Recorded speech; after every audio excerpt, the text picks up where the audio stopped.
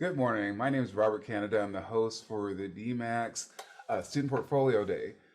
Sitting next to me is one of the students from the video production program, Price Jacobson. How are you doing today, Price? I'm good. How about you? Oh, fine. I just want to ask you a few questions about the program. And so we're going to get started. What part of the production program at DMAC would you like to tell students about? I would say the best thing about here is the hands-on work that we get to do. A lot of the bigger schools here mostly focus on theory and not a lot of hands-on.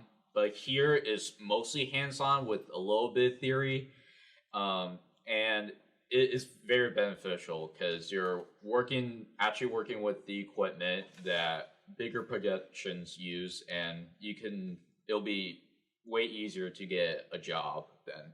Yeah. I was like, yes. And so, what about is about the video production that excites you the most? What got you interested?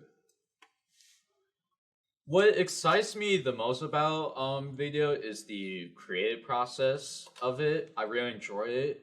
I would say it's like baking, shooting your shots are like your ingredients, and then editing is like you're mixing those in, and adding a little spice here and there, and you put it in the oven, and yeah, you get a video. So, what kind of videos have you done, like for as far as like your schoolwork? My schoolwork, well, so one of my projects that I did, it was our second project, and it was supposed to be we had to incorporate like a style of an interview, and my group we did an interrogation, and we just did it around that, and yeah, it was really good. We recently reshot it to be submitted into 3 film festivals, and so far we've been submitted to one. Which brings me to what kind of work would you like to do as a career is in terms of video production? I would say I will most likely want to do sports videos for high schoolers, making hype videos and highlight reels, and also doing music videos for some local artists. Because so it'll be very beneficial to me and to them because they'll get more recognition than they did before. Okay, so is there anybody that you had in mind that you like to work with locally that you've met or seen? I haven't known anybody locally, but I would say, some of the big directors like Christopher Nolan and Steven Spielberg. Okay, so we're gonna go ahead and get talk about some of your work. Um, Yeah, so here is I made a intro video for my high school football team. I shot most of the home games there, and yeah, I shot it there, and it was shown at their banquet, and also before they played at the state finals there. Now, what aspects of the video production surprised you most as a workflow when you were doing that? Ooh, I would say like how much preparation it will take. Even like the studio stuff, lighting and microphone wise, it can take like 30 minutes to like an hour just to set up those equipment because you want to get it very like perfect so that you're mostly focused on the shots and the performances. Hmm. Now, if there's anybody you could like work with right now that's out there working whose work that you really admire and that you wouldn't mind being a part of that. Yeah, I would say, as I said, Christopher Nolan and Steven Spielberg, and I want to also work with anybody that's very inspired by experimental films because I'm very inspired by those. Um, I've seen some of the stuff that I like was Metrics from the Afternoon from the 40s and Unshin Under Le that actually Salvador Dali made in the 20s, and I get very inspired by those films. Well, great. I'm like, well, thank you for your time.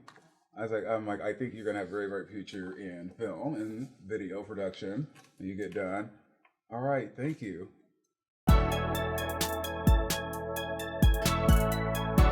Hi, we're sitting here with Jocelyn Bowen. She's a student in the video production program here at DMAC.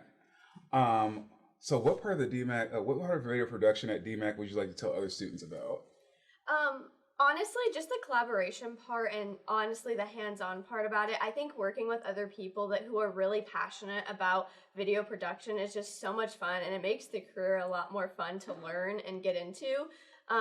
Especially when you have people helping you out and adding to your ideas. So. So what's your favorite collaboration project that you've done so far?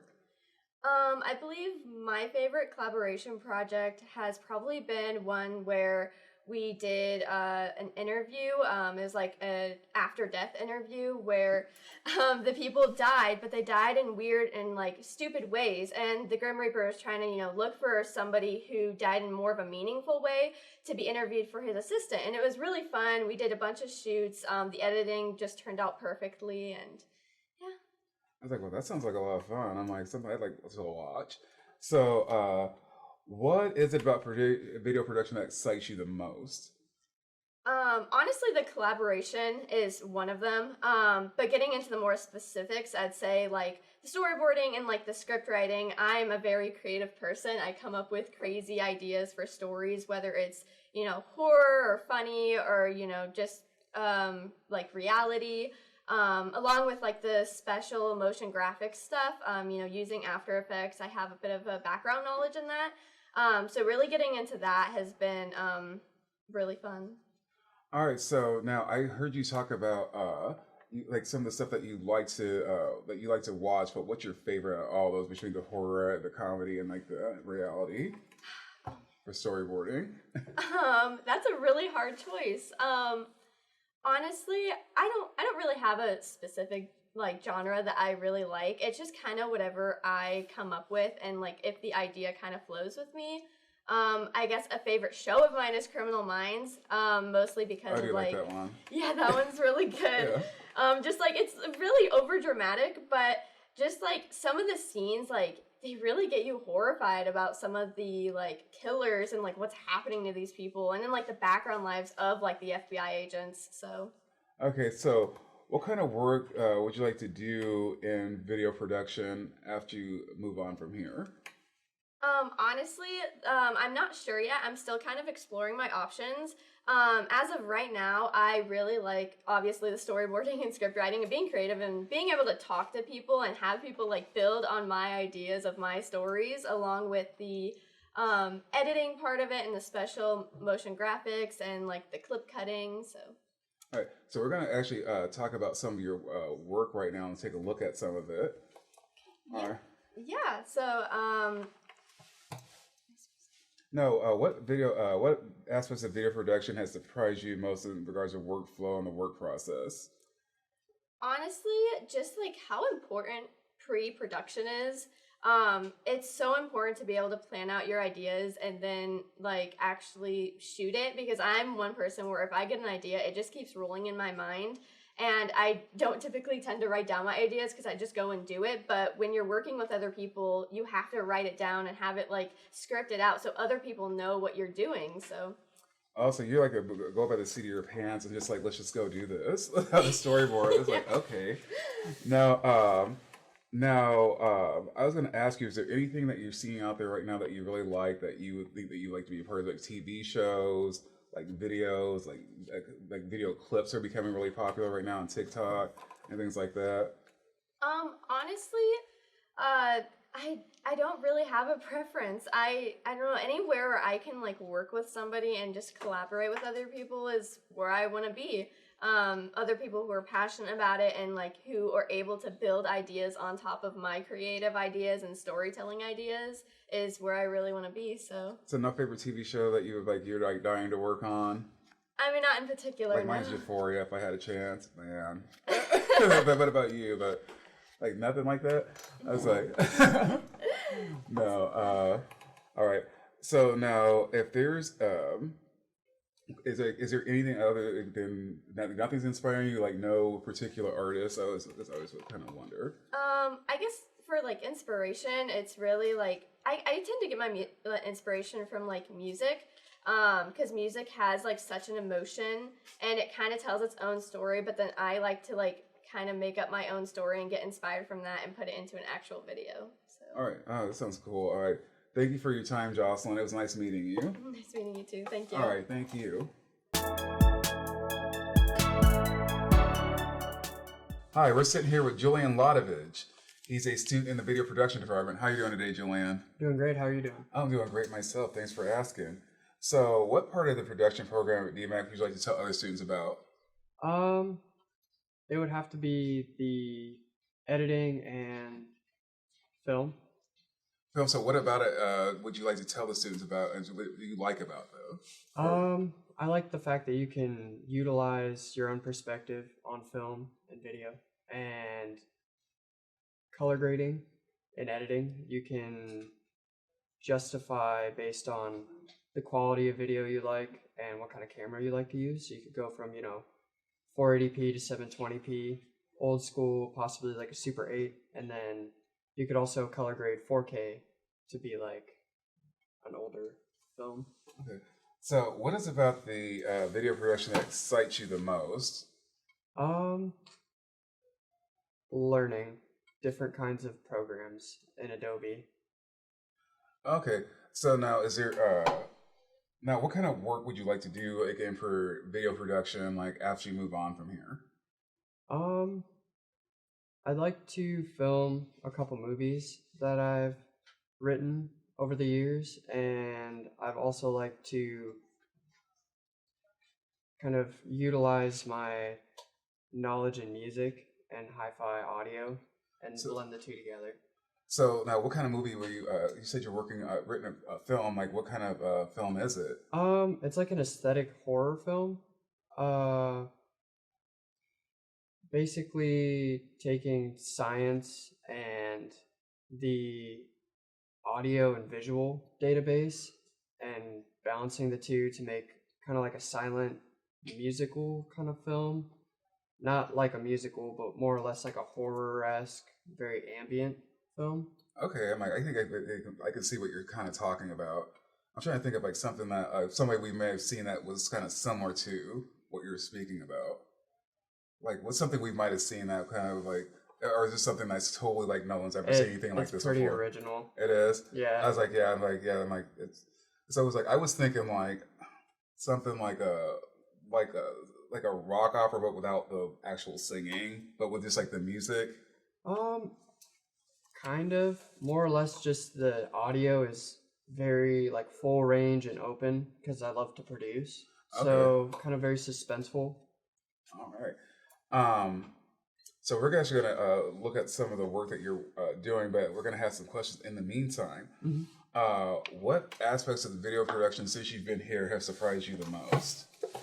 How quickly we learn things with each program. Because when we got into Premiere Pro and then got into like After Effects with animation, utilizing both of them together was pretty interesting to see how quickly we could do that.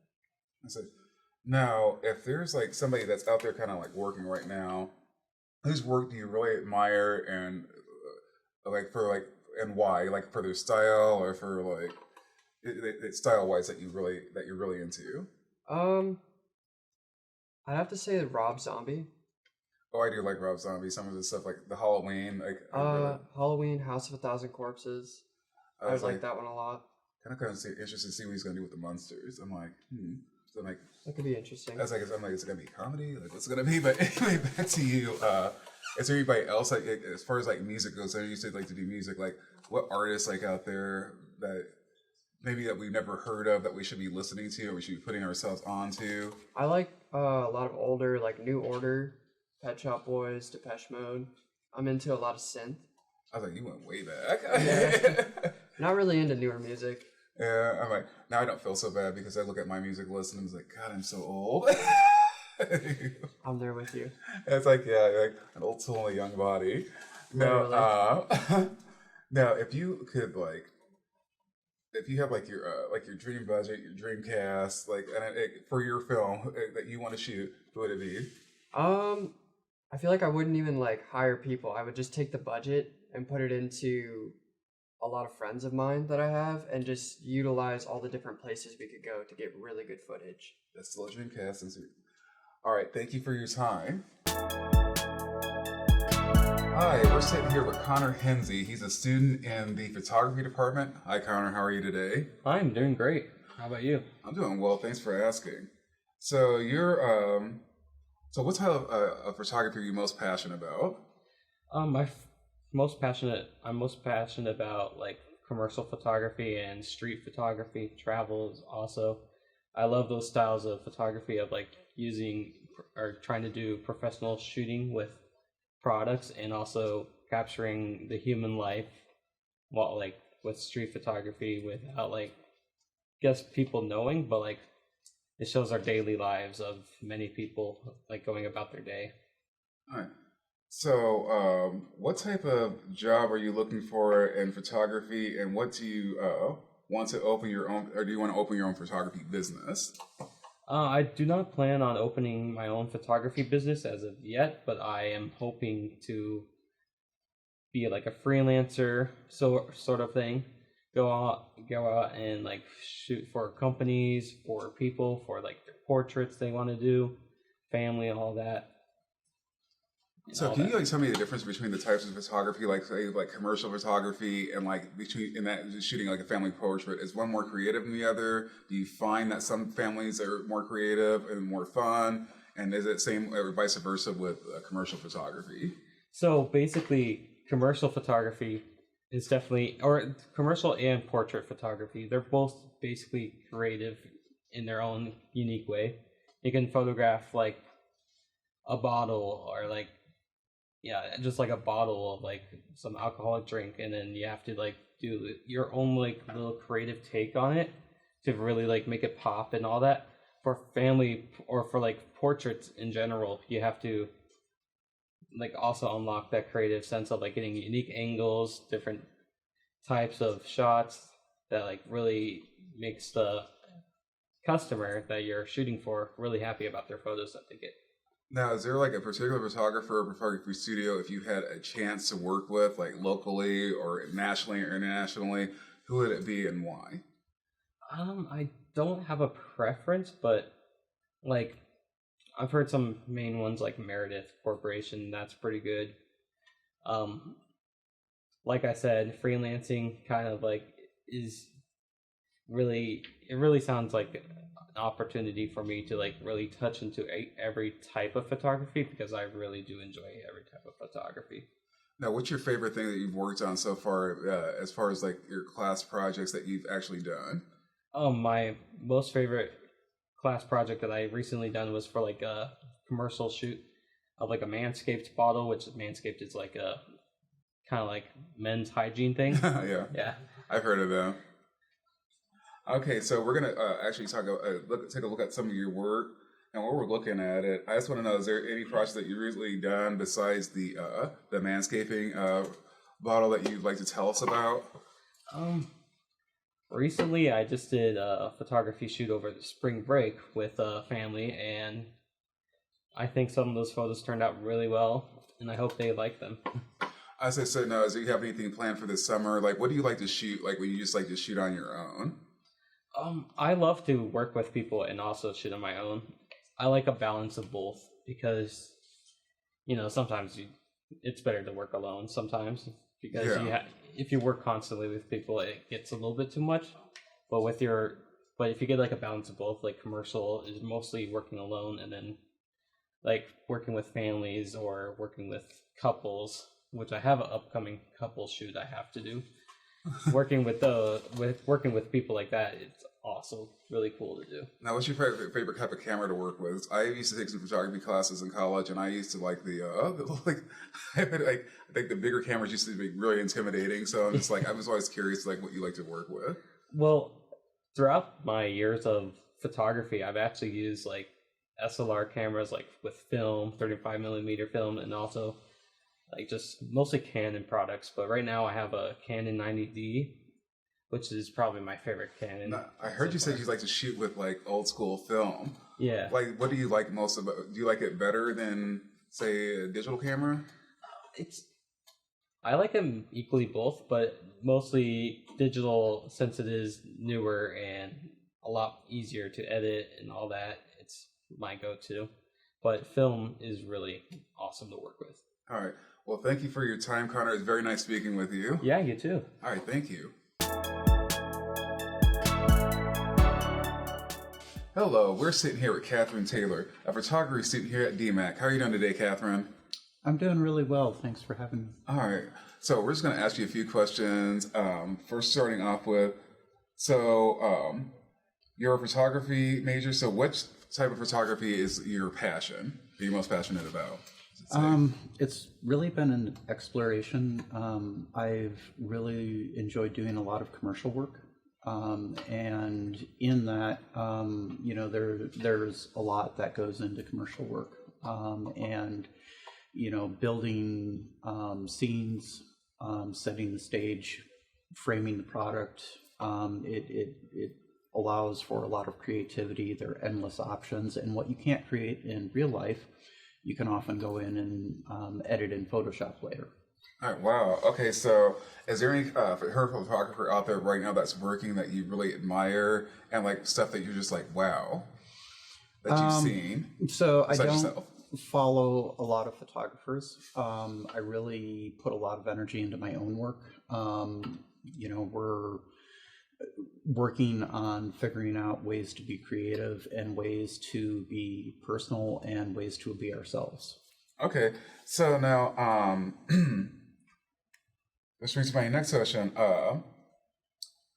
What type of job are you? So you said you are working on a business because you're not. So you're going to be opening up your own studio. Yeah. After school. That's really exciting. Yeah, actually, we're already open. It's Northern Star Photography and Design. Okay. Currently working on marketing, getting some recognition, building a brand name, and figuring out where it goes from there. We're not focusing on a specific type of photography. We're putting a focus into commercial services, real estate, architecture type photography, but we've really got a very broad range. So you're open to all types of like work. Yeah. So do you think like all type, like, even like commercial and real estate photography, how creative can you make that if you wanted to? Like make something like something stand out in a photo. Commercial, you've got a lot of opportunity there. There is, like I said, building sets, creating designs. When you get into, like real estate photography, you're there to tell a story about what you're seeing and showing everybody that, and trying to get somebody a good visual of what it might be to walk through a property. You look at architecture photography and you're showcasing somebody else's building work, whether it's, a countertop installer or a flooring installer, you're trying to make their work look beautiful, and that requires different angles and different creativity. Okay, so we're going to look at some of your work, but I do have some questions while that's kind of going on. Now, if you, what type of equipment do you like working with as far as like camera go? Do you like working with do you like working off the old stuff like with film, or do you like or are you more into digital? Yeah, I'm all digital. All digital? Yeah, I shoot with a Nikon Z6 mirrorless. I've got a 24 to 120 lens with that's extremely versatile. And I just got in a 14 to 24 lens that's absolutely beautiful. Now, what type of so somebody who doesn't know, like what are those lenses type of like good for, like for shooting? Is type of like action or the 14 to 24? It's going to be really great for architecture, real estate. Probably some portrait work, landscape photography. The 24 to 120 is a really good, like everyday use lens. And then, I'm going to be getting a larger lens that'll go up to like 400 millimeters to do like nature photography. Oh, that's cool. I love nature photography. So now what type of work that you've done so far has like stretched you and challenged you the most and like made you surprise yourself like, wow, I can't believe I did that? So amazingly enough, figuring out how to pose people is really hard for me. It's one of the things that I've been working to overcome, and one of my good learning opportunities within the program. When you work with product, the product doesn't judge you. It's not on a time limit. You're on your own time limit, and you can adjust the lighting as much as you need to. adjust the product. When you're working with a person in real life, they expect you to do your job and get it done quick. And so learning how to work through that process and develop a method is important. Well, challenge accepted, it looks like, for you. All right, thank you for your time, Catherine. Thank you very much. All right. Hi, I'm Robert, and we're sitting here with Lexi Briggs, a student in the photography department here at DMAC. How are you doing today, Lexi? Good. How are you? Great, thanks for asking. So your photography field, what type of photography is like your passion? Definitely portraiture. I really like working with people and kind of capturing special moments for people and helping keeping the memory alive. So now, is there a portrait photographer out there whose work you're just like, man, that's amazing? There's some people from back home. I'm from Pella. That really, they amaze me because they didn't even go to school, and I just don't understand how they have such amazing work without, knowing. They learned it on YouTube. Yeah. I was like, hey, YouTube's the new school for everything. Now, so what type of job are you? I know you said you want to work in portrait photography, but is there any other like avenue that you're like, kind of piques your interest that you would like want to work in? I wouldn't mind doing commercial work. Honestly, if somebody asked me like, hey, would you be willing to be a part of this program or this job, whatever, I would be willing to do anything. I just love all aspects of photography, so. Is there any favorite commercial work that you've seen you're just like, that just kind of like takes your breath away or kind of makes you want to do it more that you've seen? Yeah, honestly, when I see commercials on TV for like makeup products and stuff like that, it just amazes me of the stuff that they can do there. I know, I'm like, right, and now, if you had like a chance to like work with anybody from those commercials, like you saw in the commercial, like you're like, wow, I'd love to take a portrait of that person. Is there any model you like? Yeah, I'd like to photograph her. Goodness, that's a good question. Probably Addison Rae. Not gonna lie, she's just so beautiful, and yeah, she has so much makeup. Yeah. Something I'm like, no, because I'm like, now, have you done any projects recently that you like want? That you've really been excited about, that kind of like challenged you and stretched you, and you're just like, wow, I can't believe I just did that. Yeah, I recently did a parking garage photo shoot for a girl off of Instagram, and it was challenging for the lighting, just because when you're inside the parking garage, the light tends to fluctuate a lot, but it ended up coming out really, really, really good, and I really enjoyed it. So now I got to ask you, do you like a lot of outdoor stuff? And because we're in Iowa and we know how the weather is.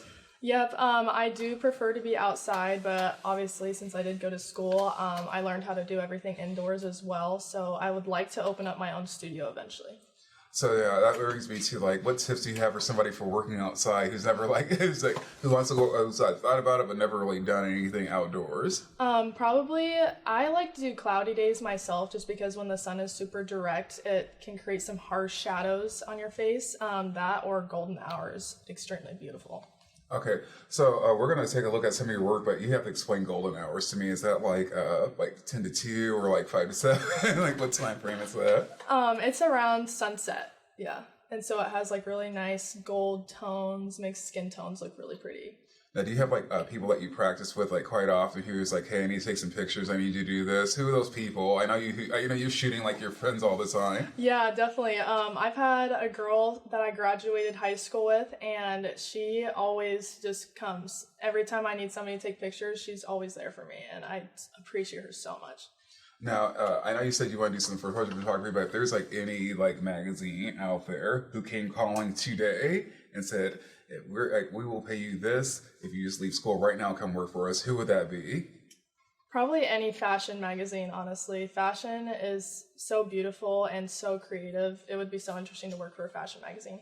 Yeah, there's always, you can tell with like just by taking a picture. Like, man, now is there like any vintage photographers that you like that you've ever like sculpted that you've been like, wow, I'm like, because they had like limited technology back then and everything was shot on film. Yeah, film's super interesting. I recently just got a film camera. I do want to try and work with it a little bit. I mainly do digital as in right now, but once I learn how to do film, I probably will work on that. Okay, great. Now, there's like here's like a few books out there that I think you might like. Have you heard of like Richard Avedon or people like that? He's like from like the 50s and 60s. He did like Vogue and all that stuff and like Harper's Bazaar and all those things. Like did a whole bunch of Versace ads. Like if you could go back in time and like at an era, like which one would you want to photograph the most and why? Oh wow. Honestly, any of them. They're just so interesting, and even just going back in time and be able to see how people did things with their technology would be just so interesting. All right, right. Well, thank you for your time. It was very nice speaking with you. Hello, I'm sitting here with the man in black himself, Glenn Singleton. How are you doing today? I'm doing good. How about yourself? I'm doing good. Thanks for asking. So, you're a photographer, you're a student here in the photography department. What is your photography you're most passionate about, and why? I'm just passionate about the art aspect of it. You get to create memories for people. You get to travel because I'm into like the landscape part of it. So, yeah. So, what's your favorite class here at DMAC that you're taking right now, and what have you learned from it? My favorite class is studio. We get to learn the different equipment, how to set it up, how to like set the backdrops, and just learn all the different things and adjusting settings for that. Okay, so after you finish here, like what type of work are you looking for? I guess because I know you said landscape, but is there anything else that you kind of want to do after you finish? I'm open. I'm not limiting myself as a photographer, but I eventually want to do some freelance photography and open my own studio. Now, what projects have you done recently that you want to tell us about? Just last week I was in Colorado, so I was doing a lot of landscape photography. Oh yeah, that's really nice out there. Yeah, so I was in the Rocky Mountains and I was traveling all through the mountains, just getting different scenery photos. Yeah, that's kind of adventurous. So, how did you kind of what time of day did you go, and like how did you like keep yourself from like not getting lost through like the Rocky Mountains? Because that thing's huge. It is, and you lose signal up there too. But I went early in the morning, Right. to set up my equipment, and because it's better for the sunrise or sunset. That's where you get the best lighting. Yeah. So I was there for about 20-25 minutes prior to sunrise. And yeah, I got some beautiful shots. And yeah. So now, what surprised you most about yourself? Like since you started doing photography, and what kind of drew you in the first place? Like any images that you've seen that you've been like, wow, I really want to do that. Well, as I was growing up, I always liked taking photos on my phone. And I had a little I got editing software on there I used to just play with on my free time. And eventually I just came to the idea of last year that I want to be in photography and actually make a career on it. All right, wonderful. So we're going to look at some of your work, but in the meantime, we're going to talk about keep talking about photography. Is there anybody out there who's doing work with commercially, or in fashion-wise, or portrait photography, or nature that you're just like, man, if I could just work with that person, who would it be and why? I'm not really good with the names, but I want to do my own style photography. Yeah. And I see a lot of different photographers and their work, and I just look at that, take it in, and just basically make it into my own, but add a few tweaks to it. Yeah.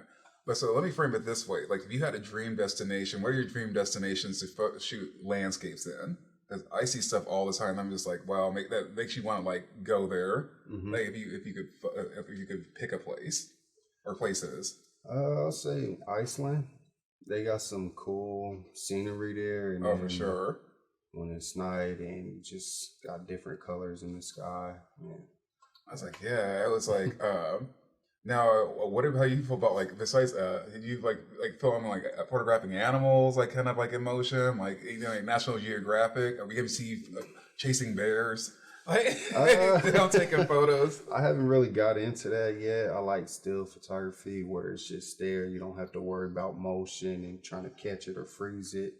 Yeah, I'm just more of the landscape type. So I see a challenge for you in the next 10 years. I can see you doing motion photography for real. Like, that'll be a challenge. Yeah, for and sure. That's something I was learning in my studio classes. We just did action shots where you got to freeze it and everything got to be in focus. All right. So, yeah. All right, well, hey, Bill, thank you for your time and good luck with everything. Hopefully, I will see you like on some National Geographic somewhere, shooting some bears. All right, thank you for your time, Glenn. I appreciate it. Thank you. All right.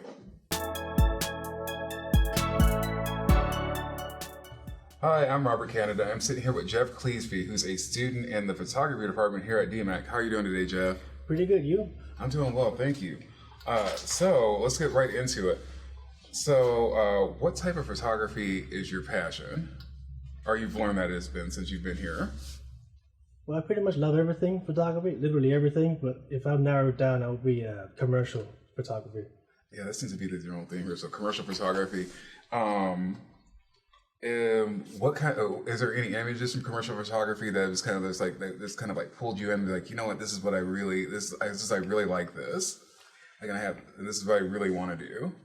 Well, it's pretty much, it's like I think it's the creative portion of it, because you can literally manipulate anything yourself, not just building your own set, but even afterwards in Photoshop, you could do like you literally do everything. Like you can hang up a bottle with a string. You take a picture of it, you can still see the string, but you go to Photoshop, take that out, add your own lighting into Photoshop and everything to make it look even cooler, like gels and everything. Okay. So it makes it come out look more fancy. Yeah, as I say, yeah, I was like, so is there, what type of job, like in the commercial field or any field, are you kind of like looking for as soon as you finish here at DMAC? I would say product, shooting products. That's my Right. Any product is good. I think why everyone is going with the commercial stuff is you don't have to deal with too many people when you're doing it. Yeah, I was gonna say, I know it's like, yeah, probably a lot easier dealing with a 7-Up bottle than like a model. Yeah. Now, if what projects have you done like recently that have excited you that that everyone should know about? Well, we just did this like commercial shoot where we shoot our own like what do you call it, drinks, and I had to do mine at my house. I have my own lights and everything, but I did mine on a dining table, set up my own background, brought in everything else. Like my wife does like Hawaiian themed house decor, so I brought everything together to make my own background and everything, and then the shoot came out pretty good. So now, if there's any photographer out there that you could work with, like anywhere, like or a magazine or any kind of publication or any kind of commercial, who would it be and why? To be honest, I don't really follow that many photographers. What I would want is like to be my own self, to be the first me. Like unique from everybody else. Yeah. I was like, so like nobody out there is like you people who you've looked at, you've like, huh? I'm like, I wonder how they did that. I don't know. No, not really. I was like, all right, so we're actually going to take a look at some of your work, but in the meantime, I do have some more questions. Do you plan on going into business for yourself after you kind of finish, or are you looking for like some kind of like to jump off somewhere and then eventually move into that? I was thinking more freelance stuff, but if I can find someone to work with, a more well-known photographer, I'm not sure who, but you know, someone more well-known to like get my name up there a little bit, and then from that transition to making my own, like creating my own business. I was like, yeah. So I'm like, who would be your dream client if you like, if it was like a product, like whose brand that you kind of like that? I know you don't like follow photography, like any like brand of food or like a hotel or like a sports figure, anybody that you could shoot, like who would it be? I would have to go with Coca-Cola. Coca-Cola, yeah, that's a big one. Not just because I like the look of their product, I love their product. So I would love to work with them. All right, right on. Now, what's something that's very challenging about photography that you didn't know going in, but it's helped grow you and made you stronger?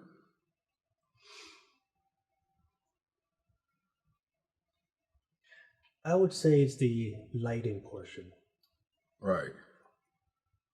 That's the portion I love the most. And when I first got it, I didn't know nothing about lighting.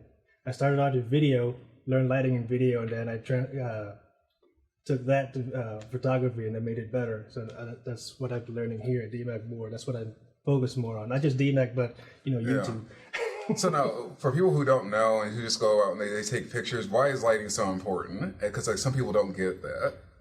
See, with lighting, especially not just products, but when it comes to like portraits and stuff, when you're outside, natural light is good, but when you have no light outside to play with, it just looks dull. But when you have your own flashes outside, you can manipulate it, pop the picture out more, look better than you would normally have in normal natural light.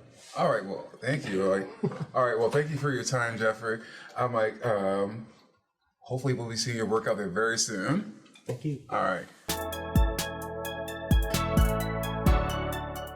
Hi, we're sitting here with Catherine Lundy. She's a photography student here at DMAC. How are you doing today, Catherine? I'm doing well, and you? I'm going well, thank you for asking. So, you're a photography major, so what type of photography is your passion? My passion would probably be nature. Nice. I like taking pictures of flowers and doing like almost micro photography. Now, what's your favorite landscape, like locally or any other place that you've been outside of the state that you like to photograph most? My favorite place would probably be the Rose Gardens behind the Art Center here in Des Moines. I was like, what, should everyone expect to see if they go there? Like, is it like it's like a photographer wonderland? Like one or two bushes? It's got a lot of fun locations for photographers, but I just love the roses and all the different plants they have there. Now, what kind of job are you looking for as a photographer? Because I know you said nature. Is there anything else that you'd like to do after, in addition to nature, if you had to pick something else? It would definitely be commercial photography. Yeah, commercial photography seems to be like an overriding theme here. Why is it you want to work in commercial photography? Because I'm not fully comfortable working with people, but I love putting the products together and building what could be a really nice photo. So what's your favorite commercial project that you've done so far? Probably would be our watches project. So how did the project go? What did you guys do? So we took pictures of different watches and different ways of how they could be used in ads, like Rolex sort of idea. Oh, okay. Now, what projects have you done recently that you think that some of us should see and that you're really like excited about? Some of my most recent work would be probably just some more different commercial works for product. I've done a few. I've done a lot of stuff that just kind of slowly interlaps. So have you done anything like locally that we might have seen? My most recent project that you might have seen was actually a real estate shoot for a house that went for sale. I know. You said that you have like that you kind of like shoot like so you and your family members, like, is it kind of like a passion with your family, photography? Photography is definitely a passion in the family. Who's a bigger photographer besides you? My mom. Your mom? I was like, oh, okay, so that's how you got started. Yep. So you said you're the family photographer now? Yep. Like so what kind of themes do you do for photography for your photos at home? So I'll do I'll help my mom with her real estate and take her photos there, and I'll just do the big group photos for family members. Okay, so we're actually going to take a look at some of your work, and I have a few more questions. Okay, so like your mom, like so she's like so your mom sells real estate. We're at where we see some of her listings and her ads. You'll see her ads through Facebook mostly, but her listings go through Keller Williams. Oh, Keller Williams. All right, and so how does it? So that was a great opportunity for you. Have you worked with any of the other realtors there? Not directly, but I know a few of them that I'll be working with soon. So what makes your photos different and separates you from the other photographers who shoot real estate around town? It's because I can kind of tell where they want to go, and I'll take photos throughout the house that you're walking through them. All right, so how many tries do you do? Are you like a regular perfectionist and like, I gotta do this again, and like we're gonna do like 10 more photos? Yeah. And do you have like a concept in mind of how of a look that you go for when you start shooting things? Yeah, I will. It's kind of how do I see the room, and how would someone else see the room as well? Okay, so now what's like your lighting? Do you just kind of like play around with the different lighting aesthetics for like depending on the room, or do you just kind of do them all the same? Like, Just for people who don't know photography. Yeah, depending on the room, the lighting will be different. So it's nice that I can have that off change in what people will be focused on. What rooms are most challenging to light? Bedrooms and bathrooms. I was gonna say, yeah, it's not really like a lot of window light in a bathroom. So how did you get around the challenge of like photographing rooms that are like difficult to photograph? It's just slowly taking my time through it and building a photo. Okay. All right. So thank you for your time, Catherine. It was very nice speaking with you. Good luck and everything. Thank you very much. All right. Thank you. Hi, welcome. I am Robert. I'm sitting here speaking with Brittany Hansen, who is a photographer major here at DMAC. How are you doing today, Brittany? Good, how are you? Oh, thank you. Good, doing well, thank you. So we're just going to jump right into some questions. So you're a photographer. What sort of photography are you doing right now, and what are you most passionate about? I do a lot of portraiture, and I am most passionate about sports and weddings. Sports and weddings, I'm like, oh, this is something different. Like, so you like the little action in your photography? Yeah. Okay, so what type of job are you looking to do in terms after you get out of DMAC with? I'm planning on just building more of my own business. I have some business like outside of DMAC right now, but I'm planning to make it more known. And I mean, I could work for someone too. It's just kind of whatever. Or no, if somebody wanted to come look at your work, what could they find it at? They could find couples engagement really like anywhere, and then on Facebook, Instagram, and social media and stuff. So why do you think social media is so important for photography that people may not know if they're looking to kind of like grow and start their business? I would say social media would help like just advertise like and get your name out there. Like most people wouldn't know what you're doing if it's just a website, because most teenagers and people my age are on social media, and so it helps a lot to get my name out there that way. So what's what kind of projects I know you said you like doing portrait and like sports photography. What's the most exciting event that you've done so far, and where you kind of like it was kind of challenging, but you had a great time doing it? I've second shot at a couple weddings, and it was really challenging to like know the different angles and different things that they want. But I actually recently did my first wedding like by myself, and so that was pretty challenging just to remember everything you need to shoot and what you need all there for you and all the equipment and everything. So what advice would you have for somebody who's like kind of going in photography, who's never done it before, but has always had like an interest? I would say just like practice as much as possible, get outside and do some indoors too, and just try to get all your friends to model for you, and that's how I kind of started too. So now I gotta ask, because we live in the state of Iowa, how challenging is it to like film with like take pictures with the weather that we have, and how do you overcome all those challenges? Well, I sometimes just like try to go into like more of like the building, like so it blocks the wind, different types of thing like that, and then like if it's not as sunny, it kind of helps a little bit with not having such direct light on them and different things like that. But if it's snow and different things, then we kind of just have to plan and work around it. All right, so we're going to take a look at some of your work, but I'm going to ask you a few questions while we're still looking. If you could work with any photographer out there that you know of or that you really admire, who would it be and why?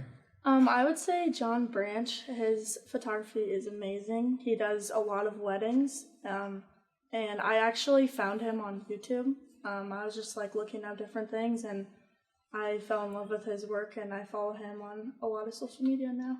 All right, so now if you if there's like a publication like that was like a bridal publication, like who would it be? Or because I know since you like doing like a lot of weddings, and do you yourself doing things beyond wedding and portrait photography? I see myself doing like more like I want to get into video too, so kind of a little bit of both of the wedding video and also photography, but I'm not really sure yet. I was like, I don't think you have plenty of time to figure it out. Yeah. Now, if you wanted to So, if you had to shoot anything around here, what's your dream location in Iowa to shoot at? That's kind of hard. I would say like anywhere with like a lake or like some water in the background because I really like that kind of look. So why is it important to have like those things in the background when you're actually taking pictures of people? What does that add for people who do not know? It just adds like more like background for just, I don't know. You don't want just like a plain white wall all the time, so it's kind of boring. So you want to be like more creative and figure out different places and different things to go to. Did you ever often take like bridal parties out to like different like locations like you pick, or do they kind of like them pick the locations they want to shoot at? Sometimes like they have their own like venue, and the venue has a lake, or like the venue has different backgrounds you can do. But I sometimes like say, well, this looks better than over here, because sometimes they think it will look good and it won't. So yeah, I kind of have to go that route sometimes too. So. Well, all right. Thank you for your time. All right, Brittany, you have a good one. You too. And hi, we're back. We're sitting here with Bailey St. Arnold, who's a photographer student here at DMAC. How are you doing today, Bailey? I'm good. How are you? I'm doing well, thank you. So, I was going to go right off the bat. What kind of photography are you most passionate about? Anywhere from like landscapes, outdoors, animals, drone photography. Okay, let's stop at drone, because I'm like, that's the first person I've heard say this all day. So, if somebody wanted to, what goes into drone photography, and how much, what's the difference between that and just like straight, traditional photography? Drone photography is a lot more complicated because you have to actually know how to fly the drone, and then also working the camera and just knowing all the different things that go. And I think there would be like a element of like weather in there too, like Right. that comes into play, like high winds, like when to shoot. Now, how did you get into drone photography?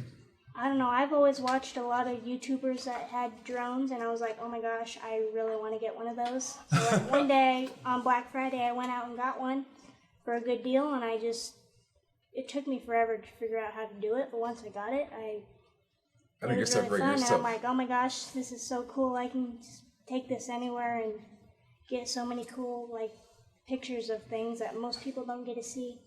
So now, I heard that to do drone photography, you have to have like a license. Yeah, you have to have a license to use it for. Like, how does one go about getting like a license for sailing a drone? I think you have to take like a test online. So you have to do like a drone test, like a driving test, where you drive the drone like, in the sky or anything, nothing like that. Oh. I think it's just like they ask you a bunch of questions about like legal stuff, like what you can and can't do with the drone, and I'm not really sure yet. So now, what do you plan to do after you leave DMAC? Do you want to go into business for yourself, do some freelance work? Are you looking for like, a particular company to work for? I would really be interested in like working for a realtor, like with the drone once I get certified. I don't know, anything with like outdoors, nature, animals, Oh yeah, something like that. So now, what projects have you done recently that you think we should all know about? I don't know. I took like some pictures for some people. They just moved into their farm, and I took some aerial pictures of their property for them, and I thought that was really cool. So I already know what separates you from it, but what do you think makes you stand out from other students in the program? I don't know. I just I just am passionate about my photography, and I just think that it kind of shows with what I put out. All right. So we're going to talk about some of your work. If there's any photographer out there that you've seen, like who would you like want to work with? Honestly, anyone that's just anyone really. I mean, if somebody that likes the same things I want to do, and Now, as you have, because I know you said you did some production stuff too. Is that something else as an option for your future as far as like as work goes? yeah, I would do like product photography for like small businesses. I've done like like updated, like I did pictures for a church. I updated pictures for their website and stuff like that. I also did like a big group. I work at a school, so I did this group picture for the Christmas card of this. This is a small school. I did that. All right, so now, what was it like doing something like for a school? So what grade level was it? Because I guess that could be like from like preschool up to 8th grade, so it was really hard trying to get everybody to like gather around and focus and. It was like a panorama where you had to like go all the way through. Yeah, it was pretty challenging, but it was fun. All right. So now, how do you light something like that? Is it just like was it an outdoor photo, indoor photo? It was inside a church, so it was the lighting in the church is not the best, so I just tried to make do with what I had, and I mean it turned out good. So. All right. Now, besides Instagram, is there any other place where people can see your work that like any publications or any any other around town? Mostly just like Instagram, Facebook. For now, yeah. All right, Bailey. Well, thank you for your time. Thank you. All right. Good luck with everything after school. Thank you very much.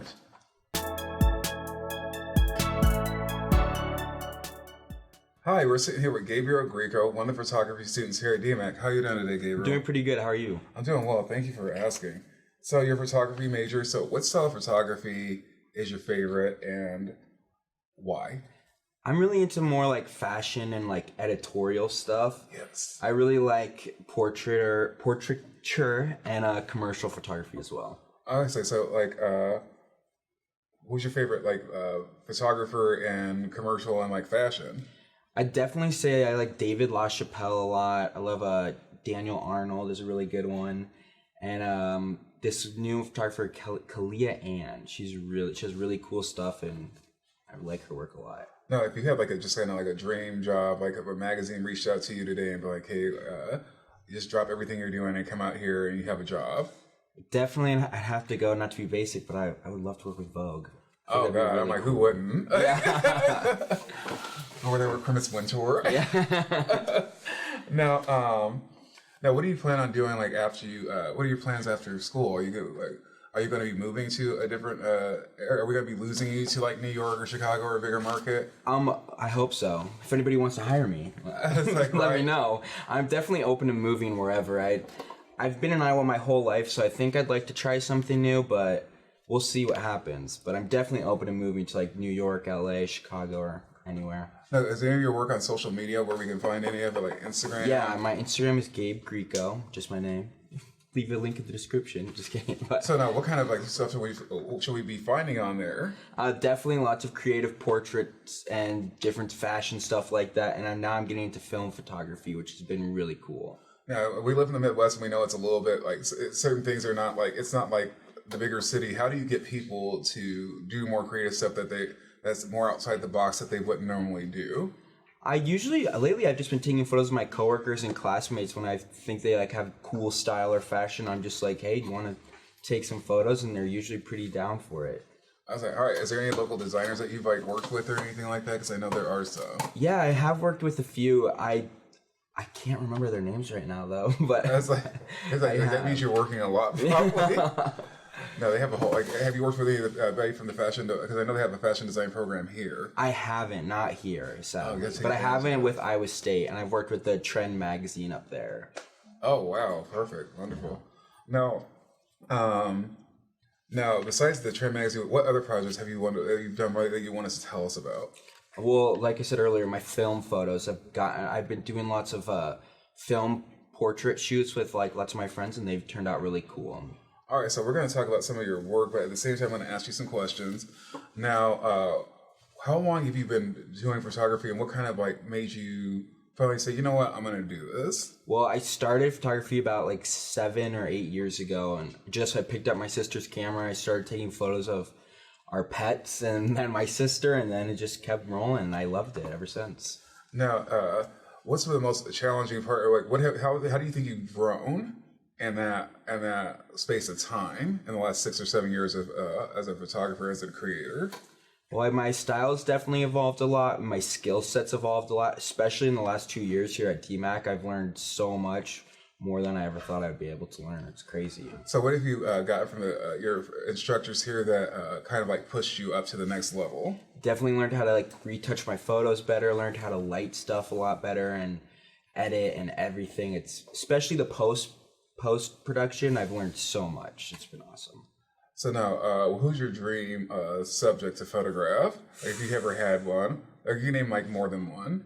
You know, give me like your top good, 5. I would definitely love to take photos of Zendaya. If you're watching this, oh, I love my her. DMs. If you I'm like, I want to be in that meeting.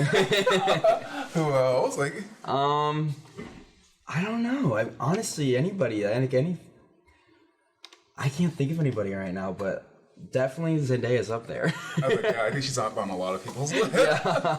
Now, and what do you see if you didn't do photography, like in the fashion realm? Like you said you like to do commercial and film. Like, so, who would your commercial dream project be? Oh, I'm not sure. Definitely though, I love all product photography, and I also love nature photography on the side and animals. So maybe working with National Geographic or something would be really cool. Well, I probably we'll see you there. Hopefully. All right. Thank you. Yeah, thank you. Hi, we're back, and we're sitting here with Rebecca Wigg. She's a photography student here at DMAC. How are you doing today, Rebecca? I'm good. How are you? I'm doing well. Thanks for asking. So you're a photography student. What kind of photography are you most passionate about? My biggest passion is nature and wildlife. Nature and wildlife. Now, you live in Iowa, so there's probably like some wildlife to scope out, but what's your dream like wildlife to shoot if you had to? Wildlife? I know Africa is a big one. I would love to. I would love to travel and just see the world and get new experiences everywhere. Oh, you're in the right field then. Yeah. So, besides, what are you looking to do after you get out of here to get you to that next step to go that next level? Well, I definitely want to join some business. Like, this is really big, but National Geographic is one, and just get more experience with another photographer and learn through them. So, who's your photographers you like to work with? Like, even they don't even have to be like any field, like that you're just like, I really like this person. Well, I know one photographer that I really like and really enjoy his work. His name is Marco Grassi. He's an Italian photographer, I think he is, so not local or anything, but just the work he does I think is really amazing and really beautiful. So, as I said, besides the publication, have you thought about like excuse me, sorry, I have to sit up for a second. Now, is there any besides like the live action, were you talking about like sports? Are we talking like, would you be open to anything like that? I would definitely I think weddings would be interesting. I haven't personally shot a wedding, but live action kind of stuff, I think a wedding would be really cool. So now, how would you? What's the most challenging aspect about photography that nobody knows about? That for you personally, that's been like you're just like, wow, this is like different than I expected. Sure. Definitely all the different parts in it. You really have to get to know your camera and all the different settings, and there's so much more to it than just pressing a button and taking a picture. Because I know a lot of people who seem to think that's a very easy job to do, but I've taken some photo classes and I know it's not. Yeah, exactly. No, it's not. No, it's a lot of practice.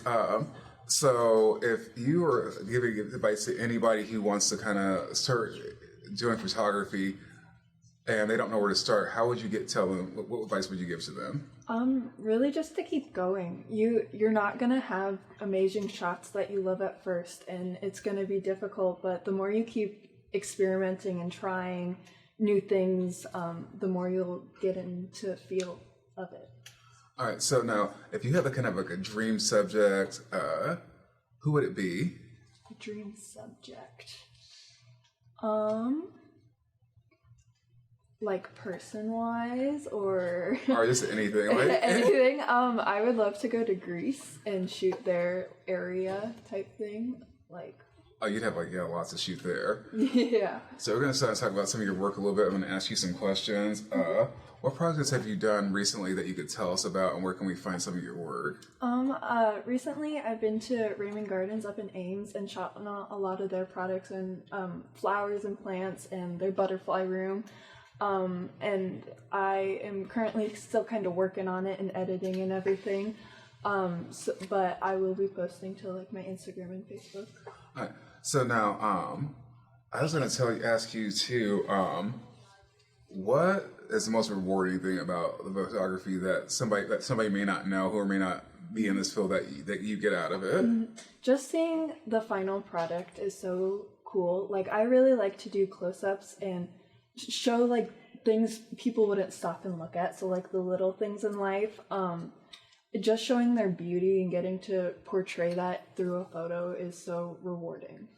I was like, so what things have you seen that are unconventional things that most people don't pay attention to? You're saying, you know what, I'm going to shoot that and I'm going to bring it to life and I'm going to create a new appreciation for this. Well, I actually did a little shoot where I just was walking through a park, and it was in wintertime, so there's a lot of dead things and there's not a lot. But I found like this cool little dead weed that I could find, and I shot it, and it actually turned out really cool. So. All right, so if you were going to also give advice to like what's one thing you cannot live without being a photographer? Definitely the subjects. If you don't have anything to shoot, you can't be a photographer. Okay, so now if you were gonna, if you could go back and do something different, like in photography, and just like do it bigger, what would it be? Like redo.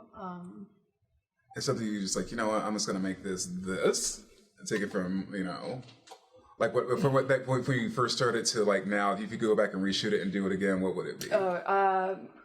Probably just some of my earlier nature photography. I went to a park kind of near Des Moines. I forget what it's called, and there was this really beautiful river and stuff, and it wasn't what it could be now that I learned a lot. All right, that's how we grow. Exactly. All right, thank you for your time, Rebecca. Yeah, thank you. Hi, we're sitting here with Takara Hoffmeyer, who is a student in the photography department here at DMAC. How are you doing today? I'm good. How about you? I'm doing well. Thank you for asking. So, what brought you to DMAC, and what made you choose photography?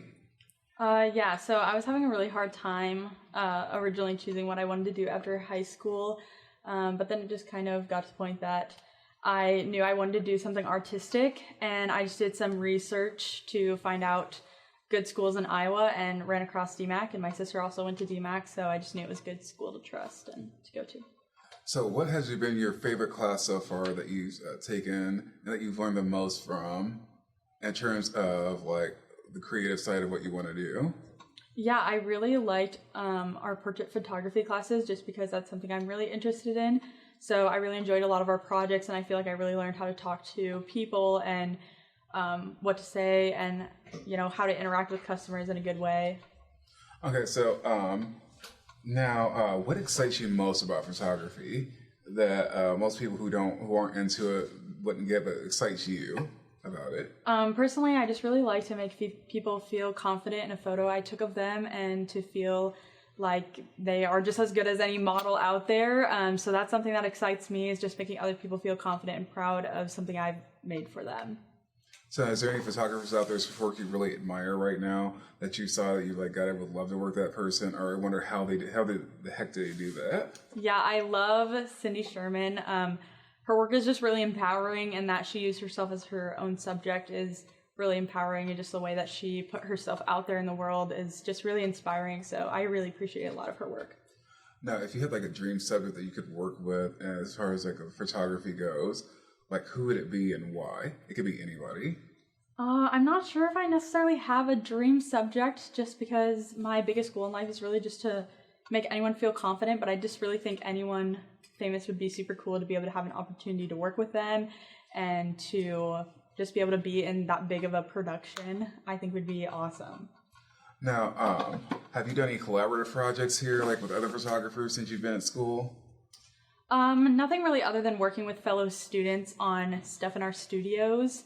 But I think it would be really cool to second shoot with someone, especially with weddings, just because they're really hard to gauge when you don't have enough experience with them, because there's a lot going on. So that's definitely something I'd look for in my future. So now, what kind of jobs are you looking for outside of school? Like when you get done, like what kind of opportunities you want after you leave DMAC? Yeah, I would definitely like to start my own studio to take pictures of families and seniors and everything, but I would love to second shoot with people or even work with some commercial shoots just to get the experience and put myself out there. We're going to actually take a look at some of your work, but I'm going to ask you some questions while it's going. What projects have you done recently that you'd like to tell us about? Yeah, so I just did my first newborn shoot not too long ago, and it was a really fun experience, and it was super interesting just to kind of gauge that subject, just because obviously a newborn, you can't pose the same as a family or a senior. I really enjoyed that project, and I just think it turned out really well. Now, so I was going to ask, what's it like shooting like somebody who you can't really communicate with and who's not like very reasonable yet? Yeah, that was definitely a curveball at first, but her mom was there obviously, and that was really helpful because she'd help me move her around. And it's just a lot of patience because you just have to wait for her to kind of move herself in that perfect spot or move her little hand in that perfect position. So that's just something that you kind of have to just have patience for. That's something else I was going to ask you is like, for what's something that's really like challenged you, that's like pushed you and made you like better, besides in addition to like, you know, posing with babies, that you've been like, wow, I didn't think I could do that, but wow, I'm amazed that I did this. Yeah, so I'm originally just a really shy person, so school has really helped me just learn to, again, just talk to people and really be able to communicate with the customer and feel like you're communicating exactly how they should pose and what they should do properly to get the best photo out of it.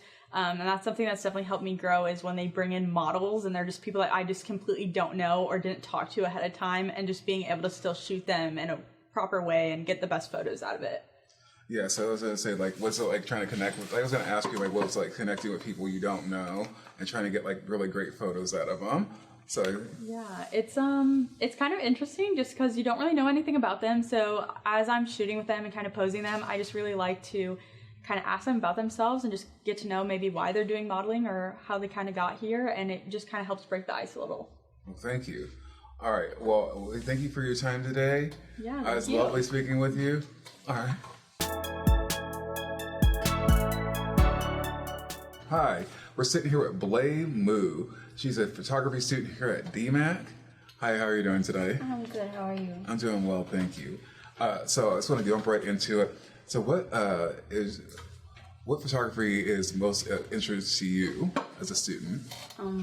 I personally prefer portrait. I can't really do like commercial or architecture. It's a little bit difficult for me, so I do like working with people personally. And I do have, I guess I like fashion photography or like styled shootings. Oh, nice. I was like, so what type of job are you looking for after you finish school? So tell us more about that. Would it be fashion? Would it be portrait? Would it be both? Probably both, but mostly towards portrait, because fashion is a little bit more, I think, in my opinion, a little bit complicated. But I do want to try that. I'm interested. So if there's any publications out there that you would like to work for, who would it be and why? Like fashion-wise? Fashion-wise, portrait-wise, like Ooh. There's a couple. Let's see. What's her name? Jessica Kobasi is one of my favorite, I think, because her work also kind of fits with mine, with like the style shootings. And the other photographer, Marina Williams, I believe.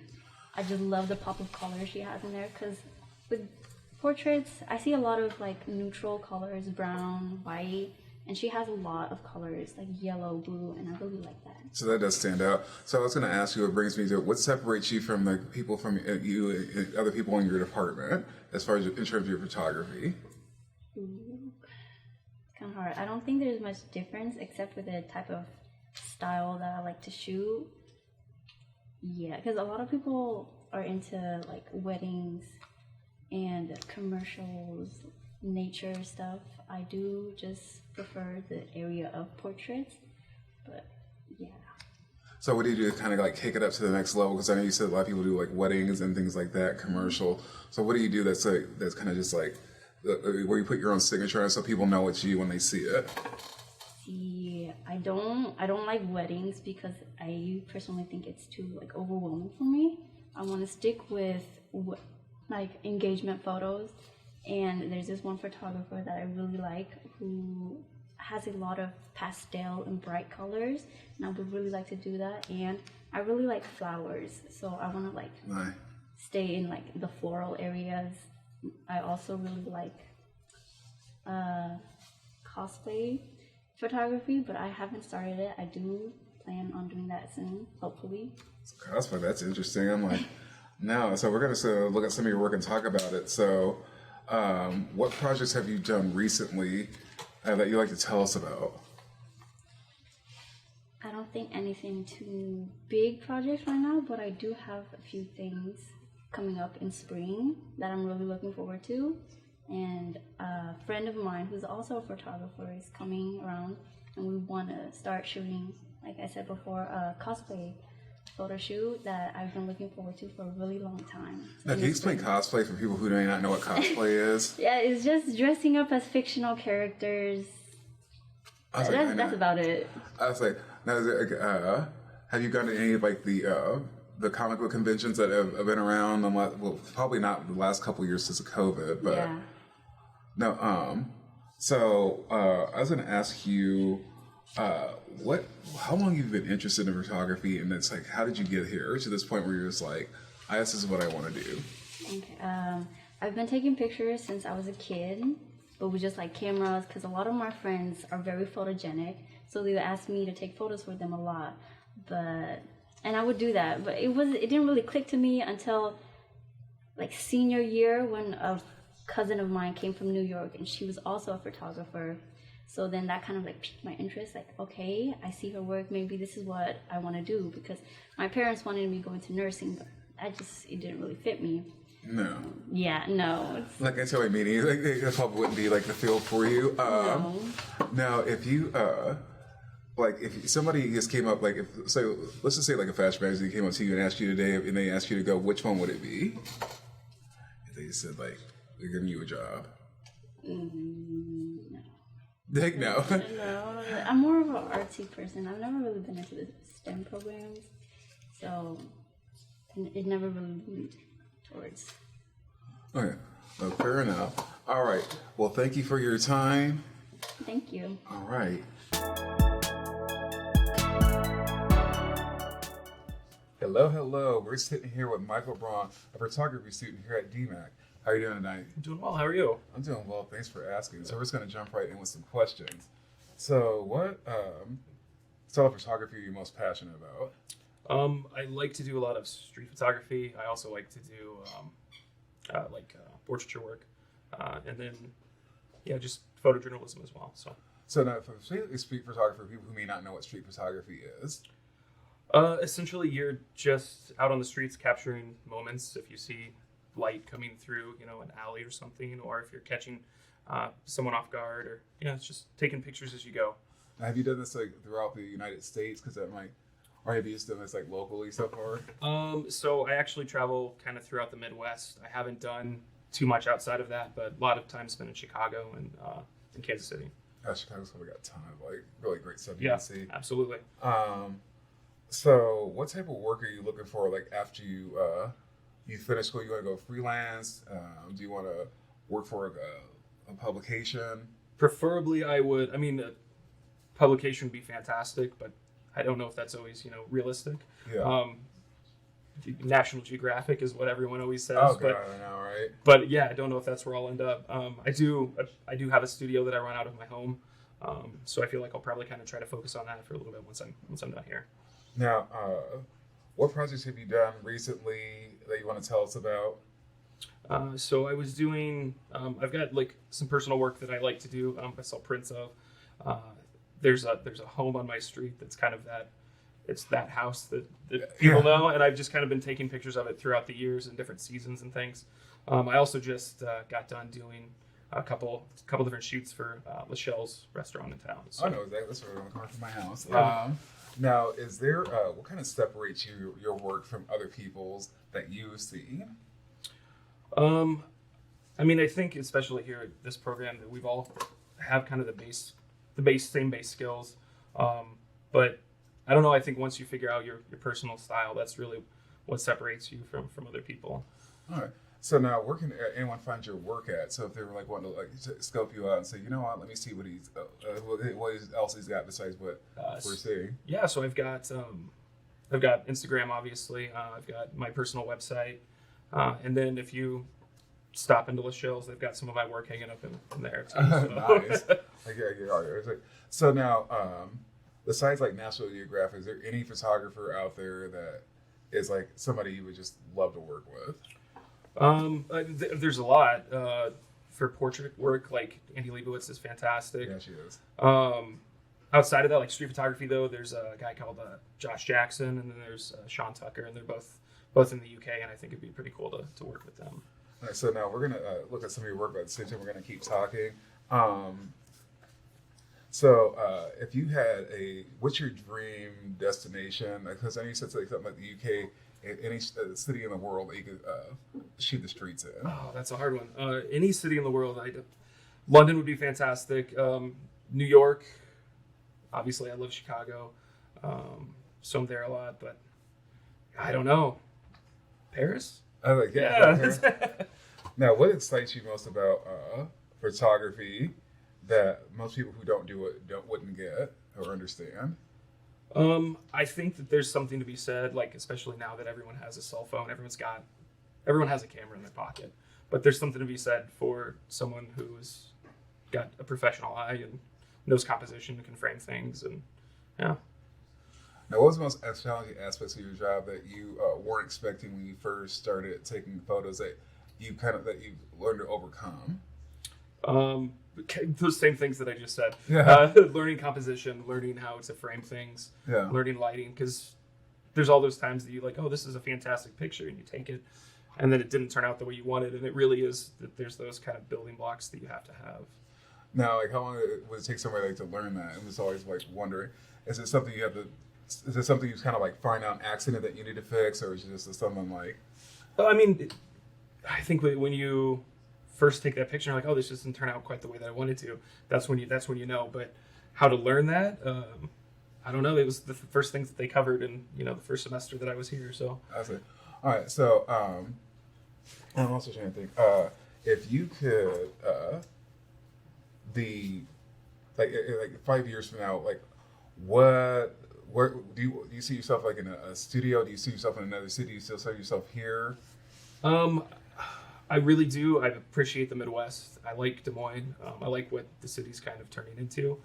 If I'm here in 5 years, I don't necessarily know.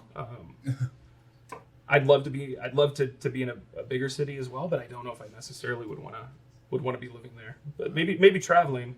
Yeah. Like, definitely. Well, thank you for your time, Michael. All right, thank you. Hello, we're sitting here with Allie Brand. She's a graphic design student here at DMAC. How are you, Allie? I'm good. How are you doing? Are you a first year or second year student? Second year. Okay, so what attracted you to the program, the graphic design program at DMAC, and what would you like to tell others about it? Yes, so I definitely knew that I wanted to go in design at some point, and so after high school, I just decided, you know what, I'm going to do this, and so I decided that I was going to go to DMAC. It seemed like a super, super nice campus, and I really, really liked it when I went on a tour here, and so I decided to start coming here, and this is my second year, my last semester, and honestly, it's just like a super, super great community. Like, all the teachers are super nice, and like I've made some like my best friends like going to school here, and like I also work on campus as well, so it's just like a super, super great community, and I just like really, really appreciate everybody. That's really great to hear. So what about graphic design like excites you and piques your interest to begin with? Yeah, so I feel like ever since like I was little, I always loved arts and crafts, and so I felt like when I graduated like high school, it was just like the next step, just because I loved it for so long. I was just like, why wouldn't I continue doing it? And so I feel like I just like love making things like visually appealing and just like aesthetic, and just like taking the information that we're given and just making it like, I don't know, just like readable, and like enhancing like what the information is, and just like in that design, just like enhancing what the information is. So now one of your clients is your church, correct? Yes.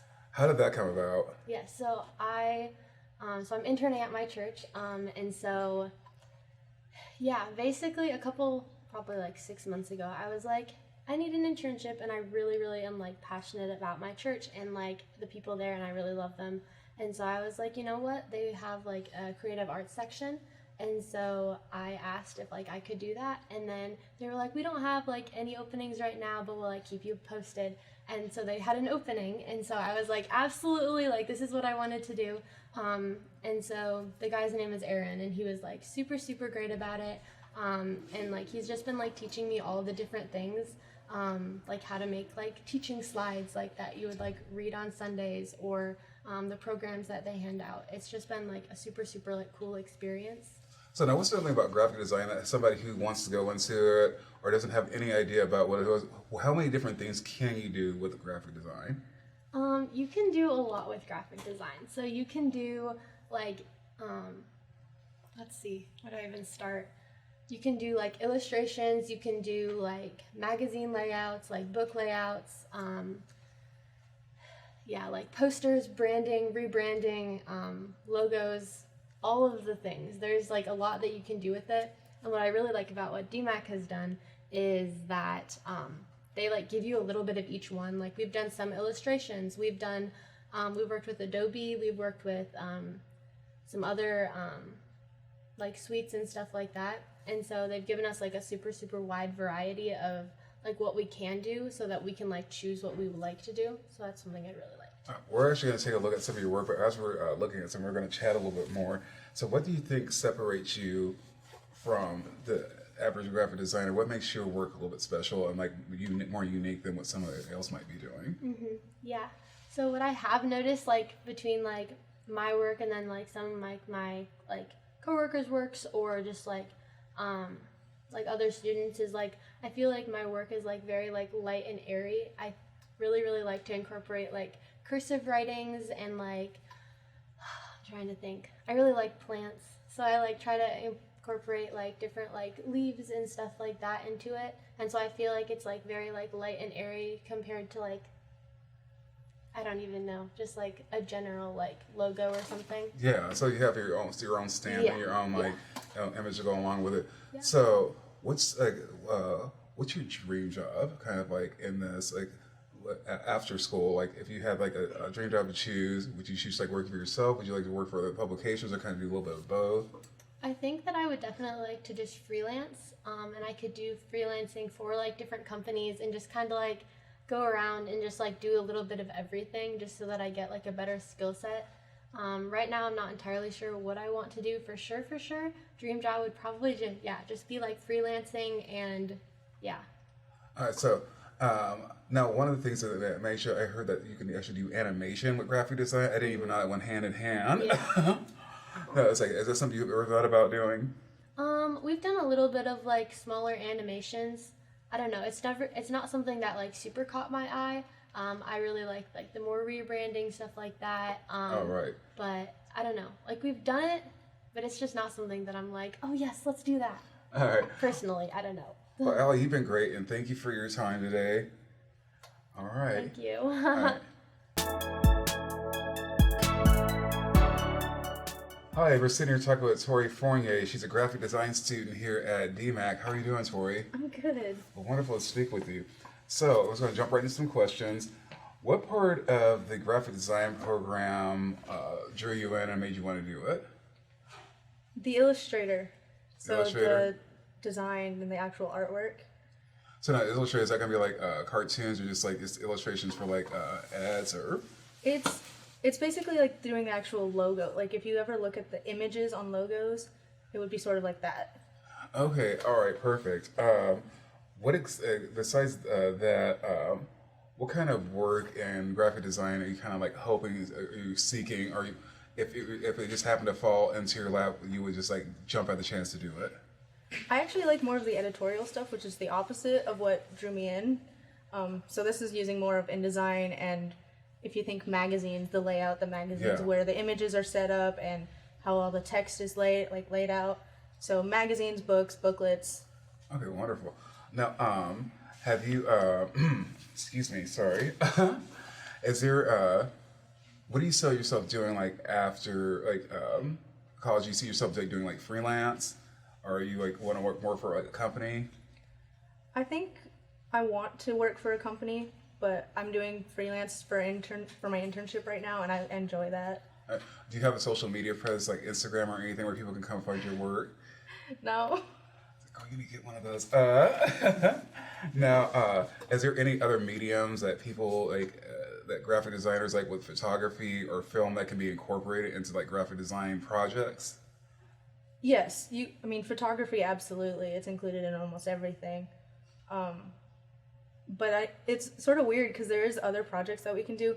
We had to create a logo for something, and we had to use 3 different aspects. We had to use, we either had to design it with tape, with paint, or with string. And then we had to put that into Photoshop and adjust it and make it our logo. And make it something else. Like, wow, that's pretty interesting. Now, what kind of sets you apart, like your work? What's your personal stamp on your work that kind of sets you apart from everybody else? I'm very strict with myself. I like it to be perfect, which is expected, but also frustrating. Because are you like beyond? You go beyond like what most people would consider perfect. Probably, yeah. So what's your like kind of like a pet peeve? Like you see like in graphic design that you kind of don't like. You kind of just when you see something you're like, ugh. If it's not centered, or my classmates know, I will, if something's not centered or straight or lined up, I will be the one to point it out. And I think they've gotten sort of annoyed by that, but it is what it is. So we're going to take a look at a bit at some of your work, but I do have some questions. What projects have you done recently that you want to tell us about? I actually got the opportunity to design the ICI booklet through DMAC for the Iowa Culinary Institute. Oh, wow. They do a fall and a spring booklet, and I did the fall one last fall and the spring one I just turned it in last week. It sounds like a repeat job. So I just got a question. So people who are going into graphic design may not know, how long does it take to design a project, and what are some of the more challenging aspects of designing a project? Depending on the project, it will vary on how long it takes. I know for those ICI projects, it took months. I had to whip out this last one in less than a month, and so trying to do that on top of all my other classes was a little difficult. But I think the most difficult part is if it is like a repeat project like I had, getting all the new information and making sure it's all right, and you're not mixing the old information and the new information. I was like, how do you keep track of all that? It's just like lots of folders. Lots of folders. Like, okay, like lots of little folders. I'm like, I would get something like that mixed up for sure. Now, is there like some projects that you it was like so challenging that stretched you and grew you and took you to a level that you didn't think you could go to?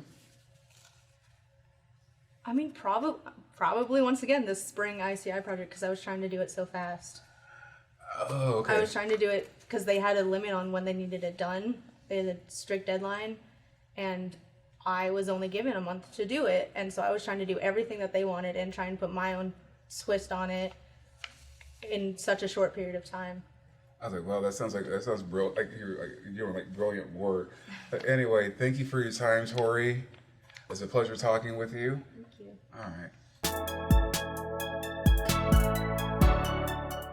Hello, we're sitting here with Brianna Keeney. She's a graphic design student here at DMAC.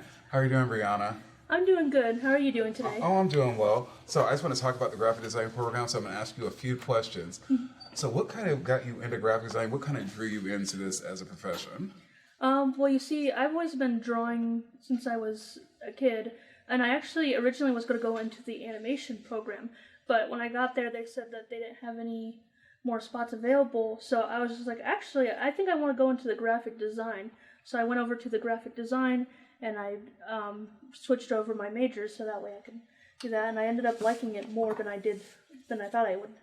All right, yeah. So, like, what do you like about the aspects of graphic design that kind of like that some people who are considering it or may not know much about it that you liked about it that stands out to you? Well, with graphic design, I always get really big like test anxiety. I noticed that with the graphic design program, there is a lot less exams. It's more like project based, and that's always good for me because I usually can express myself more in presentation. Like I have more confidence in presentation than taking a test and being around people and seeing other people finishing before I do. I know. Yeah, oh, I know. I'm like, I've been there. I was like, why am I the last one? Everybody already flipped the page already. It's like, she's leaving already? Oh no. Sorry. Okay, now, what would you like to do, like, career-wise in graphic design? So for graphic design, career-wise, I do like freelance, but I also thought about going into rebranding and illustration because I've been drawing my whole life, so I always thought that illustration and logo making and stuff. But I also found a fond for rebranding and making things better. Like if you see I'll go to restaurants and I see some logos, I'm like, oh, that looks hideous. I'm gonna remake it in my free time. I was like, there's a few of them. It's like, I'll point them out to you and send you some. Yeah. Now, if you have like a client's image that's out there right now that you want to make over, we're gonna be a little shady here. Who would it be and why? Oh, not to call out, but like that Casey's logo.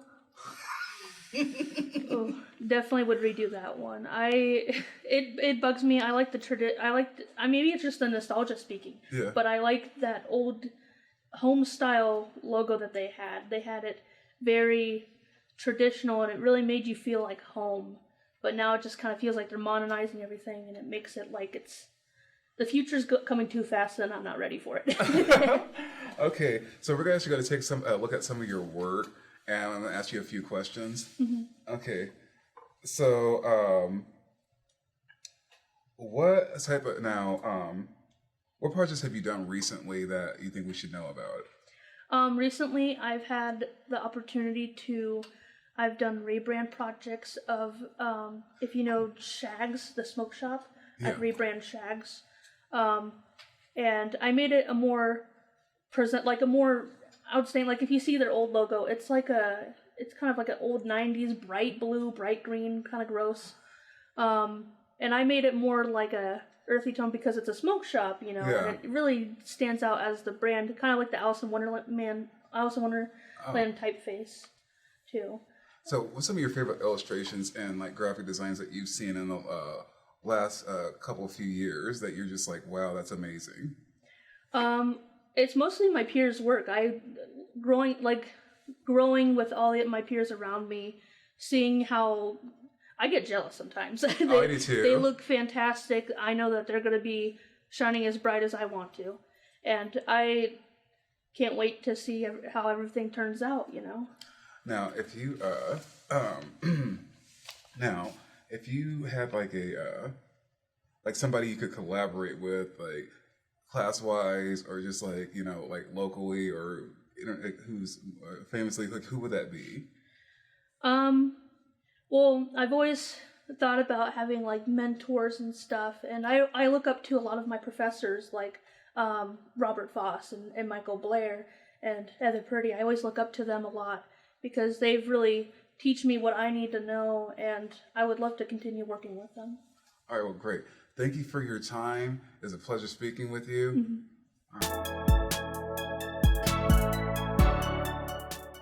Hello, we're sitting here with Emily Hosteller, a student at DMAC in the graphic design department. How are you doing today, Emily? I'm good, thank you. Well, welcome. So I just want to, first question is for you. What kind of got you into graphic design, and what made you, and how long have you been interested in doing it? I've been interested since I was a kid. I like the designing and coloring. I honestly wanted to do interior design first because I liked the house design and all that stuff. But I chose graphic design because that was more interesting and more broad area to work with. All right. So what is something about graphic design that excites you the most? Probably the amount that you can do with graphic design. You can do all sorts of things, signs, clothing, anything you really want to has designing in it. All right. So what kind of career would you like to have like after you finish your program? Because you're graduating very soon, right? Yes. So what would your dream job situation kind of be? I would either want to freelance or probably work with a company. I really like magazines or menus and stuff like that with like tables and text or just logos and stuff. Designing that part is fun too. Okay, so now that brings me to like what logos, like, because I kind of asked another student this, like, is there any logos out there that you've seen that you're like, God, I could redo that and make it so much better? There are a few, like, You can name names. I don't know if I want to name names. Maybe. Rhymes with. There's a few, like, car logos I would redo, like, just that some don't seem that appealing or, like, could be better. So what sells an image to you as far as like graphic design goes? You see it, and you're like, man, that makes you want to like go out and get that product or see what it's more all about. I don't know for sure. There's quite a few options, too many to pick from. So like something that you've seen recently, like your favorite brand, like a soda or like a TV show or even like a greeting card, like something you've seen, you've been like, wow.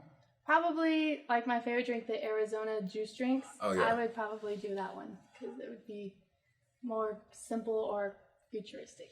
Yeah, and like those cans are really well designed.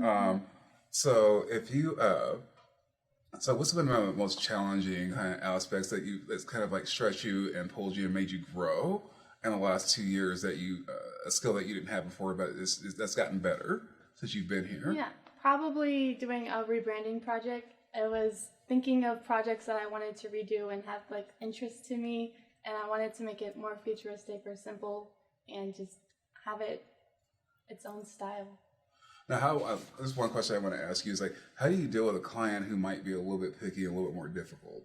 That if they are picky, just gotta work with them and have patience and hopefully find the image or color and stuff they want. Okay, so we're going to take a look at some of your work here. I'm going to ask you some questions as we're going through it. What have you done like recently that you think that you're really proud of and that you think we all should see? Probably my rebranding project.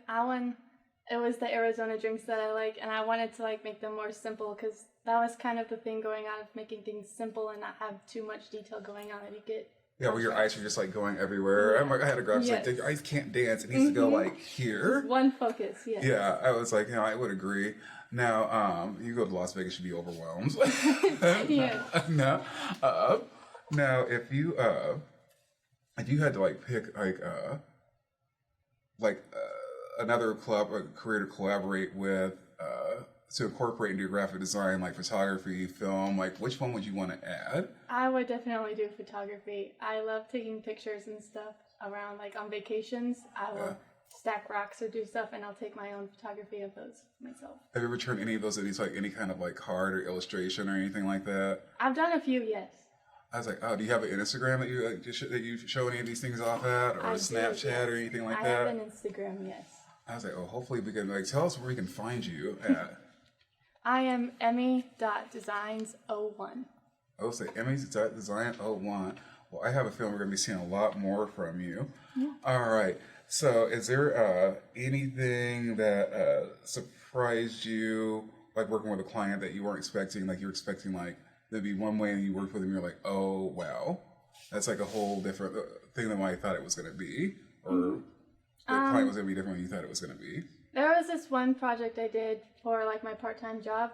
The first design I gave them, they fell in love with it, and they just honestly loved the first one I gave them. I didn't have to do any other work with it. They loved it, and it was done. Well, that's certainly lucky. Yeah, that was a perfect client. All right. Well, thank you, Emily, for your time. Yeah, thank you. All right. How are you doing today, Sydney? Good, how are you? I'm doing well. Thank you for asking. So I was going to ask you, what part about graphic design at DMAC attracted you to the program? So this is actually my 4th year at DMAC. I first started out in liberal arts because I wasn't really sure what I wanted to do. And then DMAC is kind of the place where you can like really pick what you want to do. So I started getting into the graphic design program. So then I applied 2 years ago, got in, and now here we are. I was like, well, welcome. Yeah. So what excites you most about graphic design? Maybe like 4 things that you really like about it and why? The different things you can do, like your own creativity and whatnot. Like I love working with my classmates on projects too, and working with people to really like just like create really good things. So, what career path do you kind of like? What would your ideal career path be after you finish this program? Whether it was like working for a company, working for yourself, or a little bit of both? I think for the most part, I'll probably start out with like working with a company just so I can get into it a little bit, get a little more feel for the graphic design field and whatnot. And then eventually I do want to get into freelancing. Now, are there any images out there that you see that are kind of well known that you think that you can do a better service to kind of update them or make them better? Any local or national company that you're just like, you know what, I could just improve that and put your own spin on it? Yeah, you know, you can just be like driving somewhere and you just like see it or whatever. And I actually, where I'm from Lamars, Iowa. We have Blue Bunny, the ice cream capital of the world. And they have like done this new thing downtown with this sign. And there's a lot of things that would change about it. It's a little off center and busy. Yeah, it's just kind of outdated, I would say. For, you know, thinking how big of a company they are, you think they would do a little bit more to it. I was like, well, good answer. Now, if there any company that you see and like their work just speaks to you and it's like perfect, you're like, God, I would really like to work with them. I did do a project over at Chick-fil-A. I really do like Chick-fil-A. So working for them would be amazing, especially if I get free Chick-fil-A. So maybe them. Okay, so now, is there any kind of like other medium, like creativity, like photography or like film that you'd like to like go hand in hand with your graphic design if you could do that? Probably photography. Like I've kind of worked into it a little bit with, I've taken photos and done like illustrations from them instead of just the photo. You just recreate it. All right. So we're going to take a look at some of your work, but while we're looking at some of that, I was going to ask you some questions. What kind of graphic are you like liking right now that you've seen like in publications or maybe like on a TV show besides Chick-fil-A? I can't really think of anything. I don't know. I like to look at different styles and whatnot just so I can get the feel, because I'm a very simple, like clean designer and I try to expand my skills. So I really like to like look and see what else is out there. So what has kind of like stretched you and challenged you and made you better so you can to expand on your simple style and make it more like to polish it up and make it better? I'd say like our teachers, our instructors, like they've done a very good job to get us like out of our box, especially since like I'm a simple designer, working with other students as well, like giving feedback to each other, saying like, hey, this is too simple, let's like try something a little bit more and add more spice to it, I guess. I was like, wonderful. Now, what have you done recently that you think that we should all kind of know about, that we might want to see? And do you have any social media we can go look at if we want to see some of your designs? Yeah, so I'm actually currently working on freelancing for my internship. I'm currently working on a wedding invite and then also 2 logos. They are on my social media for Instagram, which is Sydney Schur _designs, I believe. I was like, well, City Shores understand, look for that. Now, is there any thing else that you want to add that you think that we should know about that you're currently going to be working on, your plans for the future, and where are you, and what class, if you could work with any other department in here that you would like, who would that be? Like a teacher or yeah, like? a teacher. Probably Michael Blair.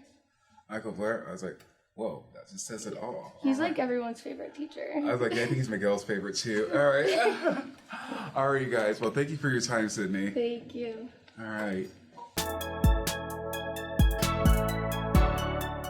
Hi, we're sitting here with Trey Morris, a web design student. That's our correct web design student here at DMAC. Hi, Trey. How are you doing? I'm well. How are you? I'm doing well, thank you. So tell us, what kind of drew you into web design and how long you've been kind of at it? I've always had a passion for web design. Back when I was younger, making MySpace sites and then making simple WordPress sites. So really wanted to take the next step and get into it. So a few years ago, during the pandemic, I thought it was a good time to go back to school and go to DMAC. I was like, web okay. development. So now, what kind of excites you about web development, other than any other career out there?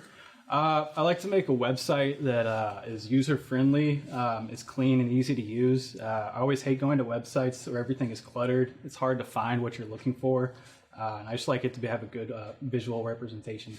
Can you name a website lately that you've been on that you've been like, oh my god, like? Oh man, I don't know about the top of my head, but any like tech website or anything for a video game, they usually have really clean websites that are really, really crisp and clean. So who would be your favorite? Like, could you name like a couple of like your favorite websites right now? You're seeing you're really impressed with their work, and you wouldn't mind working for them possibly. Oh man,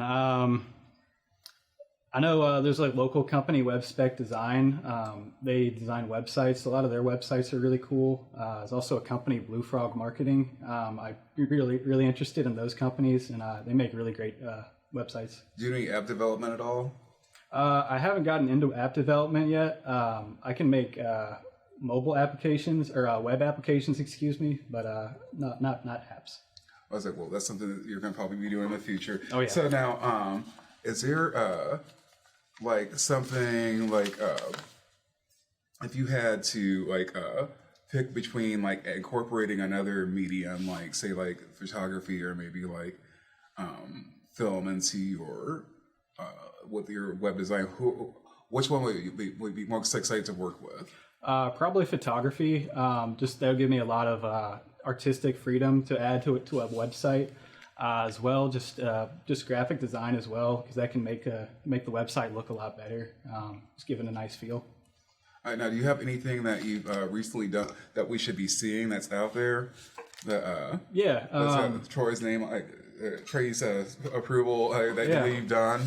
Yeah. Smarty Valves that does the surveys for DMAC. They've approached our class to make just prototypes for some new surveys for them. So we each designed our own just wireframe of the setup, and then we took each other's wireframes and developed our other students' survey. So that was really cool to get to do that. Well, we're actually going to take a look at some of your work, but as we're look at some of your work, we're going to keep talking. What do you think your work separates your work from like everybody else's that's kind of like out there and makes you a little bit special and unique? I have a really big user interface focus and user experience. So my main objective is for when someone enters the website, it just looks clean. It's not cluttered.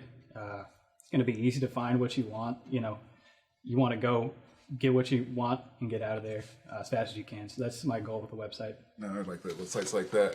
So now, if you had to do something like with a big retailer, say like Amazon, how do you think you can improve like sometimes on the website? Because sometimes it's like things are way different on there when you go, because it's always laid out differently. I feel like every time you go on that site. Yeah, I feel just making a simple layout that doesn't change too much. Something that's just really not too cluttered, but enough to get their products out there so that they have a lot of products to show. Now, where do you see your designs going in like the next like few years, like to how you're going to elevate from like the what you're doing right now, and how have you already? I'd like to learn more JavaScript frameworks in the future, like React. They're really powerful for the visual representation.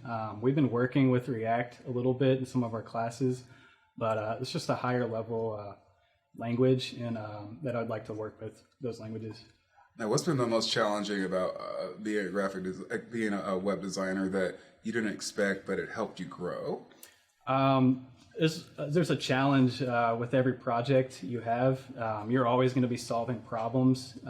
So it's just getting creative and just solving those problems has been the big challenge. All right, well, thank you very much for your time. It was a pleasure speaking with you. All right. Yeah, thank you for having me. No problem.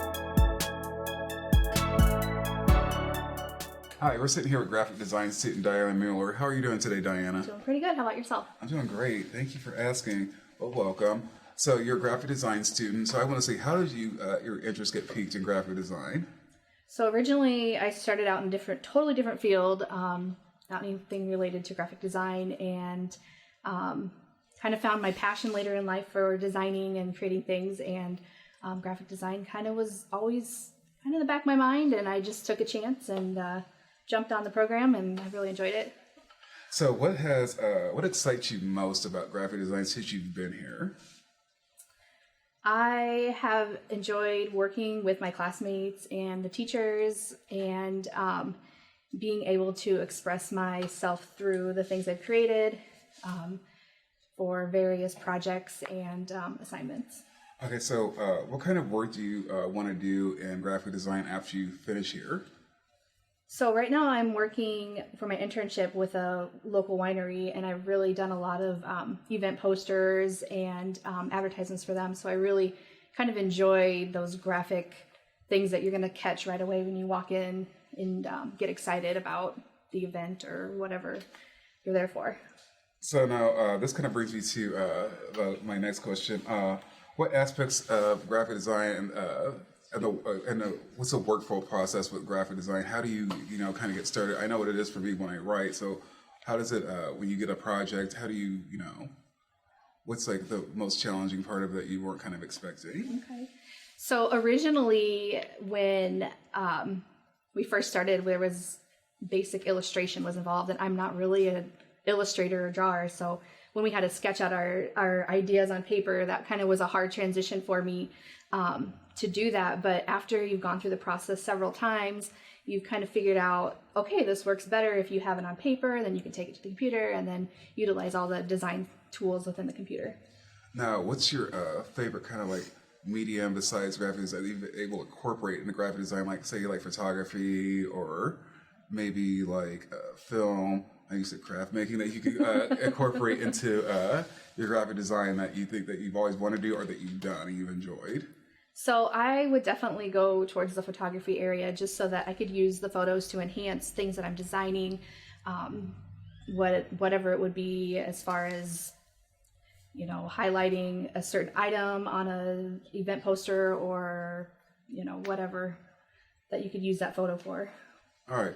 Great. Now, is there anything like any graphic design that you've seen that you feel like, you know what, I can make that better? You can name names. So sometimes when I'm driving and I see, it's usually like the mom and pop places, or like on social media, you can tell somebody just kind of made it up on their own, and like those little, if you just give them a little tweak, it would make it so much better.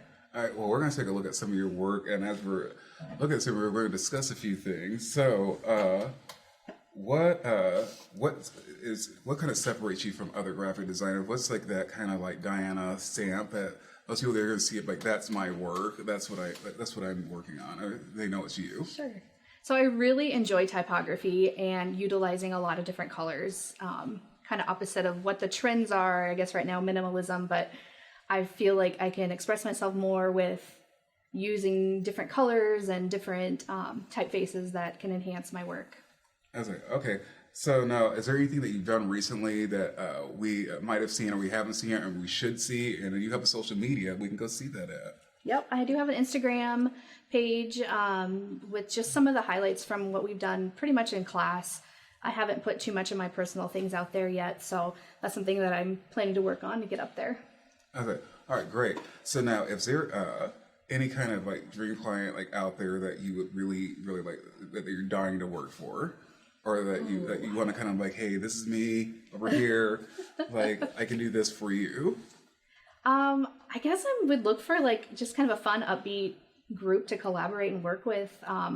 Working with other women would be a lot of fun, just to create the bonds and the friendships and make some cool designs. I know, because I'm like, yeah, it'd be like less rigid, probably a lot more fun and exciting than like, yeah.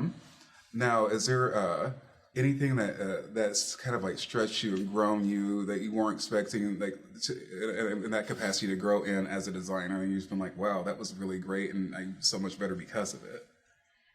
Yeah, there's been a couple of projects that were a real stretch for me, just to complete them and get them out, and just working through that process, and then on the other side, looking back and saying, oh, yeah, I can improve on that, and I learned a lot in that process. Well, Diana, thank you for your time.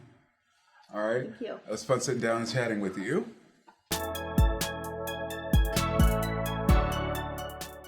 Hello, hello. We're sitting here with Jordan Sledge, a graphic design student here at DMAC. How are you doing, Jordan? Good. How are you doing today? Great. So the first question I want to ask you is, what attracted you to graphic design and why DMAC? Okay. So I actually first became interested in graphic design in high school. I was on the yearbook and newspaper staff, and that just since then has been my passion. And I took a little break off of school, and when I decided to come back, DMAC has a really technical program which allows you to actually get it hands-on and work with programs, which was really appealing to me. That's great. So now, what is like kind of like excites you about graphic design that some people who may not do it or may not get it don't know what gets you going? Okay, so my favorite part about graphic design is it's basically just problem solving. I love to do like Sudoku and all those kinds of different puzzles. So when you're presented with, a prompt for a design, you have to figure out how to best portray that visually. So that's probably my favorite part, is just the problem solving. So now, what's some of the favorite people you've worked for since you've been in class, or that you've gotten to work with that you've like, God, that was like great? Yeah, so we've done some work with a few departments within DMAC. They have an international day, and it was a Costa Rica year. So it was pretty cool to like actually be given a real project to work on with an actual client, and we designed specifically for them. I've also been interning in the DMAC marketing department, so I've got a lot of really awesome experience and got to do a lot of really different projects. So now, if you can incorporate any other like medium, say graphic design, web design, film, like what would it be and why? I'm interested in web design. I'm actually getting a web development diploma when I'm graduating from graphic design as well. So I like web design and web development because it lets me use kind of a different side of my brain. I can be creative, but then I can also, go into like the code and kind of work with that too. So you're gonna be like a double threat then. So, very quick question: is there any like images, like locally, nationally, that you've seen that you feel like you can improve upon?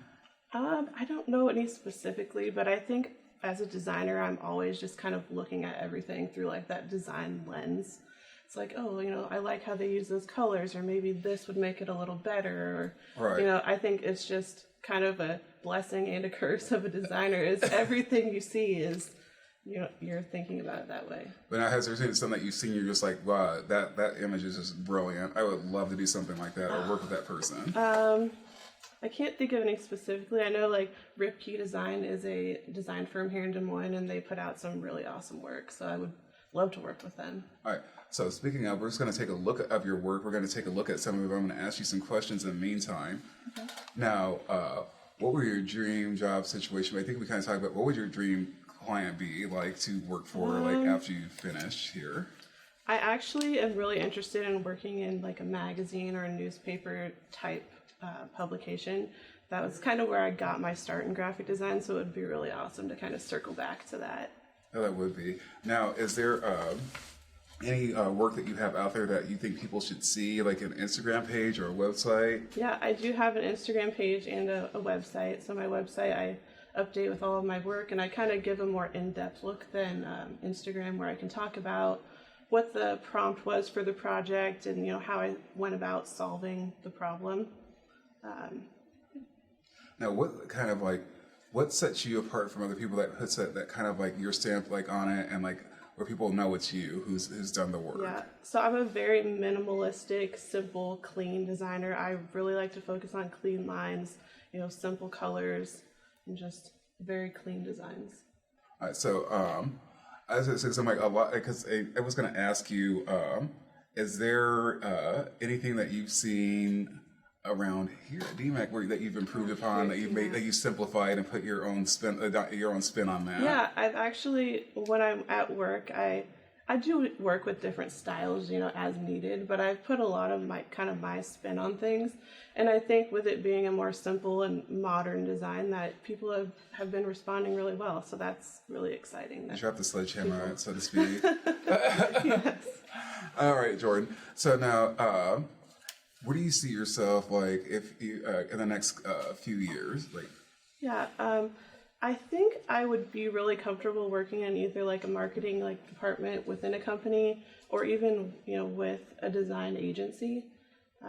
I think it would give me different experiences and opportunities, so I would be open to working in both of those capacities.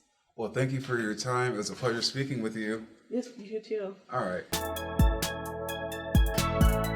Hello, everyone. We're sitting here and we're talking with Rebecca Parks, a graphic design student here at DMAC. How you doing, Rebecca? I'm good. How are you? Great. Well, welcome. So I just want to ask you a few questions. First of all, like, what made you choose graphic design and why at DMAC? So I was in yearbook for high school, and I really enjoyed that. I first off thought I wanted to do photography, but I got my foot in the door in like designing too. I was at DMAC for 2 years before this for liberal arts, and then I decided I wanted to do like interior design, and that wasn't really it either. So I finally found graphic design, and I'm finishing that in May. So. Oh, congratulations! So you're almost done. Yep. All right. So, what about graphic designs excites you? I really like making designs cleaner and problem solving. Like if a design is too hard to look at, or like a website just doesn't work well, there's no user experience there. I like fixing that and cleaning it up and having it serve its purpose. So aspects of graphic design kind of like surprised you, like, and made you like kind of grow? At the beginning, I wasn't the greatest at working with type. Like I've really learned to incorporate the type and the text and the picture and everything all together. So that's really helped me just focusing on how to use type more. And is there any graphic design that's out there that you're just like, wow, this just blows me away? And I would like, and if I ever had an opportunity to work with this person or work for that company, and who would it be? I can't think of anyone off the top of my head, but I do follow a lot of like local designers on Instagram, and I really like a lot of their work, especially like small town agencies in downtown Des Moines. Oh yeah, like they've had some really great ones. Yep. Now, is there another medium that if you could incorporate, like they say, like web design, film, or photography into your graphic design, or like a sort of like a collaboration, like what medium would you like to work with most? So as I mentioned, I was interested in photography, so I wouldn't have a problem doing that, but I also had to take coding for graphic design, and I actually really liked that, so I think that I would like doing web development as well. I have created my own website that I'm like really proud of, but it's nothing too great, but. Oh, come on. You're not talking about that as bad as you think it is. There are worse critics. Now, is there any work out there that, besides your website, do you have like any social media that like places that we can go look at some of your work? Yep, so I do have an Instagram. It's Rebecca Parks Designs. And then you can also go to my website, and that links directly to it. So. Okay. So also I was going to ask you, what aspects of graphic design and the processes do you like? I like the whole process. So I like sketching things out and seeing it grow from sketches to like wireframes if I'm doing design for websites, or sketches to putting it on Illustrator or Photoshop and anything like that. I basically just like seeing it on paper and then turn into an actual design that you can post or publish or sell. Oh, right on. So speaking of work, we're going to take a look at some of that. We're going to ask you some questions while we're looking at your work.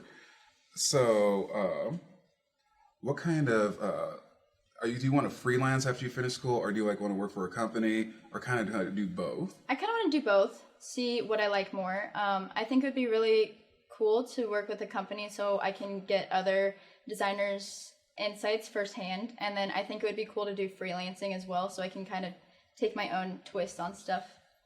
All right. So what is like a step, like if somebody saw that, like, oh, that's Rebecca's work. I'm like, if they ever saw like that kind of separates you from everybody else? I like to use like a lot of color, but not overwhelming. Like I use just the right amount of color. Like it's simple, but you're like, if you use a different color, it wouldn't be as good, you know? So I am pretty good with choosing colors, I think. And tweaking it and making it like just a little bit more exciting. Yep. Yeah, because I'm like, because like sometimes like simple can just make, if people like, sometimes people think simple, they don't think boring, they don't think like it's easier to read. Right. And I'm like, it's better, it's cleaner, and it's that your eyes aren't just like jumping everywhere. Right. Yep. Yeah. And now, is there anybody that you've worked with here in the departments that you're just like you've just been like who you just really admire and that you glad you got to work with? Michael Blair's really pushed me to open myself up to different type stuff and just see what else I could do for my graphic design as a whole. Now, I've heard you say you like to travel. Is there any places that you've traveled to that really inspire you? Yeah, so I go to a lot of national parks and I've done some work based off of those experiences. I have some good photography from there as well, so I like to incorporate that in some of my designs. But yeah, I really enjoy traveling and just seeing a bunch of different landscapes. Same here. Well, thank you for your time, Rebecca. It was a pleasure speaking with you. Thank you. All right. Hi, we're sitting here with graphic design student Chandra Colton. Hi, Chandra. Hi. So I just want to go ahead and ask you a few questions about your time here at DMAC. First of all, what kind of attracted you to graphic design? Yeah, so I did a lot of drawing and painting growing up, and I loved to do like crafts and getting really creative. So I think that just seemed the option for me in the moment. So, and I've really been enjoying it. Oh, you have? Oh, wonderful. So, what most excites you about graphic design that most people who don't do it may not know? You really are honestly solving things and building up like what do you want people to see in hierarchy. And so I love being able to get creative and helping people understand things better. So I would just say it's a lot of solving problems for people. So now, what's the biggest problems that you had to solve that you were just like, oh my God, this is really challenging, but it helped you like grow as a designer?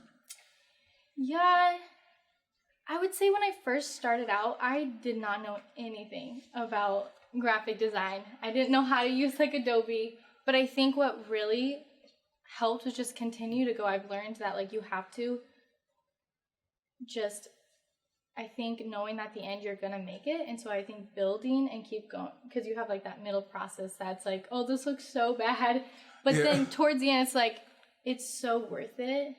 Yeah, so I think most people don't realize like that you just keep working at something. It's not gonna be perfect in the beginning, but you do get better. Now, so what is kind of like your workflow when you get into these situations, and how do you get started? Because I know like creative work is not like just like you go into like an office job and you just answer a phone. It's like you've got to like come with conceptualize things with your mind, and that can be like challenging. So, tell us a little bit about that.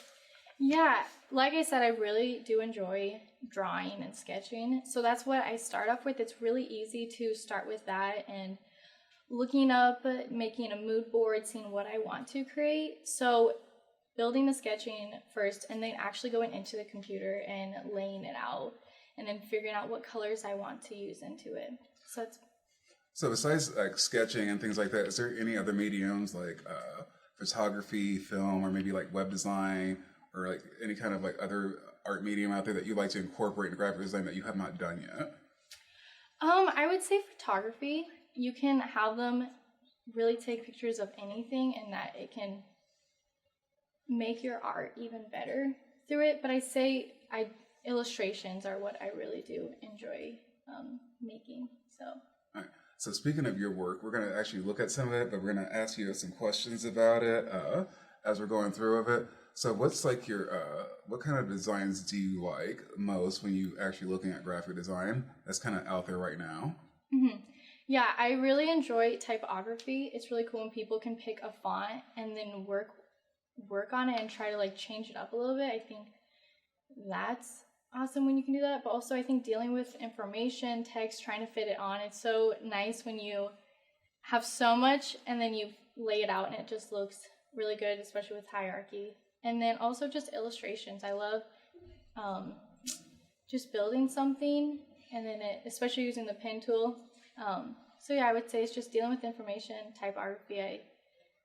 That's really, yeah.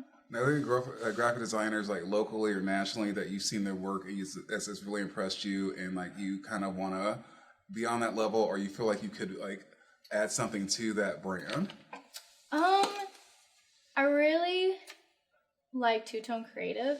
They do branding, and so I thought it'd be really cool to work with them. They also work with like churches, and that's currently what I am doing right now is interning at my church. So I think just finding things that can draw people in and make them want to even know more. So now, what kind of like stuff that you've done that you kind of like I can't remember like that separates you from everybody else, that kind of is like when they see it they're just like, this is Chandra's work. Yeah, I think it is a lot to do with because I love drawing and painting. I really do enjoy putting that into my work. So I don't use a lot of like images, but I think just using illustrations, and I also think like typography, I also really enjoy doing that. All right. Well, Chandra, thank you very much for your time. So you have your Instagram or anything that we can look at, or? Yeah. So my Instagram is C_Skulton_design. All right. Thank you, Chandra. All right. Thank you.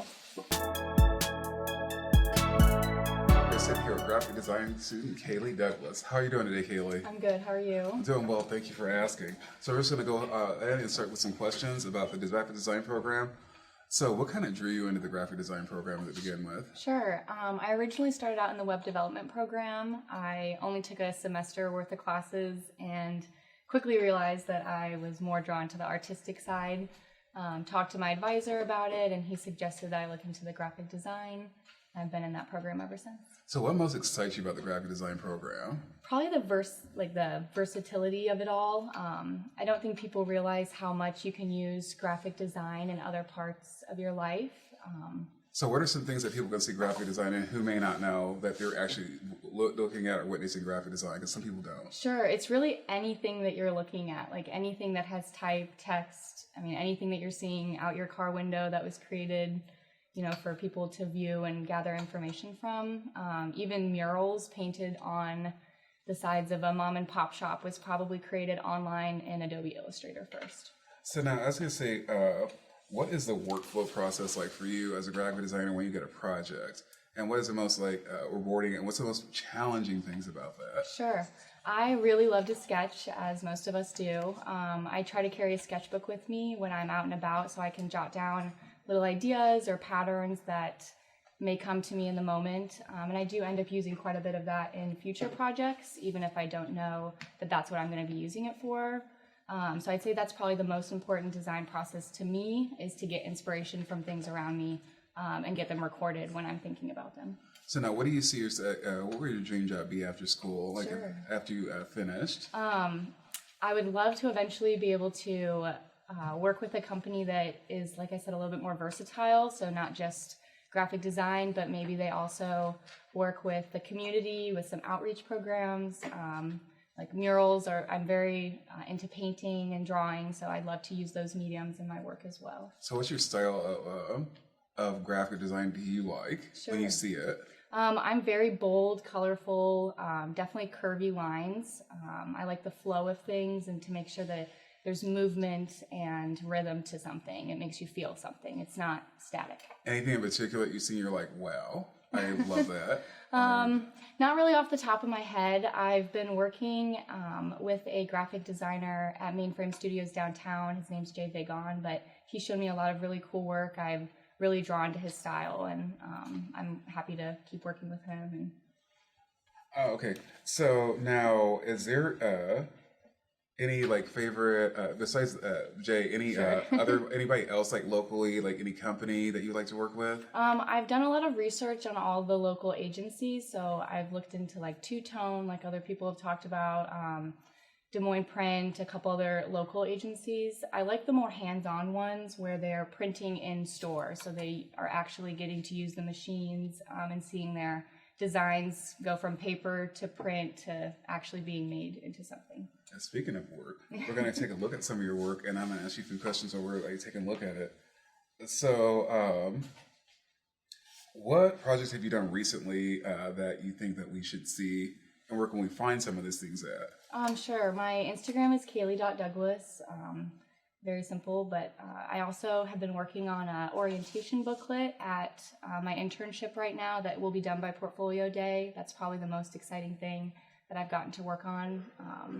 it's for a real client and will be seen by real people. So that's always exciting to have your work published. I bet it is. So now, a really quick question. What is something about graphic design that people who want to go into the field but may have like may not know that they should know going in? Sure. I think just going back to what I was saying before, it's such a broad category that you can classify things into graphic design. So I think even if you're scared that you're not going to be great at the computer stuff, there's lots of ways to get around that. And I just think there's a lot more to it than people know about.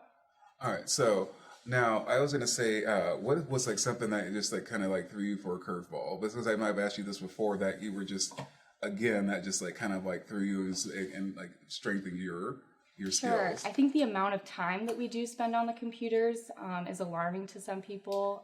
I did not realize that I would be on the computer for 99% of my work day or creative process. I've been working really hard on myself to take some of that computer part away. I think that's important to me just as an artist. So I think making sure that you keep the things that are important to you and what drew you to art in the first place is important for sure. All right. Any artists out there that you like, that you would like, that you think like would be great in graphic design, that you kind of like wanted to throw in? Not really. I don't know. I don't really know any off the top of my head, but yeah, I follow quite a bit of people on Instagram and stuff like that for inspiration. All right. Well, thank you for your time, Thank Pele. you. It was a pleasure speaking with you. You too. Thank you. All right. Hi, we're sitting here talking with graphic design student Tyler Butel. How are you doing today? Oh, pretty good, thanks. Well, welcome. So I'm just going to ask you a few questions. Like, what got you into graphic design? Well, I've always been interested in art, but I never knew like that I could have such a large artistic outlet, and this gave me that outlet to be artistic. So. All right. So what about graphic design like kind of excites you, like projects that you've worked on? One of my favorites was a book cover design. Right. I'm kind of proud of that work. It was something we could customize, and then we actually printed out the book itself. So I have like a hardcover book that has my designs on it. So that was pretty cool. So that was now, one of my favorites. Now I was gonna say, what besides like is there any other paper works that you've done that you really like that you think everyone should see? I'd say the book cover design, and then I also made a beer brew label and a root beer label. Yeah, beer logos are fun. I guess. Yes, yeah, logos are a good time. Yeah. So now I was gonna say, like, what's the workflow process for you? Like when you get your first project, how do you approach it? I think most of the time I use pencil and paper to start with, and then from there I move on to the computer and use art applications to render the image and get it how I want it to look. Now, is there like another medium, like say like film, besides book publications, maybe like web design or photography? Yeah, I'd say photography. I like photography a lot. In my portfolio, I included one image of photography just because I had such a good time taking that class at DMAC. So do you use a lot of your own? So you use a lot of your own images when you take photos, like when you do your graphic designs.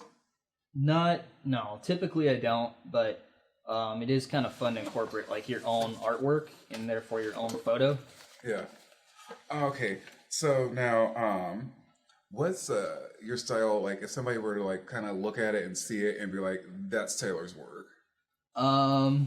Depends on what I'm doing, but typically I have very detailed work. I like focusing on the details and perfecting my work. So something that's a little more intricate, not as simple. Yeah. So you like just challenge and push yourself.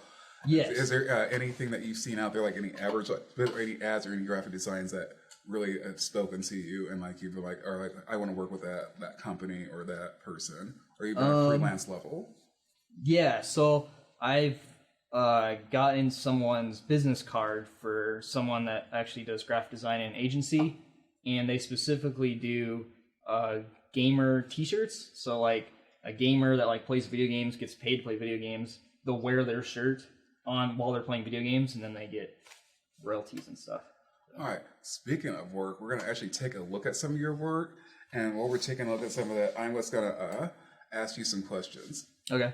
All right. Okay. So we already talked about like stuff that you like doing, but like in the next 5, like say next 5 years, what do you hope to be working for yourself entirely, or do you still want to like have that relationship with like a company and then still do the freelance? So Yeah, I would love to work with a company, specifically an agency, anywhere that has a lot of collaboration, because I like collaborating with my peers, or in the case of the internship, collaborating with coworkers.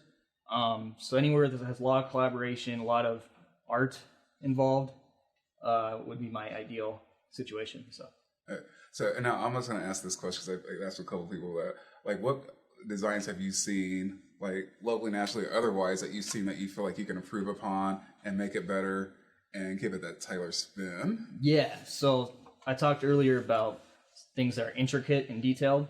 So I've taken a logo, specifically it's for the word inclusion, and it had like these hands and then a heart in the middle.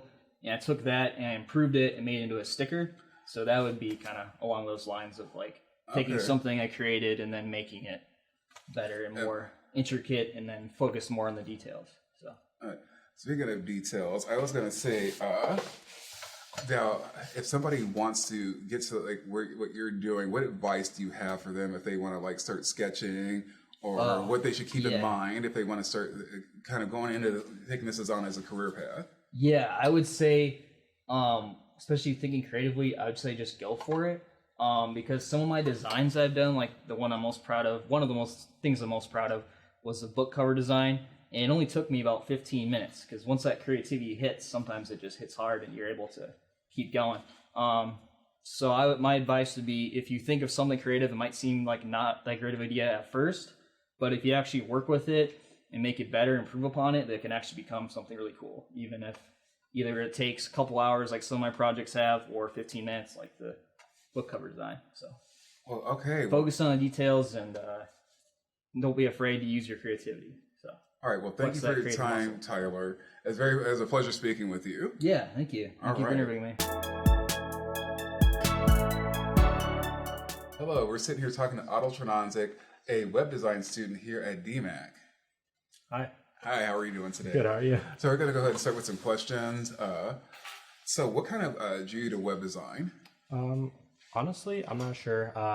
I wasn't really into it at first. I didn't think I would ever be into it, but over COVID, I sort of lost my job, so I just started looking into it, and the more and more I did it, I liked it, and I ended up going to DMAC.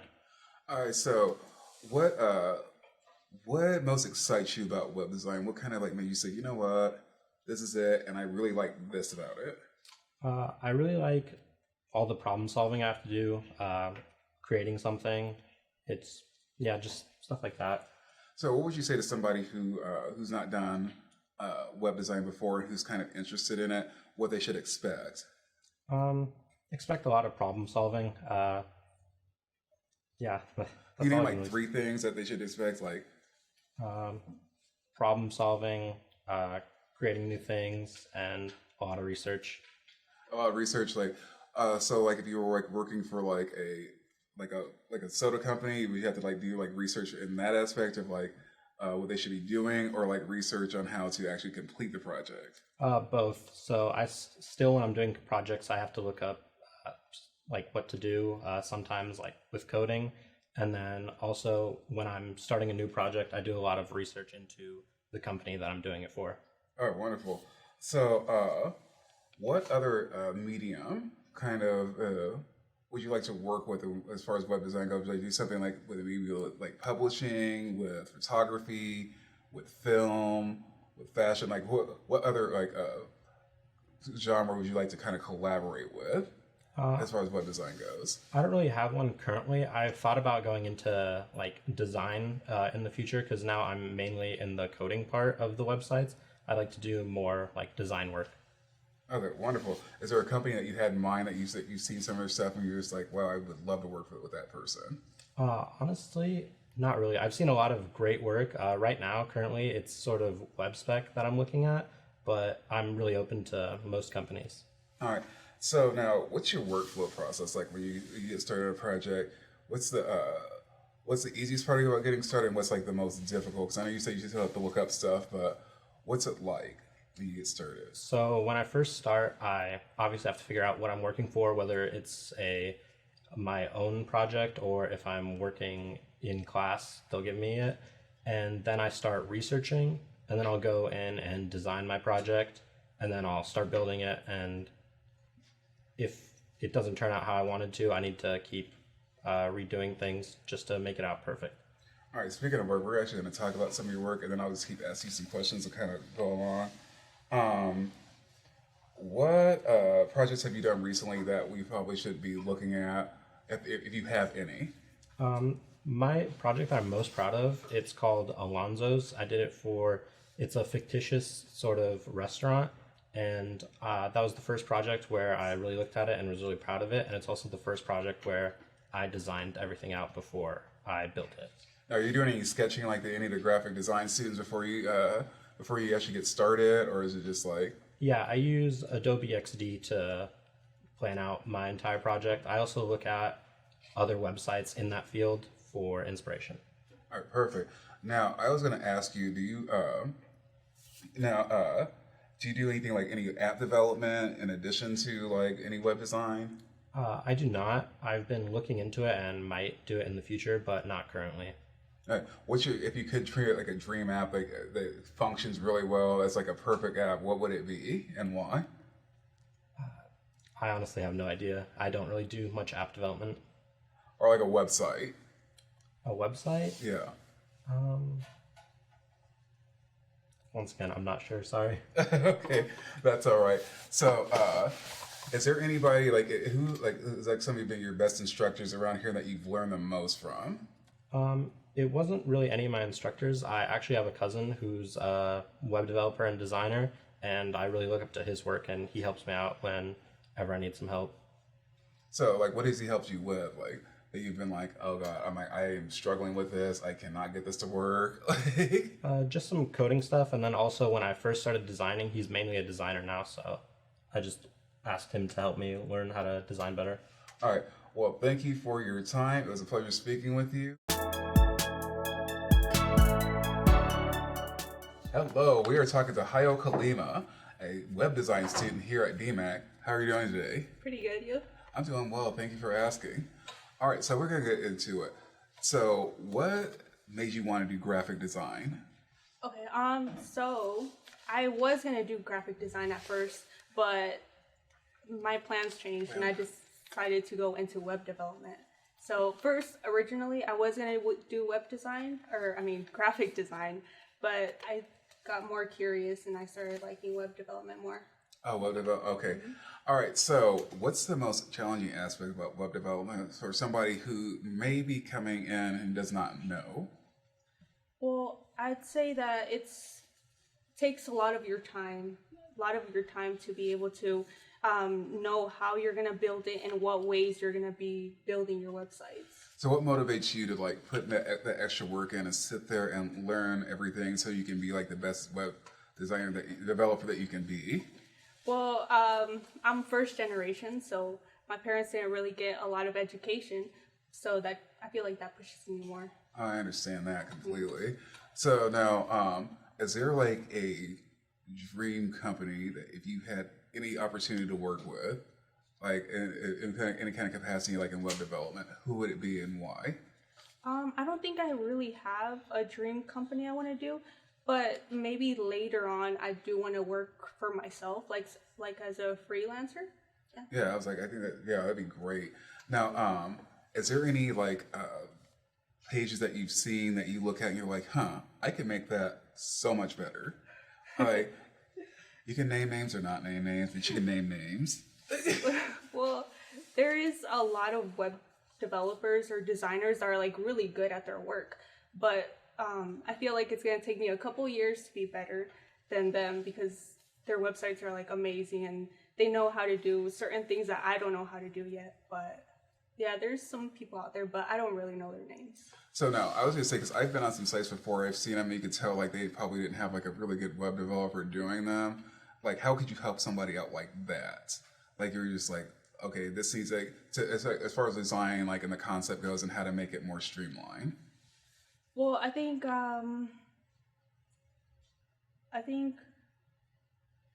they might just need to take a few more classes because web development or web design is growing into something really big. And now websites have to be more visible or more appealing to the eye. to drawing customers or people. All right, speaking of work, we're actually going to take a look at some of yours, but in the meantime, I was going to ask you some questions while it's playing. So, what other mediums have you incorporated or you like to incorporate into your work? Maybe like photography, film, like publishing, anything that you could just think of it. Like maybe like 2 or 3 things that you think that you like to work with and why. Maybe like logos. I like to do those on Photoshop and create them. Yeah. Oh, anything else? Editing pictures too, just so they appeal. They make the website look more put together. So how have you grown as a web designer in the last 2 years that you've been here? And what surprised you the most? And like, wow, I can't believe I couldn't do this before, but I can't believe I'm doing this now. I think almost everything, because going into web development, I didn't know anything. So I started off doing like a really simple website where it's just like put a picture and a little paragraph. But now my websites are, you put a lot of pictures and you arrange them and you put different fonts on them and just make it a lot more appealing. Is there any website that you got up right now where we can find one where you can take a look at some of your work? The one that I'm really proud of is Urban Gardens. Urban Gardens is a fictional website, which is like a landscaping website. And I really like that one because I started from the ground up, basically. So I did wireframing, and then I did mock-ups, and then I was able to really do everything from designing and then doing back end and making the whole website a whole website. So as back end, is that like the coding and stuff in the background? Yeah, that's the difficult part. Yeah, that's the part that I was like, I think that's behind the scenes. But anyway, thank you for your time. It was a pleasure to speak with you. Hello, we're sitting here with web design student Jeremiah Kriegel, our tech-savvy friend. How are you doing today? Pretty good, yep. I'm doing well. All right, we've got to talk about Marvel movies, so let's move on to the DMAC web design program. So what first attracted you to web design? Well, it's not really web design, it's web development. Development, sorry. Yes, fine. Thank you. And I love to code, and I started coding in high school. And I've taken a bunch of classes in high school and at Central College, which is in Pella, Iowa. And I just like seeing the end process, because you get to see your process as you go. And you get to see your immediate feedback of your code, which is really, really cool. So somebody who's never done coding before, have never done like web development, what should they expect when they go in? And what's the most challenging aspects of it? We already know the rewarding part. You said that's like the end result, but what's the most challenging parts of it? You have to stick with it. You're continuously learning, and you have to know that you're not gonna know everything, and which is okay. Use your resources. Go on W3 Schools. Look up or go to other websites to learn the process. It's a lot of learning, and it's gonna take a lot of time because programming is deep. So you're gonna continuously learn as you go. So it's a sacrifice at times, like most things. Yes. So now, what's like the workflow process for you? Like when you approach a project, like what's your must do first before you get started? Okay. How you get your zone? The first thing I do is research on the website I was gonna make in. Like look at other websites and see what they have. The second thing I do is design the website, because if I don't do it first, it's gonna take me a lot longer to make the rest of the website. And then the rest of the process is after I get the design out of the way, because I can code the design. It's the back end that takes the longest. Okay. Yeah. So now, any advice on how to?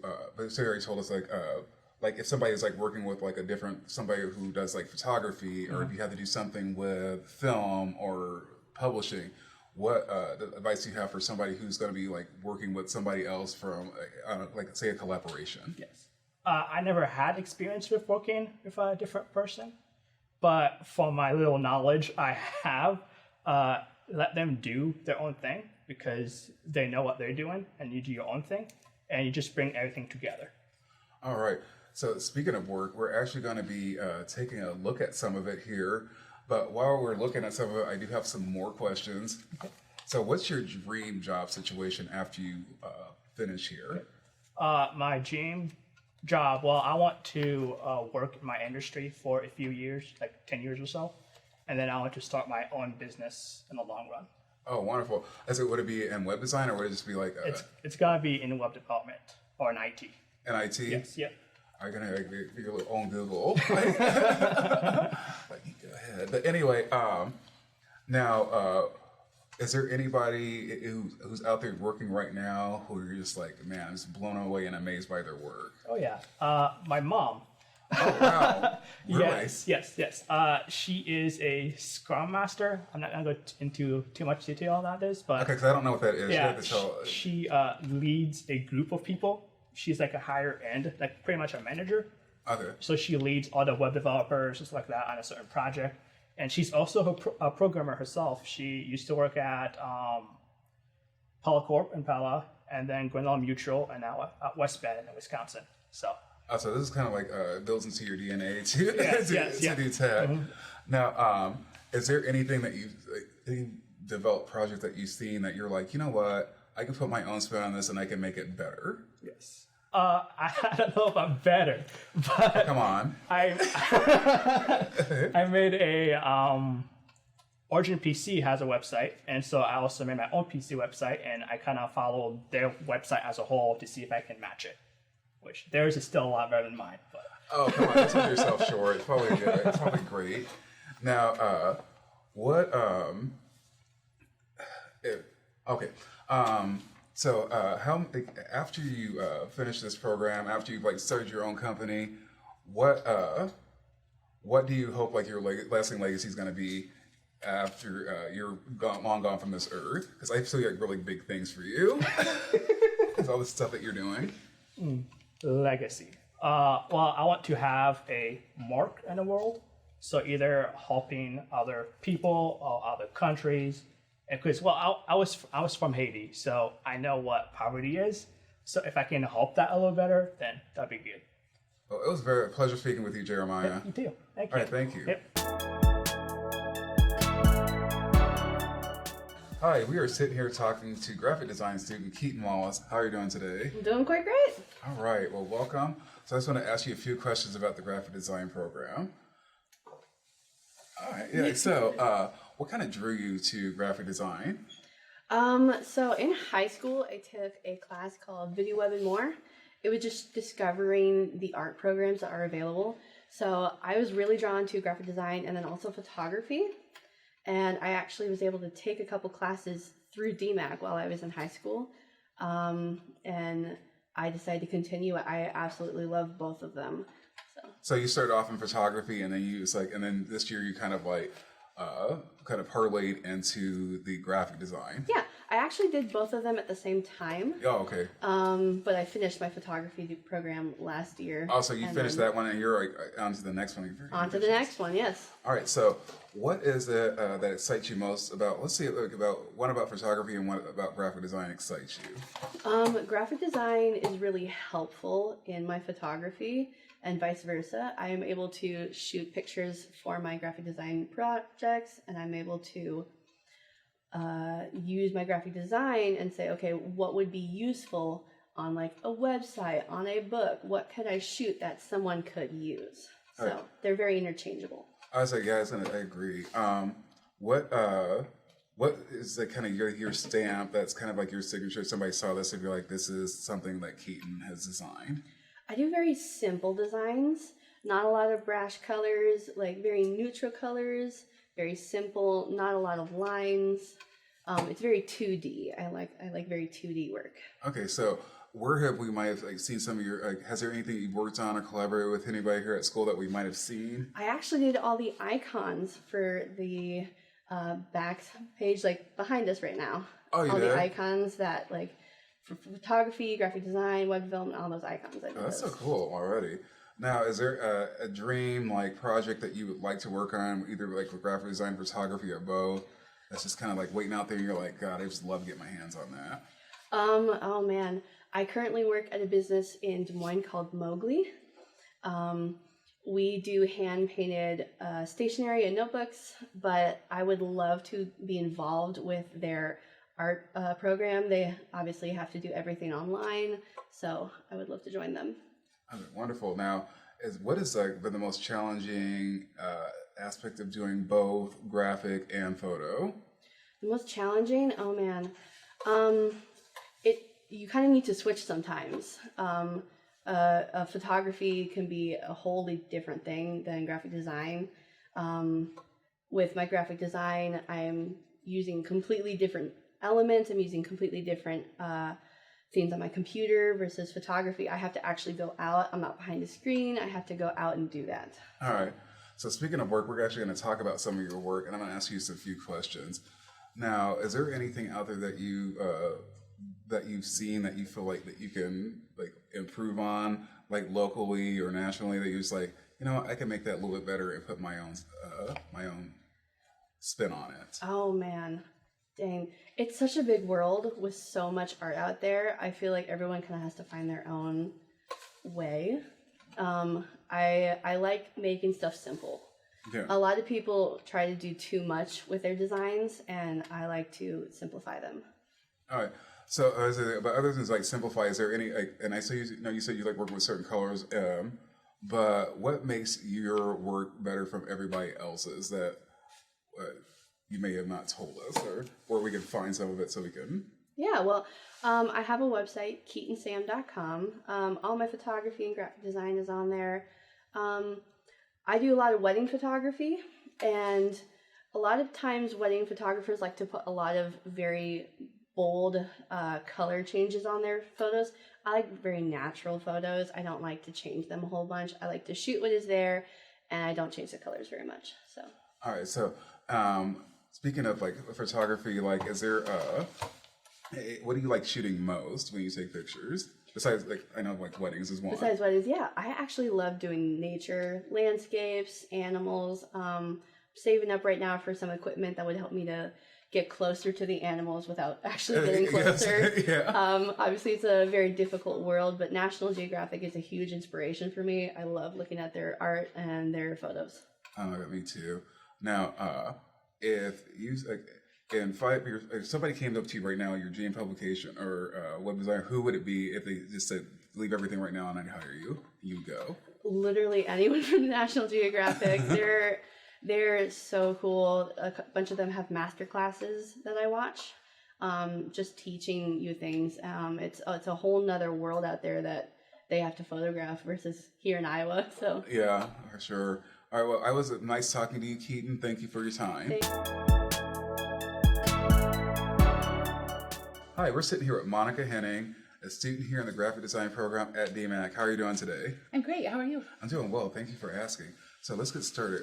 What first attracted you to the graphic design program? Yeah, so I used to be a cosmetologist for about 15 years. And wow. Graphic design is going to be my second career.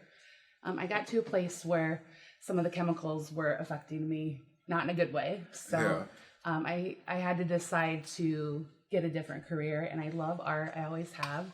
And I thought graphic design would be a way to still connect with clients, help them solve problems. I could be somebody they could rely on. So it's a little bit of a, not so far of a shift from what I was doing. Oh, okay, right on. Is there, have you worked with any hair clients since you've been a graphic design? So you have like that edge, so you can do like something for the hair? Nope, I haven't yet, no. Health shampoo company. But a lot of people ask me, so. So what most excites you about graphic design? Gosh, there's so many things. I love taking a concept and just starting somewhere and doing the research and watching it grow and really providing a solution for whatever that is, whether it be a client or, mural for downtown or, whatever that problem is. I like to be part of that problem solving team. So what challenges have you faced and overcome that made you better at graphic design? Yeah, so graphic design, there's a lot in the details, and I've kind of learned that through a few projects. One of my favorite projects was the Des Moines International Club. I won the poster contest for that, and I worked really hard on it. But right at the very end, there were some small details that I overlooked, and you just that really grew me as a person and as a graphic designer, because it's important not to miss those things. All right. So now, if you had like a dream company that you wanted to work for, so like a magazine or a publication or a website, who would it be and why? Oh, so many. Well, when I first started, I thought it would be great to work with a big company like Redken or Pureology and kind of use both of my careers. That may still happen, but I really have looked locally. I'd love to stay in Des Moines. I'd love to find a great agency to work with that I can grow with and just call home and help them be better. And in turn, they help me be better. So have you ever thought about like freelancing after you finished, like and combining it with your actual job too? If you had worked with a company, freelancing might be in the realm for me. I think at first I'd really like to work with a team, and I know from doing hair that when you do work with a team, there's a lot of great hot tips that you learn from somebody that's already been doing it for 20 years. So I'd love to find somebody like that to mentor with. Oh, that's awesome. Like, so speaking of work, we're going to look at some of your work, and I'm going to ask you some questions while we're doing it. What is like your workflow like when you approach a project? Like, yeah, so I think probably the first step is always research.